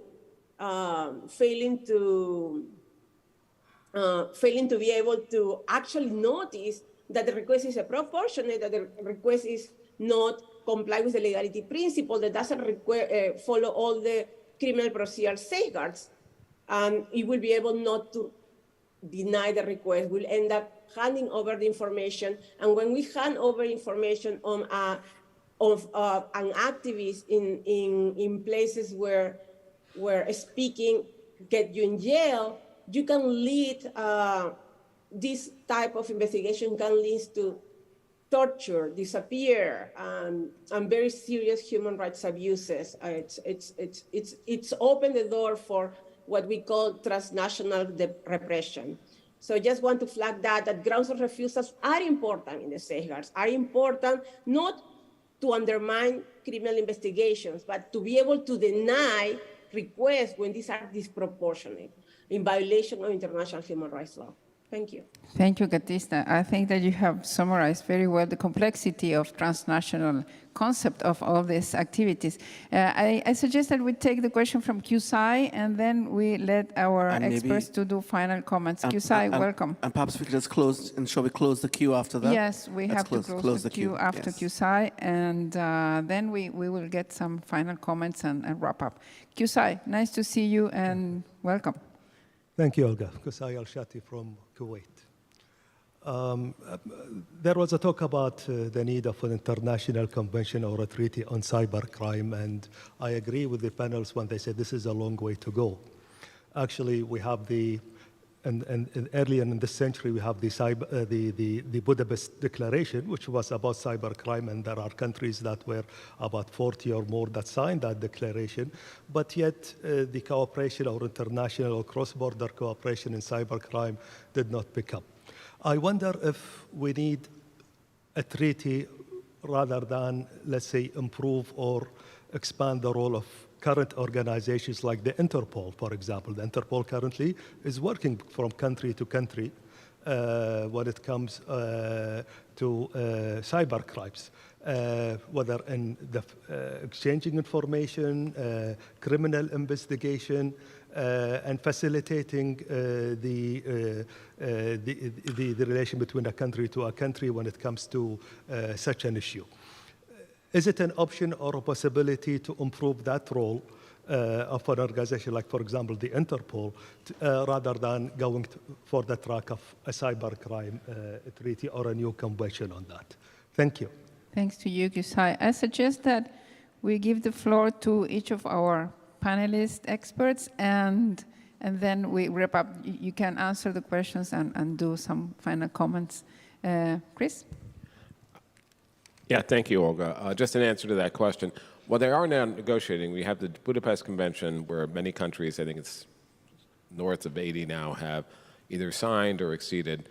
There is negotiations now happening in the UN for new cybercrime as opposed to cybersecurity treaty, which we were talking about, and I think that's very many years down the line. But even there's major differences between countries, between thoughts. Some want a very expansive view where it covers everything, including things I think would be protected human rights.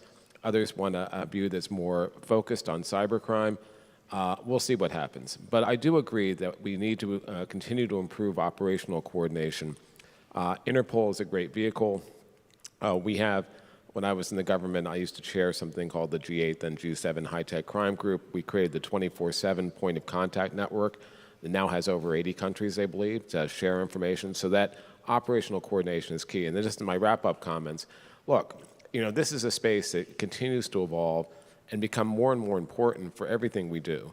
And if you're not following these negotiations in the UN, if you're not following these things that are happening on a regional basis, you should, because it really it impacts all the stuff we talk about, the IGF, but even much broader than that. And I think, again, one of the keys is capacity building. The keys are working with countries who need help, And that's something that, I invite you to join us in that. If you're a country and you're not a member of the GFC, we welcome you to become one. If you're a stakeholder, we want to engage with you too. This is, I think, and one of the reasons I'm doing this role after leaving government is I think that foundational thing about capacity building, which both helps us defeat all the bad things but also enable all the good things, is critically important, and it's a practical thing we can achieve. Thank you. Alisa? So I just want to pick up on that theme of capacity building. I think industry has a role in that as well. I think that one of the things that we see and are looking for are really to think about how we improve security for everyone. That is not necessarily being done on the government-to-government side. It's really thinking about what resources are available, again, capacity building straight up, and then thinking about that collaboration that happens. Sometimes that collaboration is on information sharing related to threats. I think there's a lot of work that can be done there. But again, first and foremost, I think there are a lot of people that just need tools, understand how to protect themselves, how to make sure those attacks don't happen in the first place. Thank you. Ministro, ¿quiere hacer algunos comentarios finales? Sí, bueno. I feel that we are debating a highly complex issue. We do not have much time to make headway with the necessary resolve. The criteria that we use are divided, the standards, the binding standards as well, the treaties, the conventions, how they are also violated, how they are not abided by with good practices, with good coexistence, with no binding criteria. This is something which we need to continue addressing. We need to continue speaking about it and to reach a consensus. For developing countries, it is a very difficult situation. And capacity building, which we mentioned here, they are not comparable between the developing world and the developed world. What are the capabilities that a developing country has to ascertain where these cyber attacks are coming from, where there's such a gap in terms of the digital divide, in terms of the information that we have access to, financing as well for development, where there isn't parity? In a few words, I think that these are topics which we need to continue discussing with the understanding and the responsibility that we do not have the time to put everything in order and to fix everything in the world of cyberspace. As I said, we need to foster all of these conventions for the development of all of our peoples. Thank you. Deputy Minister, let's go to our online panelist, Elisabetta, please. Final words and responses. We literally have 30 seconds left. Well, in conclusion, I just wanted to thank my distinguished colleagues for this debate and call upon them to join our efforts and so that work together, because cooperation and participating in today's discussion has allowed us to further our work to protect childhood, as I've mentioned, and you can find the link to our website in the information. I hope that we will be able to protect children from these cyber threats, and I hope that we'll have a more open world. I thank you very much. Folake? Thank you very much, Tracy. So I think more needs to be done to promote the development of a cybersecurity culture, which I think hopefully will lead to better communication and coordination at the national level, which then leverages to effective cooperation at the regional level. And then we can use that to strengthen our collaborations with partners and to actually then develop the capacity that is required. Thank you very much. And maybe 5 seconds from Katiza. 5 seconds, Katiza. Thank you. I just will conclude that for me, human rights are universal, and we don't have to view them as a fundamentally conflicting with sovereignty. In principle, these are rules that states have already accepted and already agreed upon to govern their own behavior. So in the treaty discussions on cybercrime, we have been saying that we want to see minimum safeguards that are strong for both the domestic and international surveillance powers as a minimum basis for international cooperation. But this has not made it into the current text, and this is really concerning. Instead, international cooperation may be provided by the privacy protection of the national law of the country providing the assistance, which can vary enormously, and we may not meet international human rights standards. So to conclude, while to the question if sovereignty and human rights inherently conflict, I will say that not necessarily. The perceived tensions stem from the state's geopolitical views and tensions, not for the principles itself. The treaty requires a minimum anchor in international human rights law and standards, ensuring that the states' collective actions respect not just individual sovereignties, but the shared universal human rights. This is not about sidelining domestic standards. On the contrary, it's about elevating global standards to ensure that not human rights are compromised in the name of international cooperation, in the name of mutual assistance. Our goal should be clear: a convention that not only acknowledges but actively champions strong human rights. Instead of using sovereignty as an argument to undermine human rights, a state should craft a convention that authorizes criminal investigations only for core cybercrimes as defined in the convention, while providing concrete and detailed human rights safeguards for both domestic and international cooperation. We would like to see human rights not only referred in the preamble, but throughout all the chapters. And we would like to have well-documented examples, and we would like to have a very narrow scope that is limited to such core cybercrimes. That's all for now. Thank you so much for inviting me. Thank you very much, Katiza. Thank you very much. Tracy, your final comments? No, I'm going to cede my comments to you, Olga. Thank you all for coming. We have 3 minutes over. So, Olga, final words to you. Okay, so thank you for the constructive dialogue. Share information, cooperate, be active. I am always positive towards technology. I trust human ingenuity and human capacity. So the journey is the destination with this issue. So let's keep on talking, keep on interacting, keep on learning. And I wish you enjoy the session. And thank you all very much. Thank you all panelists. Thank you the audience. And thank you the remote participants. And thank you the remote experts. Thank you all.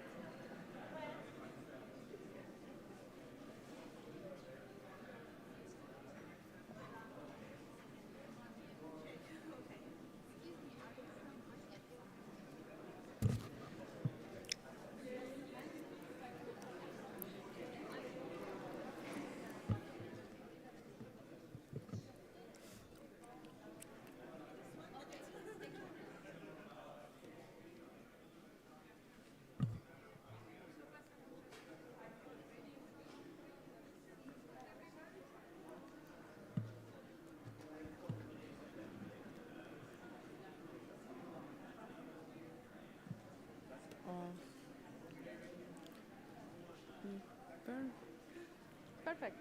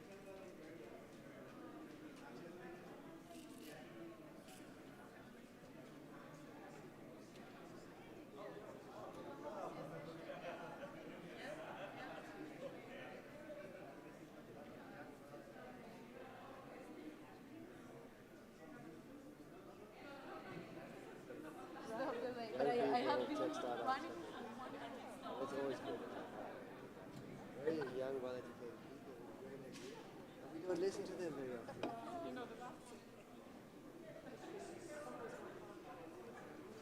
You.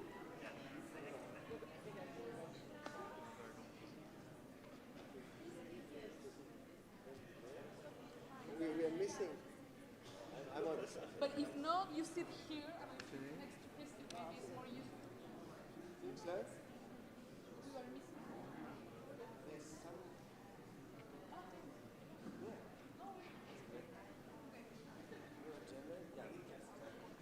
Same by. We are ready to start. Ah, we are ready. Only caption is okay. We can find the record.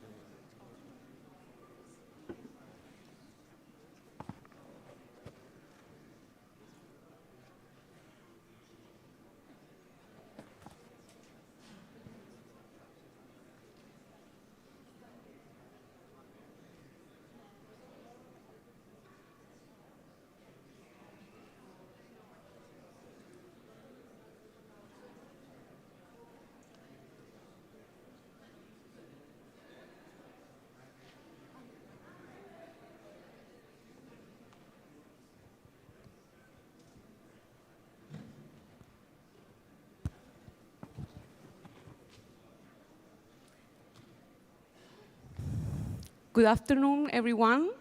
My name is Maria Paz Canales. I'm the head of legal policy and research at Global Partner Digitals, a civil society organization that works in the issues related with technology governance.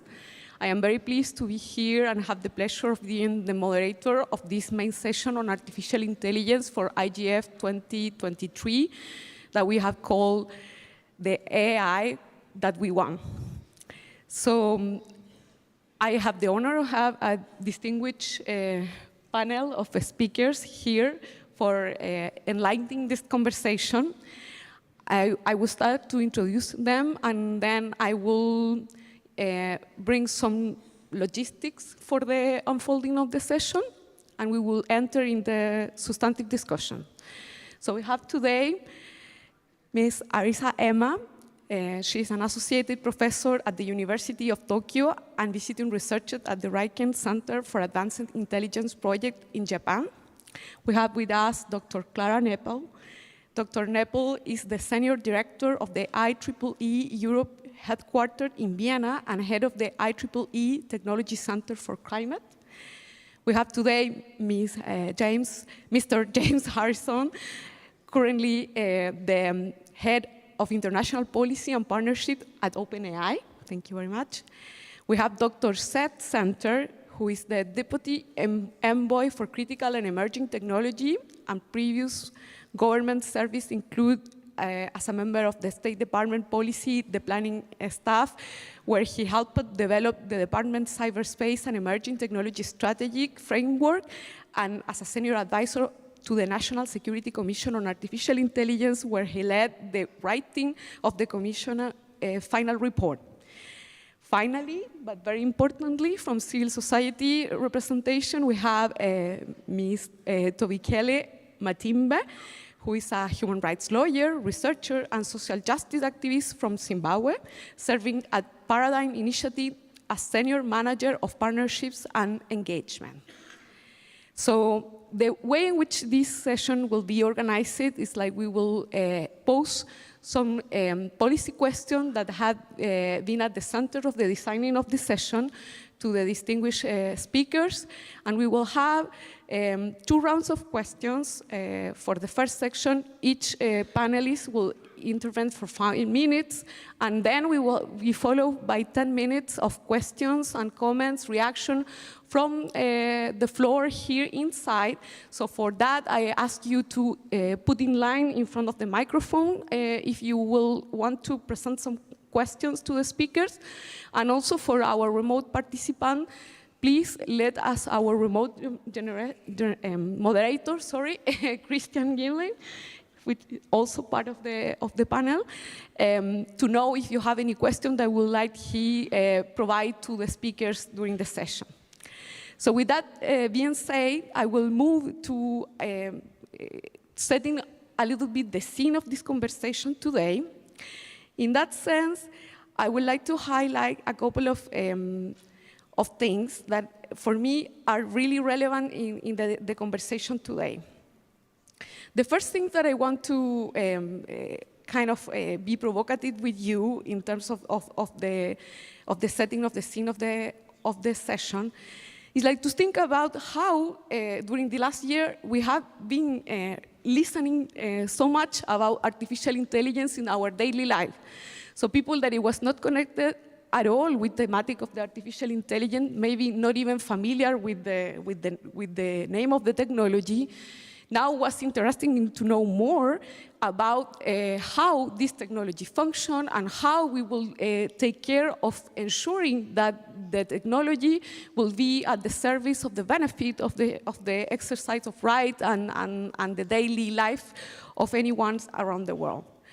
So this is the challenge that has been posed by the current reality and by the demands that come from the people and the pressure that is being put in governments and companies to get to find the way in which artificial intelligence will be governed for ensuring particularly that it's developed, deployed, and used in a way that is beneficial for the human good. What we have been seeing is like for maximize this artificial intelligence positive aspect in society, there is a fundamental need of agreeing in responsible and ethical principles for the development. And what I bring today as a proposition is that part of that discussion also should be mindful and be grounded in what is coming from the international framework of human rights as an essential element for guiding this task of thinking about technical standards, regulation, legislation at large, and other kind of voluntary guidance that can be developed for governance of artificial intelligence. So in that sense, I have been working with my organization in proposing a number of principles that are linked with how we can make the international human rights framework applicable to the conversation of artificial intelligence.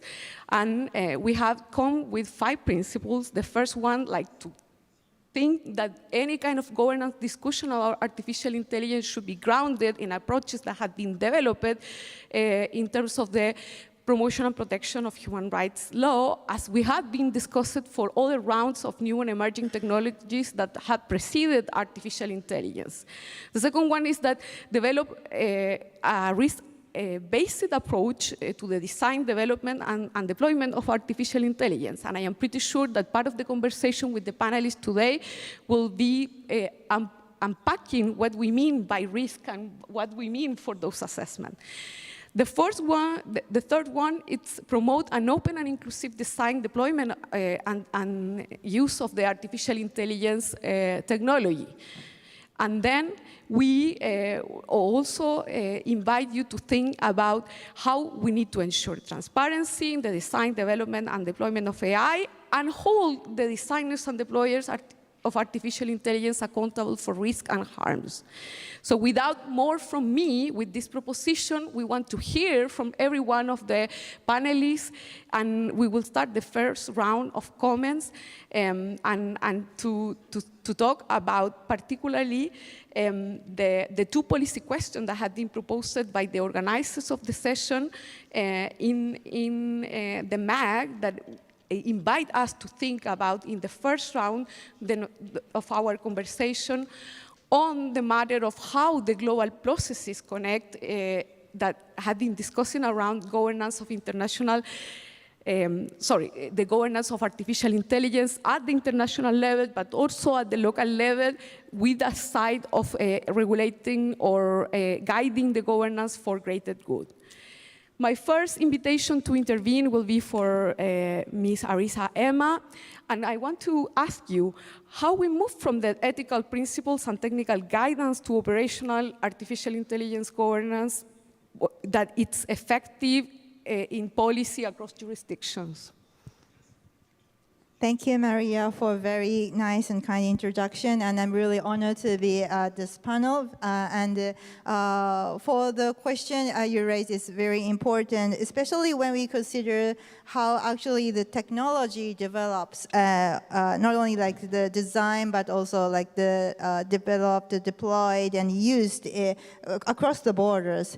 And for example, here in Japan, the normal cases is that maybe we use the core AI model, for example, from like United States, and then the deployers is in the Japanese startup company, but also the actual vendor is another different company, and the users actually don't know who actually created this AI model and who is actually in this long supply chain. So in that sense, it is really important to have the transparency about when we actually see this AI life cycle, and not only the transparency, but also it needs to be interoperable. This word, the framework interoperability, is actually mentioned in the G7 communique in the 2020 at the Takamatsu. But somehow this is kind of like a very tricky word. What does it mean by the framework interoperability? So what's the difference between like the technical standards? So the thing what I interpret by that word is that we need to know that each country or each organization or maybe even one company has its own policy and their own way of assessing their AI systems, and also evaluating the risk and making the impact assessments. However, the legal system is different from country to country, and so each country's discipline should be respected, and otherwise, this global discussion won't work. And also, each country has its own context. For example, in Japan, we actually have the guidelines towards this AI, the utilization or the AI development, and not so much on the binding one. So we actually go to the non-binding guidelines, and also. Most of the Japanese company actually very look into the public reputation, and that kind of the soft law discipline actually really works. But that might be the Japanese case, and the other country or the other organization might have different aspect. So it's really important to know what companies or what country has its own risk management framework or the risk assessment frameworks, and with that transparency, and also that the exchanging the actual cases is really important. And I really appreciate that Maria raised the discussion on the risk-based assessment. So what does it mean by risk? So we can discuss at the high-level risk or the low-level risk, but for example, when taking consideration about like the facial recognition system used in the airport or maybe used in the entrance of the building, the usage is totally different, but maybe using the same facial recognition system. So we need to look into the context, and we need to take into who is actually using, who is benefiting from it, and who has the risk on it. So exchanging the cases is really important, and in that way, I think we can put all these kind of abstract principles into more kind of living kind of a discussion as making it to practices. So maybe I'll stop here. Thank you very much, Arisa. And I will want to continue that line of conversation, inviting Clara to also jump in her take in how technical standards relate to ethical principles and can support effective, responsible AI governance at the global level, and how it's your experience about how technical standards can account for these challenges, this ethical challenge, and the principles that are posed, but also human rights international standards, according to my provocation at the beginning. Thank you, and thank you for having me here.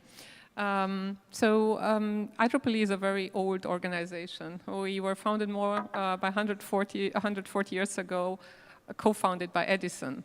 So why would an inventor like Edison, who invented electricity, engage with others? He could have done it alone. And I think it was this realization that in order to be accepted by society, you have to manage risks.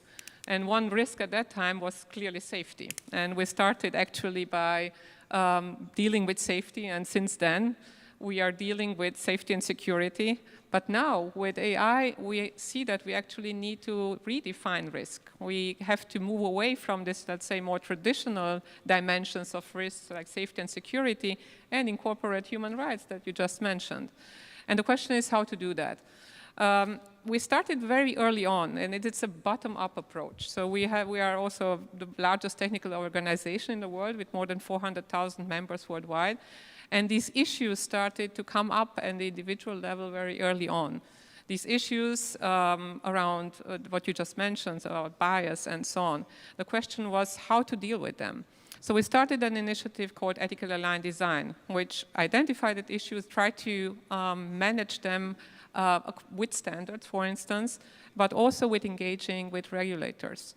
Now, when it comes to standards, we moved to so-called socio-technical standards. What are they? So these are from value-based design to common terminology. Value-based design, what does it mean? It means taking values of the stakeholders in that context that you just mentioned into account, and that will be different values. Of course, human rights are always important, but you have different ways of how you are dealing with them. And how you prioritize these values and actually translate them into system requirements and giving that step-by-step methodology for developers proved to be a very efficient standard. Common terminology. What do we mean if we say transparency? It can mean it's a completely different thing to a developer than for a user. So that's also one of the standards that deals with defining different levels of transparency. Bias, the same thing. We all want to have eliminating bias from systems, but we actually need bias, for instance, in healthcare. We need to take into account the differences in symptoms for men and women because they react differently, for instance, when they have a heart attack. So context is very important. So we also complemented these standards with a certification, an ethical certification system. And we tried it out with public and private actors. And what is very important, after all, I think that it was mentioned before, is to start building up capacity in terms of training, because we need this, this combination between technical expertise and expertise in social, legal matters, and so on. So we, as part of this certification process, we have a competency framework which defines what are the skills necessary for a trainer, for assessors, for certifiers, and we started working also for certification bodies, so to build up this ecosystem which needs to be there in order to make this happen. So this bottom-up approach, of course, needs to be complemented by the top-down approach, the regulatory frameworks. And we engaged with the Council of Europe, from the European Union, and OECD, and so on, from very early on, from the principles, but also how to operationalize then this regulation. One example is now with the AI Act, which basically mandates certain standards, where we also engage with the European Commission to see how we can map, let's say, the regulatory requirements to standards. There is a report from the Joint Research Center that you can download. Thank you, I think. Thank you very much, Clara. We're going to move now to hear a little bit on the take from James that represents some perspective on the private sector experience, and particularly following the flow of this conversation. Clara mentioned the values, the definitions of the values, but also the definitions of the terms of the frameworks that we will be using. So in that sense, my provocation and question to you is like, aside from the government efforts, the multilateral efforts, the technical standard efforts that we have been hearing, what are the current efforts that the private sector are conducting for reflecting some of these challenges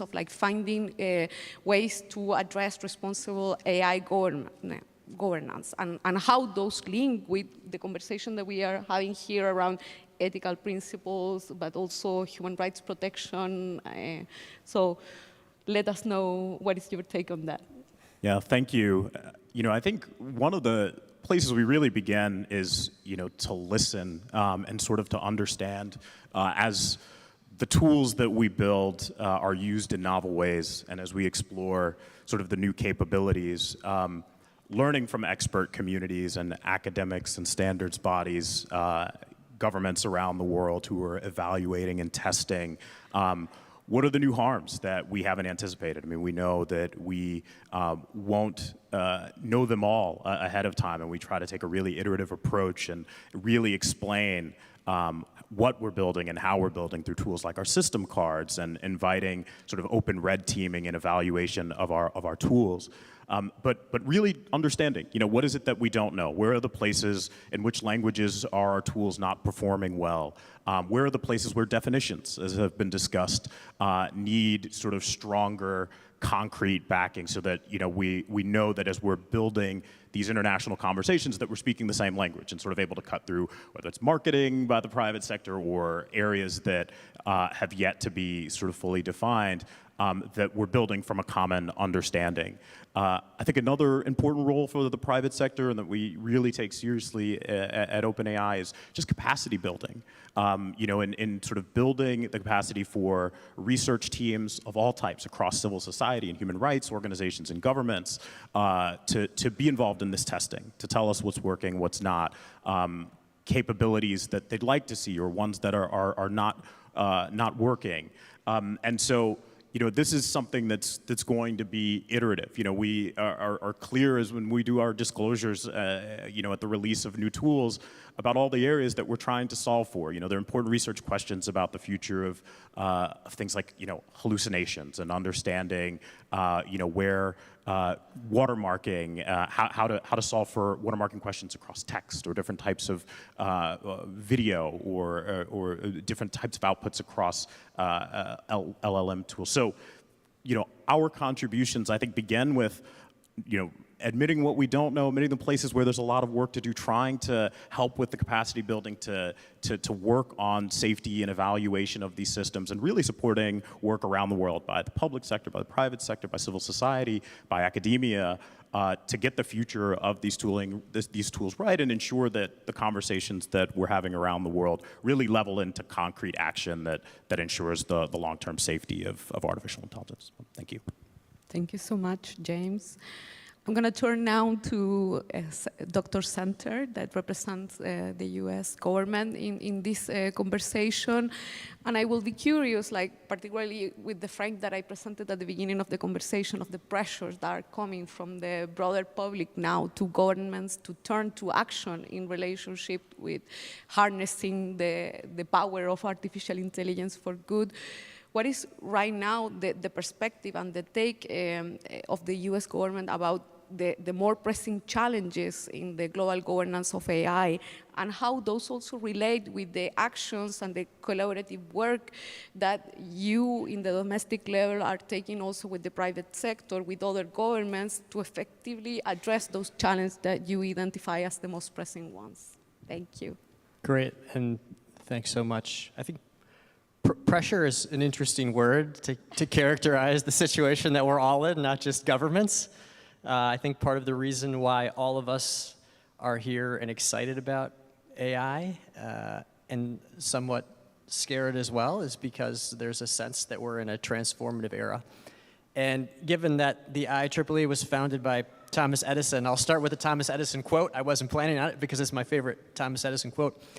He was asked at the turn of the 19th century, about 20 years after the light bulb was developed, what the effect of electricity was going to be on the world. And he said, electricity holds the secrets that are going to reorganize the entire life of the world. You could apply that to artificial intelligence.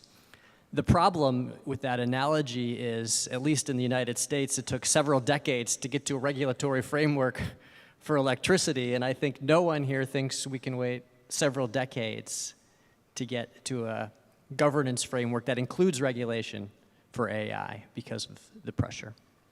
So with that being said,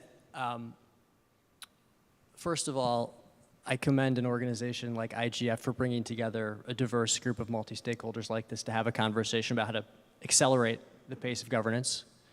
I thank Japan in particular for hosting us and leading the G7 Hiroshima process, and we saw the effort and the pressure and the way in which speed can create results through that process. And then from that basis, let me just make 4 points, and I have about 30 seconds to make each of the points. Point 1 is perspective for all of us on AI governance. I think we have a solid foundation based in a multi-stakeholder approach to developing the principles for AI, the OECD principles from 2019, the G20 principles as well. Within the United States, in the past couple of years, we've developed 2 frameworks that are extremely important, and they touch on the human rights and values component of this as well, both of which were developed with extensive consultation across the multi-stakeholder community. One is the AI Bill of Rights, and the other is the National Institutes of Standards and Technology's Risk Management Framework. That had over 240 consultations over 18 months with the multi-stakeholder community to develop a framework for how to apply a safety and security framework to developing AI. So that's the kind of perspective that we have to take to the challenges we have. Why then, if we have such a rock-solid foundation, are we having this conversation today? The obvious answer is GPT has created a new socio-cultural political phenomenon, a new moment. In part, it is the Sputnik that all of us were waiting for when we were talking about AI to grip all of us into action several years ago. But in part, it's because it's raised all kinds of profound questions about safety, security, risk. And so we have to take it on in a new and substantial way. And that moves us into 2 problems or challenges.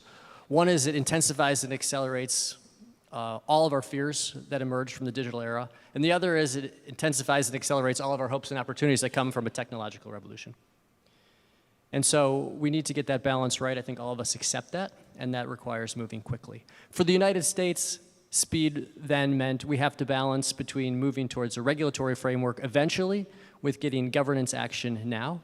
Our choice in the interim was to move towards what were called voluntary commitments that touch on a framework of safety, security, and trust, which hold companies accountable for a whole series of efforts to become more transparent, to protect security, to promote transparency, to ensure that their systems work as intended. And that's basically our overarching architecture for what we're approaching this era of where we need clarity, we need speed, and we have to act in this era of pressure. Thank you very much, Dr. Santer. And I will move in this flow of the conversation with Toby Keeley, and particularly with a reaction from your side in terms of where is the Global South perspective in all this conversation. We heard of like alternative path of dealing with artificial intelligence governance that usually are commonly led by Global North governments or Global North organizations from the private sector, from the academia, from the industry. So what are the fundamental challenges and opportunities to build effective artificial intelligence governance that work for your own institutional context and sociopolitical context coming from a country from the Global South? And how do you experience the influence of these different trends coming from abroad, from these different sectors, the regulatory ones, but also the ones that are related with different frameworks to address these issues of governance? Thank you. Thank you so much, and it's a pleasure to be here and part of this panel as well.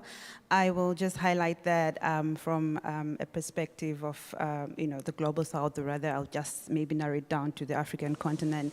I think where we are in terms of regulatory frameworks, we are at a place where we're still trying to catch up with regards to coming up with national artificial intelligence strategies, and what we have are data protection laws that have sort of like, just a drop in the ocean when looking at clauses that address automated decision-making or algorithmic, decisions. And looking at that kind of context, we are facing a situation where we're trying to catch up with regards to how we can ensure the protection of human rights when we're looking at artificial intelligence, the design processes, as well as the use. Because of that, you'd find that it's important that that context is well understood and well centered, because when we're looking at artificial intelligence design and usage, we have to appreciate that there are definitely centers of power. What I mean by centers of power, when we're looking at who has the knowledge of technology, who has the technical design, sort of like ownership, you'd see that within the Global South, we are lagging behind. And because of that, there is a need for inclusivity of voices from the Global South in whichever processes that are there, even at a global stage or a global scene. There's need for inclusivity of not just civil society, but as well inclusivity when we're looking at representation and member states as well, and their participation. And I think the Internet Governance Forum presents a good opportunity for a multi-stakeholder discussion around AI and any other global framework that can come out of the global scene, and that is something that can be leveraged. Looking at the regional level, maybe just taking it a level sort of like down from the global scene, you'd find that from a regional perspective, we have the African Commission on Human and People's Rights that came up with a resolution 473 in 2021, urging states within the African continent to develop strategies and mechanisms and legislative provisions that ensure that rights are protected when we're looking at the use of AI, as well in the context of of human rights. And to date, since 2021, I would say, like I highlighted in my earlier remarks, that we do not actually have African states keeping abreast with developing policies and laws that ensure that rights are safeguarded. But the real lived realities remain within the Global South, where we find that there's sort of like lack of trust for use of AI because of inadequate policies. We also see that surveillance, targeting human rights defenders remains a major concern. We do see that discriminatory practices that come with the use of AI are still a lived reality on the continent. So I think it's something that needs to be addressed from a global perspective. And I think understanding that context, I will emphasize again that it's something that is really important. Thank you so much, Tuikile. And now we have finished our first round of comments and answers from the panelists in this session. So I open the floor for the questions that can come from the audience inside, but also I look to my colleague for knowing if there's any question posted online. Yes, Maria, the chat exploding, but only through my comments. People are very shy still, so beautiful crowd out there. Just use this opportunity to actually ask all those questions you don't dare to ask usually on AI and governance. These are just bright people answering your questions. There's one question though, and that is very interesting because it's posed by a target group we very often forget. It's a 70-year-old boy, Omar Farouk from Bangladesh. And basically he's asking, how can we ensure that AI regulation and governance at the multilateral level is inclusive and child-centered, so that children and young people can benefit from AI while being protected from its potential harms? Thank you. Some of the panelists are particularly motivated to take on that question. I think that question put in the center the issue of like a specific vulnerable communities. So when we design for policy, for governance around artificial intelligence, this is an example that the children can be considered, but there are other also specific communities. So how we design for being inclusive in the governance, for having accommodation also for particular needs for vulnerable groups in a considered way that effectively provide governance that works for all these different cases. Clara? Yeah, go ahead.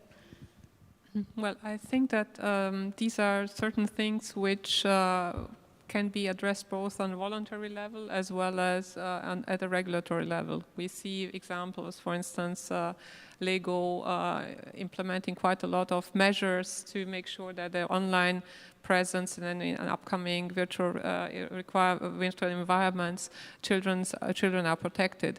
But of course, here especially, I think that there is important to complement these voluntary efforts with regulatory requirements. And one example is actually the UK Children's Act, because we all agree human rights, children need to be protected, but it is another question, how is that implemented in online?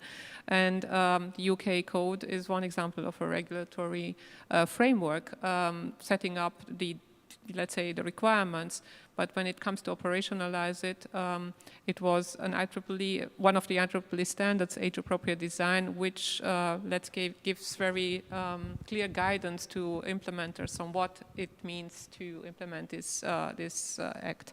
So there are already both regulations as well, and this is just one example. This is also discussed in other countries as well. So one example of how, let's say, standards and regulation can interact to protect children online and other human rights, as a matter of fact. Thank you very much. I don't know if other of the panelists have reaction. If not, we move to the next one. Do you want to react, James? I guess the only thing I'd add, is just to base a lot of the work on top of the sort of research that's being done by child safety experts around the world. There are just so many great institutions. You mentioned the Lego example, but academics and organizations that are looking at the usage patterns and understanding how children and any number of vulnerable groups interact with these technologies, the harms or their expectations and how they diverge.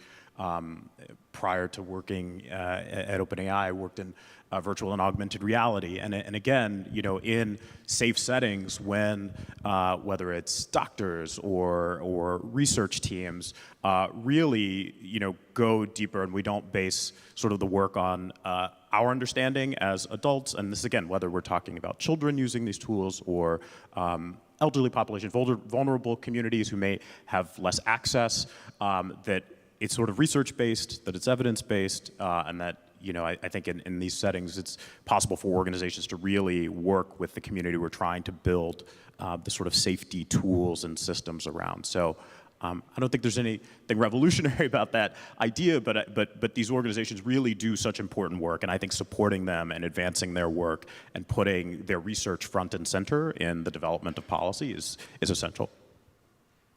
Definitely. Thank you very much for that answer. Christian, we have another question. Or we have here in the inside. Maybe we could do it like quid pro quo. Yeah. Right? We can take one from here. Yeah. Hi, yeah. Viet Vu from Toronto Metropolitan University in Canada. While AI systems are technological in nature, as many of us know, it still involves a lot of human input of various different kinds, and we've seen media reports of the kind of labor that is involved in creating AI in the global south to be quite a bit different from the kind of labor that is involved in creating AI tools in the Western world. And so in governing creations of AI, how do we think about sort of international labor work standards regulations? Thank you very much. So anyone from the panelists want to react to that? James. Yeah, I'm happy to begin. I mean, I think, again, the importance of protecting labor that's involved in the production of these tools is essential, and sort of the work that's been done over the years in, advancing the rights of workers in other sectors, has to be applied in artificial intelligence and, making sure people are compensated properly, that when there are abuses or harms that they are addressed. And so, again, this is just an area where everyone is going to have to continue to be vigilant, whether companies inside the private sector, monitoring groups, and just making sure that we're listening and understanding the production, understanding where voices aren't being heard, or where actors at any level of the sort of labor and employment chain and the production, the development of tools are sort of acting improperly. And so, I think if there are places where existing law and policy can't address those harms, and we certainly should be vigilant for places where there are gaps. We have to talk about them openly and constructively, and sort of move quickly to make sure there aren't communities and types of work that's going on that is abusive or harmful. Thank you very much. Maybe we have time for one last question online, if there is another Yes, one. now they are popping in, actually. I shouldn't have said anything.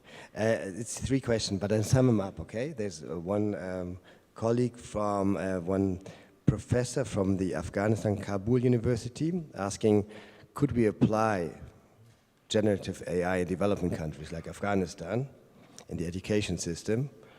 I'd say why not, but maybe you have a brighter answer. And there are 2 other questions. One is asking for the accountability aspect, given that AI is not fully understood, and to balance AI values and risks. Do you think, how should it be dealt with the accountability about AI? And one last question that is rather referring to the ethics. For the moment, AI is providing output based on human-based input data. But with the time, it may be processing its own created data. So is it ethically acceptable to have machines decide on humans' matters based on no human data? This gets complicated now, huh? What's the plan to make sure once in time will not be left in hand on something out of total control? So, very concrete question on the education system and a very wide question on the ethics. Yeah, for 2.5 minutes, it will be a little bit of a challenge, but maybe I can invite Dr. Seth to react in the question related to accountability mechanism, how we can build effective accountability mechanisms. Sure, I think every single governance question comes down to, ultimately, accountability. I think skepticism around governance frameworks that are voluntary come back to the question of accountability. I think even a hard law framework comes down to accountability if the challenge is figuring out what to measure in order to apply a hard law. From our approach, as we think about accountability in the context of a voluntary framework, at least as a bridge to something harder, I think it comes back to what you were talking about in part, which is there is a reputational cost that comes along with signing up to voluntary commitments. And James, I think you'll probably have some views from OpenAI's point of view as well on what accountability means for a so-called voluntary commitment.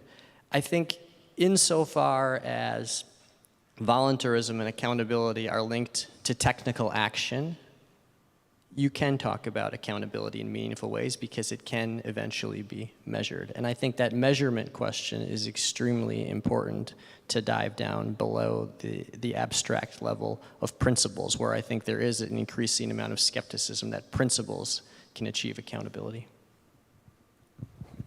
Thank you. We have one last question, but now I'm going to close the queue because we need to move to the next segment. So please. Hello, everyone. My name is Ananda, for the record. I'm the chair of Youth IGF Nepal, and I represent a developing economy. And while IGF 2020 is being bombarded with all the topics from AI, we are still struggling to connect the people. 40% of the population in Nepal and APAC region is still unconnected. And if we see the 40%, those are connected are the newly adopters of the internet. My question is, while developed nations are adopting AI and these technologies, the nations like Nepal are thriving to actually counter the disinformation, misinformation that are being helped by the generative AI that became so popular in 2022 with the use of You can name it ChatGPT or Google Bard. So in this scenario, how does developing economy help these kind of nations in entering the digital era? And another thing is we discuss this kind of issues in multi-stakeholder platforms, but these platforms are not capable enough to actually shape the policies, because when it comes to policies, multilateral system actually influence the policies across the world. So how does developed economy co-create the digital ecosystem that is inclusive for all? Thank you.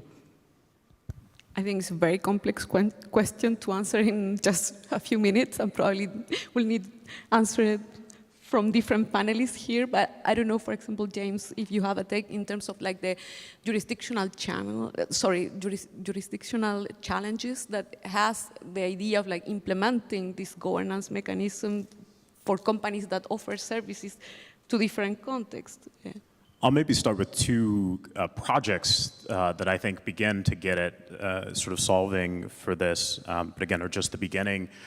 We recently launched a project, a grant program for democratic inputs to AI to sort of give communities, nations, different domains, the possibility of trying to surface, what are the unique values and the types of outputs that are responsive to sort of local contexts from AI systems that a community sort of expects, and those, acknowledging that those may diverge, and sort of beginning to figure out what is that process that is sort of very locally, regionally, community-driven, and how can we sort of build on that? So I think that's going to be one important stepping stone. Another is we actually also just announced what's called our red teaming network, and just the security and safety testing that is very specific, to Nepal, to nations and communities around the world, and sort of, again, encouraging safety and security testing, submitting evaluations. You mentioned mis and disinformation. If there are types of, whether it's linguistic failures or ways that, large language models or tools like ours are attacked or vulnerable to sort of certain types of outputs, we want to know. We want to really hear where we're falling short, or where perhaps a gap in understanding or a particular type of action is producing results that are especially harmful. And so I think that practice, building that community of practice, submitting those types of evaluations and growing the community that is doing that in different countries, in different regions, across sectors is going to be important. Thank you very much, James. And with that intervention, we will move to the next segment of this conversation that is particularly linked and related to the role of IGF. So we are all here sitting in this room and participating of this event on internet governance.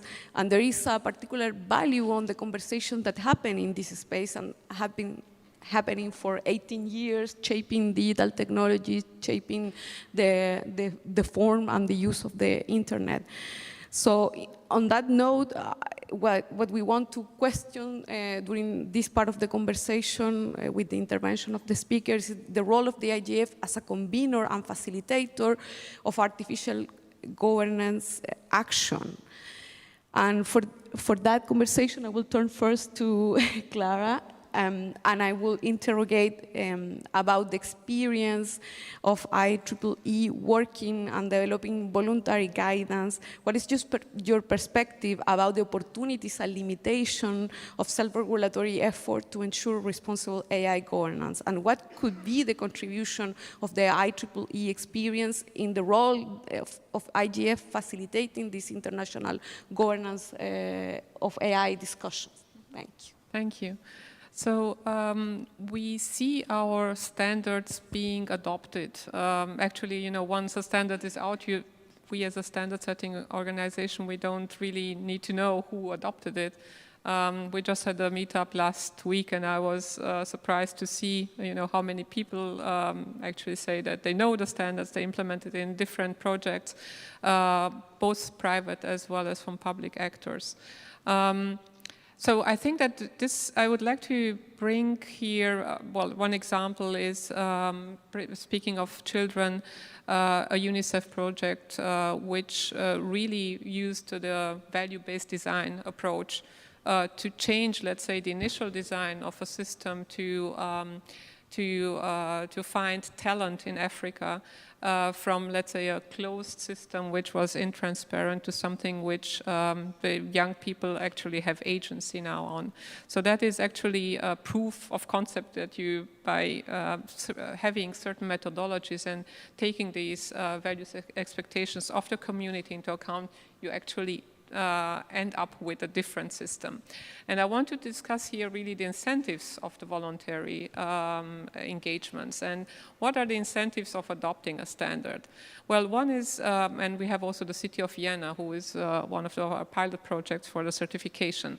Of course, if you are discussing with public authorities, one of their incentives is trust. Yeah, they want the citizen to trust their services. And you probably also have a lot of private actors who have the same incentive. But if we're talking about C-level people, of course, there's also the discussion, so what is it in for me? And we know from business schools that one way of well, making money, well, two ways. One is to minimize cost, and the other is to differentiate or focus. And we saw actually in the meetup investors who were interested in this standard because one way of doing value-based design or one outcome is that you end up with better value proposition. And I think that this is an important way of moving away only from the risk-based approach to actually thinking what kind of measures of success do we want to have in the future? Do we want to still have performance, which is of course important for us, for the technical community, or profit, which is of course important for the private sector? How do we incorporate these other two dimensions, the people and the planet dimension? And I think that this is something that we have to discuss collectively. And of course, the other incentive is, of course, to satisfy regulatory requirements. We see that now with the AI Act, a lot of people are interested in these standards because they anticipate that these will be required. But here is also something where I want to say, to very much stress that there is a limit on voluntary measures. So we as a technical organization, or I think also as a private actors, the business of private actors is not to maintain human rights and democracy and the rule of law. Of course, they should, we all should be part of it and we should comply with it. But I think that there are certain red lines which have to be decided in a democratic process. And the only way to do, let's say, a common approach to it is with this kind of feedback mechanism. If we want to have something like a global governance, we need to establish these lines of communications, to have standardized way of reporting incidents, to have benchmarking, testing facilities, and being here in Kyoto, having something like the International Panel of Climate Change, which actually has an advisory role to governments to say where is it where we actually need to do something and see if new regulation is needed or if regulation needs to be adapted. As a matter of fact, we are just doing this with the Council of Europe with one of the applications of artificial intelligence and immersive realities. We are working with them to see what are the possible impacts of human rights of these new technologies.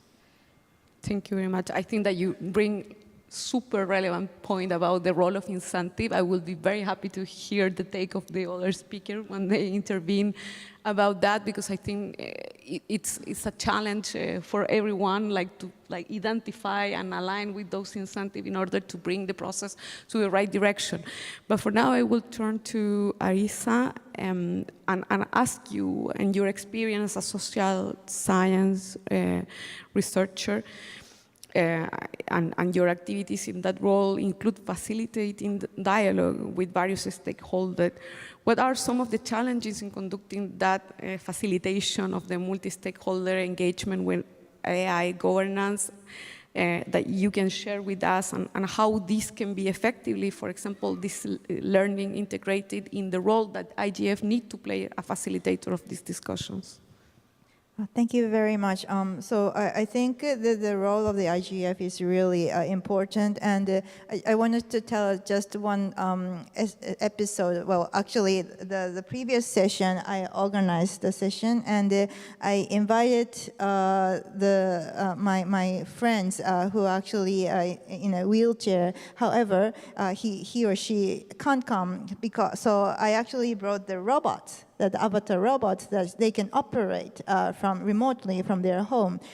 So that kind of thing is really important, and to be more inclusive, I think we need to involve as many people as we can, and this kind of things kind of connects to the first 17-year-old boy's question, but so it is really important to be connected to all those other stakeholders or the other people with some challenges. And also, those technology actually empowers people. So you know that they can virtually come to these places and make the presentations, interact with others. But on the other side, in our session, what we discussed is that although we have that kind of system, it's on the other side, it's vulnerable because if the crisis happens, or the power went down,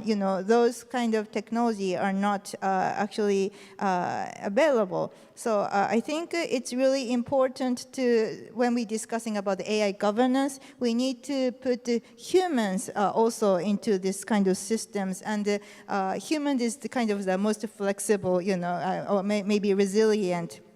To be kind of adaptive to all those the kind of the crisis situation, or maybe how to say to be more creative and to be more active. So what I wanted to expect, what I expect to this IGF forum is that we can talk about the AI governance, but we need to include human, and human-centered is the very key word. And I guess this kind of topic, I think, is really important to repeatedly come out to all this kind of discussion, and like the democracy, the rule of law, or the human rights. So with this kind of topic shared with people, and then it will be kind of connected, or brought to the collaboration.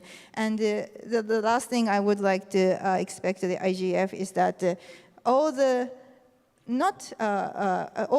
interesting and important things being discussed in this panel session. However, maybe the next step action is discussed outside this room. So with this, the over the lunch, or maybe having in-person discussion, or maybe just having the tea. So that kind of forum is really important. And because IGF forum is open to everybody, we can talk with the person, just next to you. And so it's really important. So what I wanted to speak out or expect to the IGF is that to be inclusive, and also this kind of in-person and informal communication is really important. And I really appreciate that many people came to Kyoto and also enjoyed the Kyoto thing.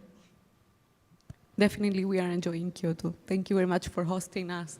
And I think that this conversation about inclusiveness, it has so many dimensions. It had the dimension of the different stakeholders, it had the dimension of the particular situation of vulnerable groups, or groups in vulnerable condition, which is more appropriate.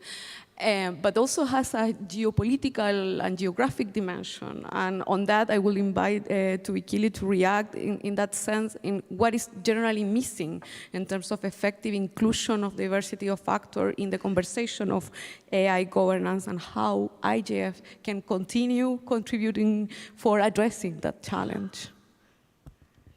Thank you so much. I think I'll start from a premise of just highlighting that I know there are a number of colleagues who are not able to be here because of visa issues. And I think when we're talking about inclusion, I think it's something that we need to proactively think about in terms of how we can make sure that we have inclusive processes, but also accessible platforms for those from the Global South specifically. And just going beyond that, I'll highlight that I think within the Internet Governance Forum, there's need for continued engagements and engagements with critical stakeholders and a victim-centered approach to the kind of conversations that happen here, in the sense of having everybody, vulnerable groups, well represented in terms of the conversations that happen, especially when we're looking at AI. I will also highlight that I think an understanding of the global asymmetries, I think it's something that is important to continue to highlight, because we do realize that when we're looking at global North versus global South, the different contexts, and I think it's something that I highlighted earlier, the importance of context, and I think my colleague here as well highlighted the aspect of understanding the different contexts that that are represented within the Internet Governance Forum. And I think it's something that will continue to shape processes even better, and also to be able to ensure that we come up with, AI focused, solutions or resolutions that ensure that, no one is left behind when we're looking at fundamental rights and freedoms particularly. And I think just to emphasize that, I think definitely this is, a forum that we continue to leverage with regards to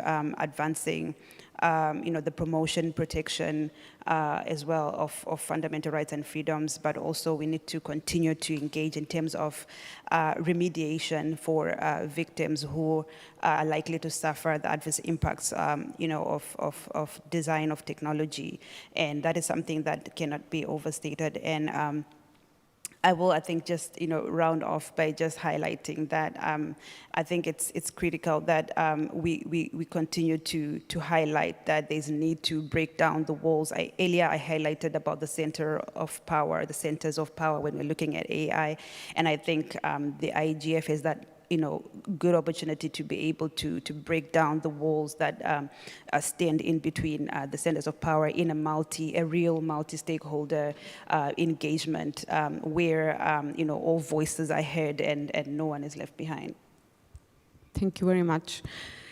And in this same line, Dr. Santer, I invite you to react to this very same issue of how to deal with this diversity of realities and the diversity of processes that are ongoing for dealing with this diversity of realities at the national level, at the regional level in some cases, as the European Union that Clara had brought before, but also at the global governance systems, some propositions coming from the UN, in creating new bodies for overseeing the governance of artificial intelligence, how that also can be approaches from the perspective of a government that is conducting its own efforts at the domestic level for finding the most appropriate way to address the governance of artificial intelligence and being inclusive in this, and how those efforts and this experience that is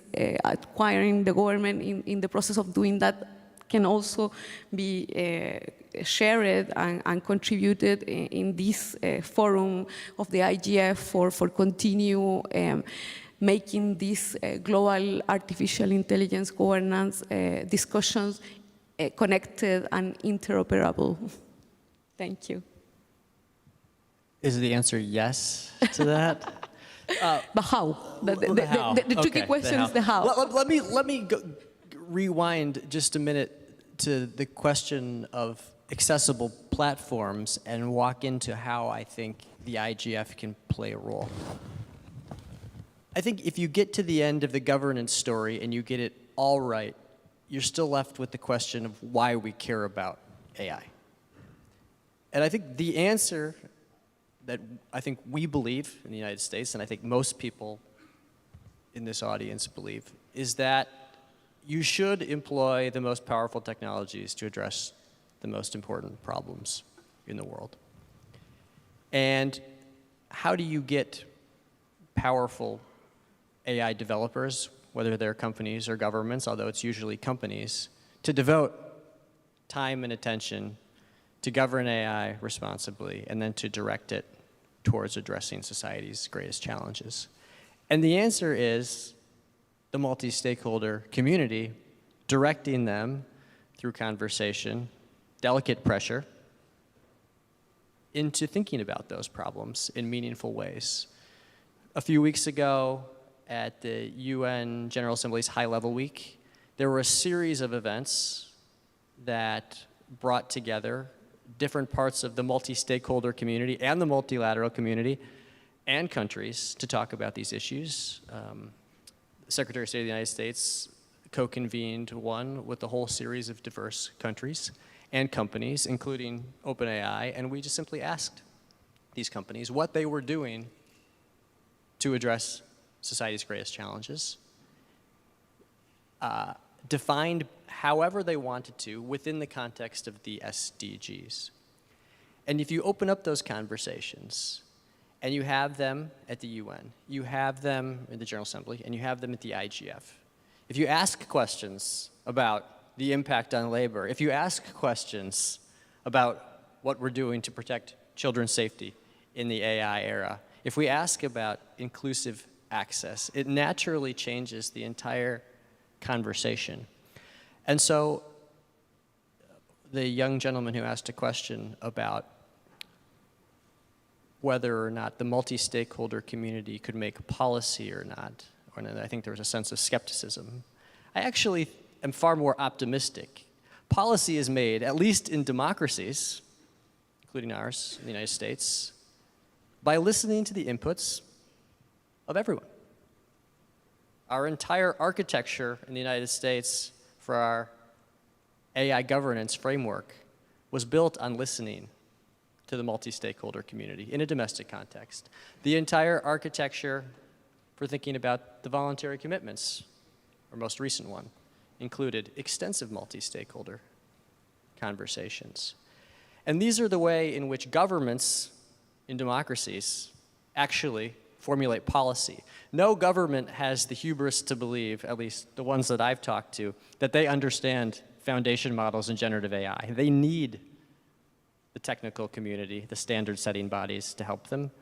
They need companies and the experts in companies to help them. They need civil society, human rights organizations to help them. And out of that input comes an output, and that output is policy. And then you need governments to actually enforce the policies. And that, I think, is actually where we probably have a bigger challenge. But if you take the step back and you say to yourself, how do we ensure accessibility? How do we ensure collaboration? We should encourage the energy in all of the forums, whether it's the UK Safety Summit, whether it's the G7 Hiroshima process, whether it's the UN's H-Lab, because we are at the early stages of the next era of AI, and we need all of those conversations at this point in time. Thank you very much. And I turn kind of a similar question now to the private sector, represented here by James, in terms of like, you don't have jurisdictional borders in the offering of your services. I mean, you are binded by different regulatory frameworks in different jurisdictions, but you need to deal with this question about artificial intelligence governance in a way in which you can operate as a company and offer your products and services beyond the borders. So what are the challenges in that perspective in terms of like how you are dealing with the discussions of artificial intelligence governance at these different local, domestic level, regional in some cases, global also, and how bringing some of those challenges to the discussion here in the IGF will be useful in terms of address them for the perspective of the industry. Yeah, I mean, start with the first challenge that comes to mind, which is sort of size. We are trying to make sure we are in as many of the conversations that as we can be in, and in all regions of the world, in every country, you know, cities, states, geographies. They're important discussions. It's impossible to be in every room. But I think coming off sort of the recent listening tour that we did around the world, have a great respect for sort of the variance in sort of the needs for these tools, the different restraints that are going to be placed on them on areas where, you know, hard and soft law will differ. And so just making sure that we are, you know, in the right places, that we're listening fully, you know, that we're providing the right sorts of research and technical assistance. I think that's probably one of the sort of threshold challenges, you know, of just sort of making sure we're participating in the right ways, hearing and learning in the right venues. Then from there, you know, I think, you know, I think sometimes there's a discussion about the sort of spectrum of, all right, you know, you have these really important short, medium-term risks, as well as sort of some of the longer-term, you know, ensuring safety for humanity, sort of on the road to artificial general intelligence, you know, which is sort of seen as a spectrum and sometimes talked about as if, you know, you have to make a binary choice of either sort of addressing short to medium-term harms versus, you know, looking sort of further out into the future and being focused on building the international and domestic systems to solve for those. And you know, we don't think that's a choice that like we have to work on both, right? And we as the private sector, as a research lab, have to be contributing to those discussions as countries formulate their laws, but also on the other side of the regulatory conversation as you know, countries, societies decide how they want to use these tools for good. And so, you know, being in enough rooms, contributing the sort of core research and technical understanding, making sure that, you know, the transparency, the work that we're doing around our tools is aiding those conversations in as many geographies and for as many communities as possible. It's a challenge, but it's a responsibility. And so, you know, again, we just welcome and you know, sort of being in as many of those rooms and as many of those conversations as we can be. Thank you very much. And now I open the floor again for reactions and comments from the audience here inside, but also online. Do we have any online? Yeah, sure. There's Please a go lot ahead. going on, Maria. Let me start with one question from Mokaberi from Iran. Could shaping the UN Convention on Artificial Intelligence help to manage its risks? Do geopolitical conflicts and strategic competition between AI powers allow this at all? And what is or could be the role of the IGF in this regard? And if I may, I would like to seize the opportunity to enlarge the question a little bit also to you, James, because I have the great opportunity sitting next to you, and you being a newbie here at the IGF, not just you as an individual, but representing OpenAI. What do you think could be the added value of the IGF when it comes to the discussions right now on regulations of AI and governance? And do you have the impression OpenAI could kind of contribute in future times as well? So two questions in one. Yeah, no, I mean, absolutely. I think to one of the comments earlier just on both benchmarking, like defining what does good look like, I think that's going to be important just as much from a technical perspective as it is in sort of policy development around the world. And so I think there's a really important role for IGF and international institutions to really harmonize those discussions and say, you know, these are the benchmarks. These are how we're going to be grading our progress. And that's probably where I'd start. You know, similarly, to address sort of the first part of the question of sort of where we can build on existing work that's gone, I mean, you know, I think for a lot of these technologies and sort of where we're heading next, it's important to build on just the important conventions and treaties, areas of law that we already have in place. You know, and that's not to say that there won't be, you know, new approaches, new gaps as we've been talking about today. but we also don't necessarily need to reinvent the wheel everywhere. And so take the hard work that's been done in areas like human rights and draw on that as we sort of figure out the places where we want to set new standards going forward. Thank you, James. I don't know, there is any inside question? No, I don't see anyone. Ah, there, sorry. Go ahead. Okay, hello everybody. This is Hossein Mirzapur from Data for Governance Lab, for the record. Thank you for bringing up this crucial issue of how IGF, whether or how IGF can help to deal with AI, specifically the governance and regulatory issues. I think as this is not the first IGF, we may learn from the past.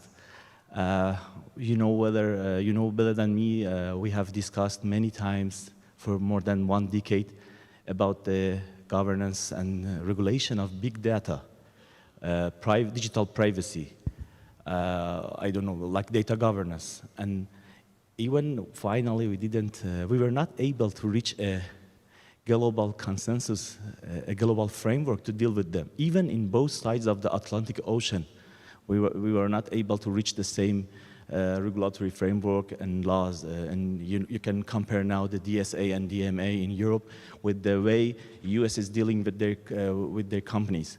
So my big question to a bit add a spice to your interesting topic is, as far as we have not been able to reach a global consensus and global framework to deal with big data, how can we be optimistic to reach a global framework to deal with AI? And you know well, AI is rooted in big data as well.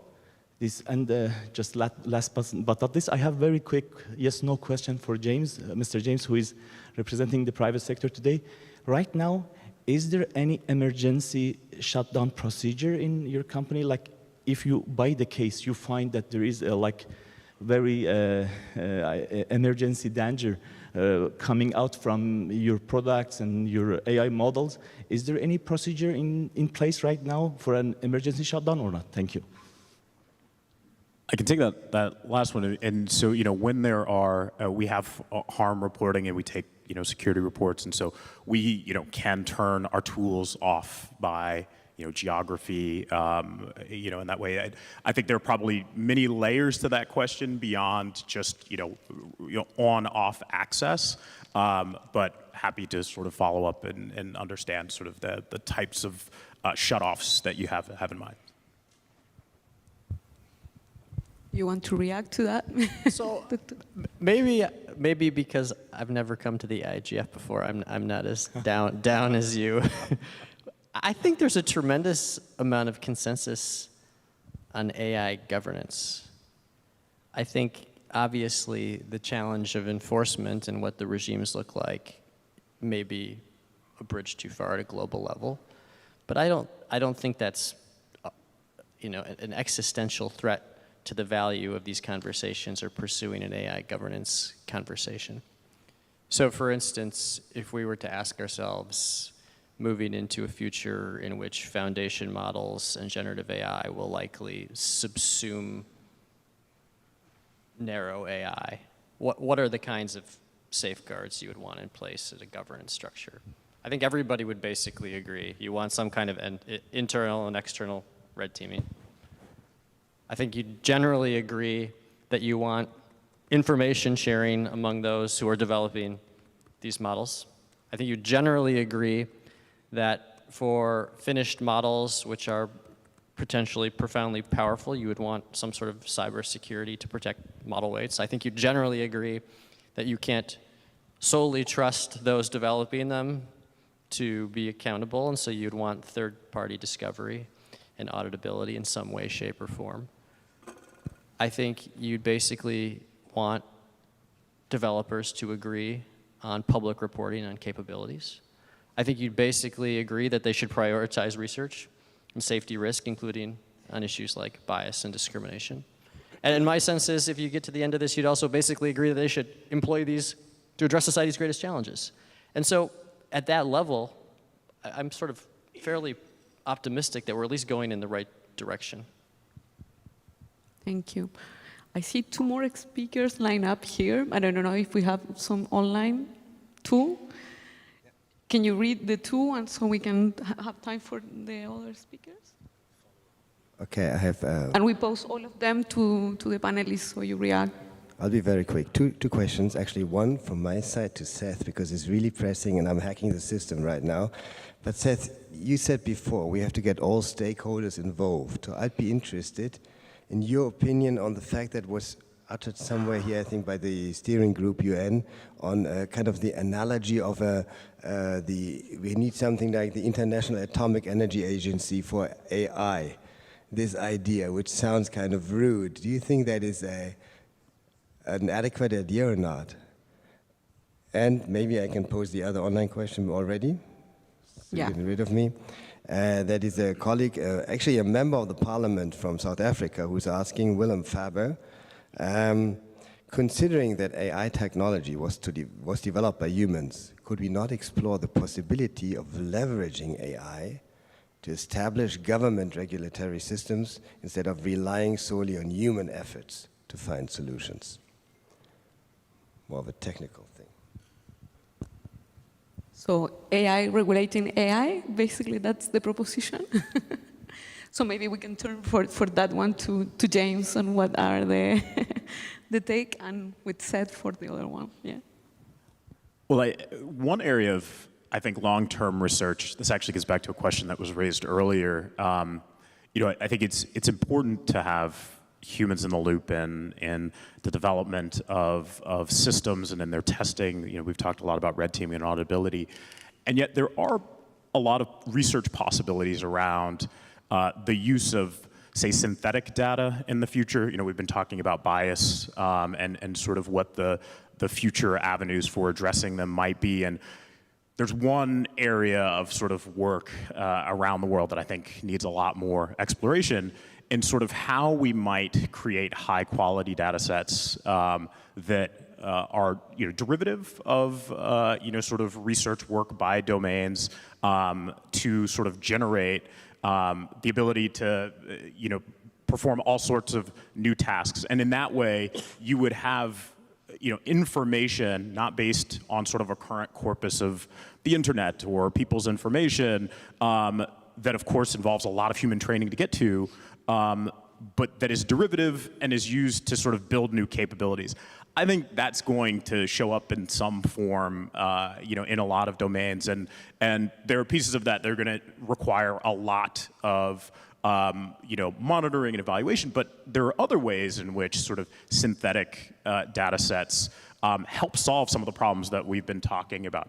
It's not a panacea, of course, and that what you could use in sort of deconstructing and reconstructing information that tries to resolve gaps in, say, language of the available information we have today, or over or underrepresentation of certain regions or genders or otherwise, that synthetic data could then be used and applied to, create personal tutors or to improve genomics research or advance our understanding of climate. So the synthetic, again, that's one area of research. There's a lot to do there, but I do think as we talk about sort of machine-created data, again, with a lot of humans and a lot of important standards bodies and research institutions and government security testers in the loop, there are actually some really, I think, interesting possibilities there, but that doesn't mean we can just sort of step away and let that happen, so I'll just leave that there. Do you want to react to that, Clara, maybe? Yeah, well, actually, we have a working group on defining the quality of synthetic data, because, again, we are coming back to define what is good, what is then ethical synthetic data. And yes, I agree with you that actually it is one of the way of providing, let's say, private data to be used for research. And so if you're using it in that way, I think it's okay. But coming back to the why it is important to think about the global regulation or global governance, of AI, coming back to the analogy of electricity, I think that now we have this moment where it is out in the open and it's being used in so different ways and different geographies. So we need, now we are coming to Japan, we use a different plug and socket. So we need to have at least a transparency. What is being used there? Where is it where we need to adapt? We need to have a kind of, as I mentioned before, transparency in the sense of what basic information about how these AI models have been used and what is important for that context. And I think that it is laudable that, of course, we have this private efforts to make AI as trustworthy as possible, but it is still something which is closed. So, I mean, some of the things are made open, but it is, again, voluntary. So we need to have a certain common ground to understand, what we are talking about, what are the incidents, what are the data sets, where is synthetic data being used, what kind of quality of synthetic data is being used. And I think that once it becomes so everywhere, I think that there is a pressure as well to kind of have this standardized way of understanding the impact of AI. Thank you very much. So I turn to Dr. Santer for the other question quickly, and after that I will take one more question from the audience, and I will ask you, all the speakers, to do a round of final remarks so we can start to close. Thank you. Go ahead. So I certainly think the IAEA is an imperfect analogy for the current technology and the situation we faced for multiple reasons. One being the predominance of private sector developers of AI versus state-based questions about nuclear control. The second being questions of the ease and facilitation of verification, and what you're trying to verify and track, I think, is quite different, at least in the era in which the IAEA was developed versus what we're talking about in the AI era. I think there is one instructive lesson that comes out of the IAEA, however, and that is between 1945 and 1957, when the IAEA was established, was 12 years. And so as we pound the table and demand action to institutionalize global governance around AI, we should be a little more patient with how this evolves. And I think I'll leave it there. Well, actually, I won't. I will say, look, we do need scientific networks that span countries that are convened to take on these problems, if for no other reason to build shared assessments of risk, to agree on shared standards for evaluation and capabilities, which I think we will need shared international approaches to. And so I think we should continue to look for the right kinds of models for international cooperation, even if that's not the right one. Thank you very much. Please, your question. Yeah, thank you very much. I'm Christine Mujimba from Uganda, but I'll be speaking as a mother in this regard, and really advocating for the 7-year-old boy, I think it was from Bangladesh, who asked a question on children. And there have been follow-up discussions on whether such forums have a place in influencing policy. And being from a technical background and many other backgrounds, sometimes I find that we get lost in the high-tech definitions and all that, and we lose the low-hanging fruit of common denominators, such as what we shall all agree, even in our diversity, that we have all been children before. And even in the session before, when we were talking about cybercrime, it came out clearly that we need to protect the future generations. So I think for me, my ask to experts and panels like you, as you have your elevation pitches, wherever you are, is not to sort of have the low-hanging fruits come out. If you all agree that you have been children and we can find that child in us, let's at least get there in addressing the AI that we want, and maybe these other things we will learn from there to have the inclusive designs you are talking about, whether to bias things or not. So for me, it was really that plea of let's find spaces, even in harmonization, in addressing common denominators such as preserving future generations. Thank you. Thank you very much. I think that was a question, but a comment also. So I will invite you to react in a final round, considering this last question, but your remarks in 1.5 minutes or less. I invite James to start, and I will move this direction. Yeah. So just final remarks here, or? If you want to address some of the last question, and if not, your final remarks, yes. Yeah, no, I mean, again, I think the sort of public and private collaboration on sort of the safety of these tools, ensuring that both on the design side, on sort of the reporting, and sort of the research we do about how children, other communities are using these tools, how to protect them, how to make sure, even where tools like ours are not for use for anyone under 13. Understanding how young people and communities that are vulnerable come to these tools, how they interact with them, is just going to be an important part of the work ahead. And being responsive to the new research that comes out of sort of the academic community and civil society, and being able to action reports of crime or of misuse is going to be key. I think in terms of sort of closing remarks, I mean, I think we're at this important moment, and it's just going to be essential that we really build on the momentum that has been put together. Whether the work on the voluntary commitments that we very much see as our responsibility to continue to act on and to contribute to the international regulatory conversation and the promotion of long-term safety, that we just, again, sort of continue to get more and more concrete about where we're heading, about the sort of international tools that we want to apply to these new technologies, and that we build the capacity both for identifying harms, reporting those harms, understanding what new capabilities are sort of working or are putting communities and people at risk, but also what the really, the unique opportunities are here for these types of tools. And those will be different. They will be adopted at different rates. The analogies to, electricity, I think is instructive because, there will be different decisions made in education sectors or health sectors and finance and other areas. But really getting concrete about how we can take some of these tools and apply them to problems for people while also, trying to solve for the long-term harms and risks, I think is going to be important. So I'm really glad to be here and participate in this discussion. Thank you very much. Happy to have you. Yeah, also. thank you. Clara.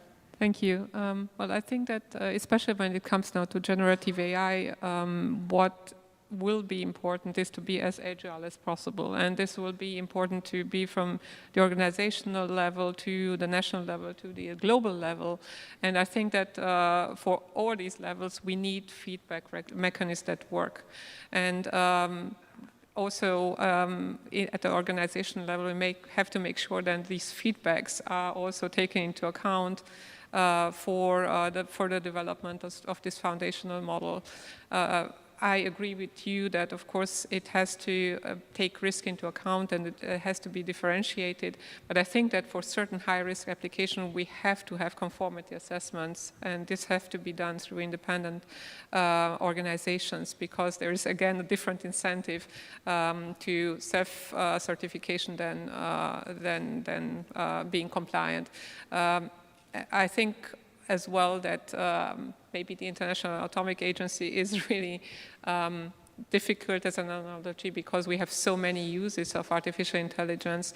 I would like to bring back again the idea of more of an independent panel, independent multi-stakeholder panel, which as a matter of fact should be also be implemented also for these important technologies which are acting basically as an infrastructure right now. So if it's a public infrastructure, we also need to have a multi-stakeholder, let's say, governance for that. Thank you. Thank you. Maybe more similar to CERN. that atomic energy is just another idea. So I will move to Vikili for your final remarks. Thank you so much. I think what is clear from this conversation is that as human beings, we cannot cede or forfeit our rights to technology, and we need to continue to, I think, emphasize the importance of us remaining with that agency over our fundamental rights and freedoms, and in that way we'll ensure that children's rights are promoted in the use of AI, women's rights are promoted in the use of AI. We'll look, I think, we would also center conversations around environmental rights, etc., and I think it's a critical conversation that we need to continue to engage in, and looking at basic concepts such as participatory democracy. I think bringing it into the realm of internet governance, I think it's something that we need to also emphasize, that there's need for participation of everyone, marginalized groups, vulnerable groups, but also ensuring that the processes that we have are actually very inclusive and we have a truthful and meaningful multi-stakeholder approach.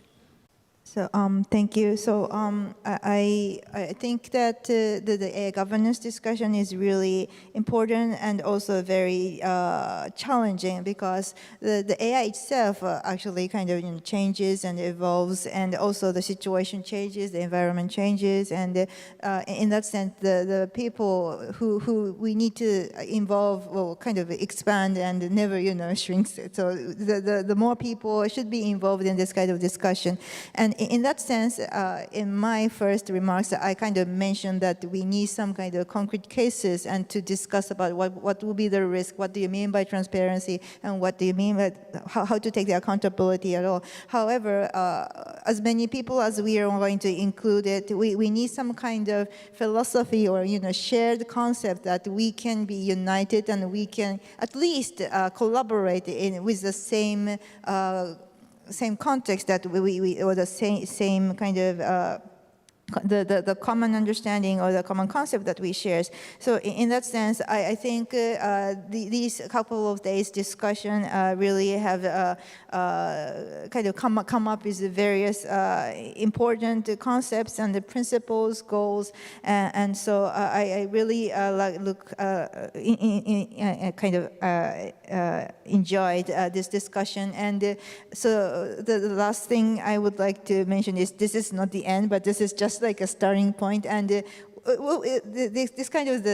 this wouldn't never end, but I think we can enjoy the process of this kind of exchanges and discussion, and we need to be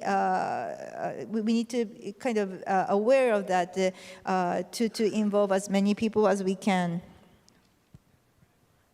Thank you. And the final words from the speaker. You did a great job moderating us and keeping us on time. Thank you.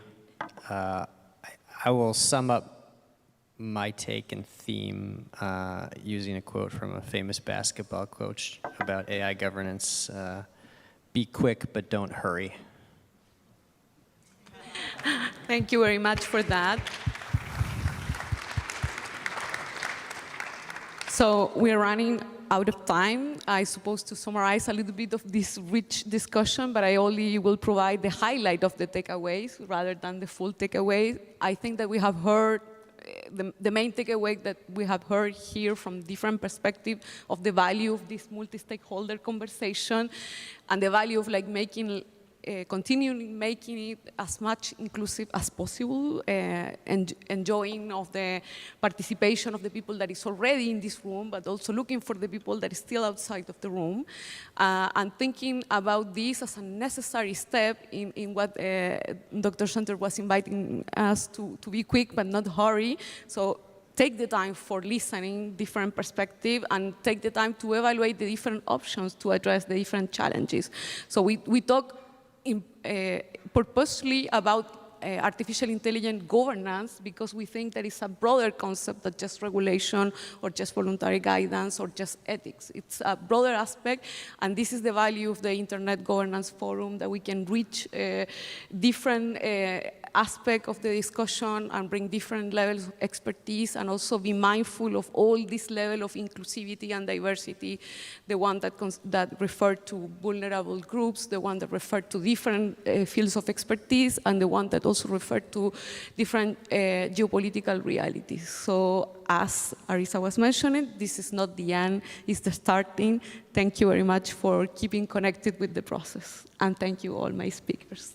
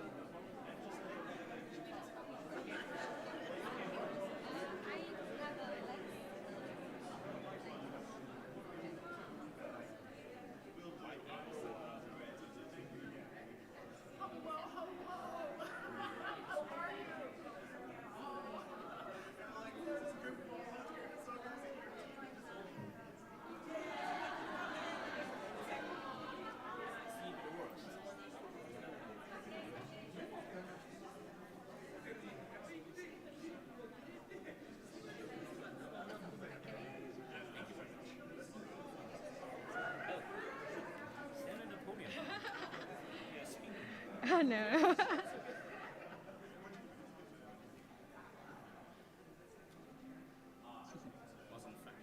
Oh, no.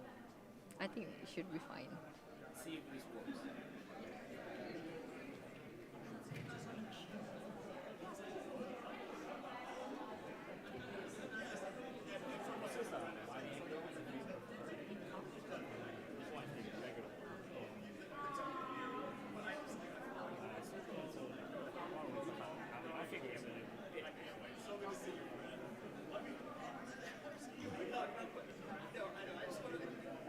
Okay, 1, 2.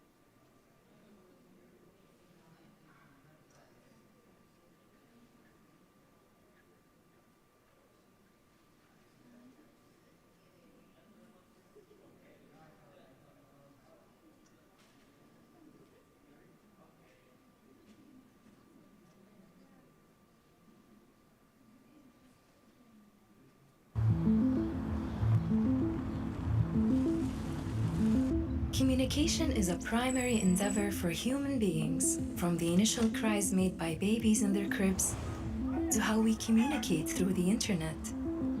It is a part of almost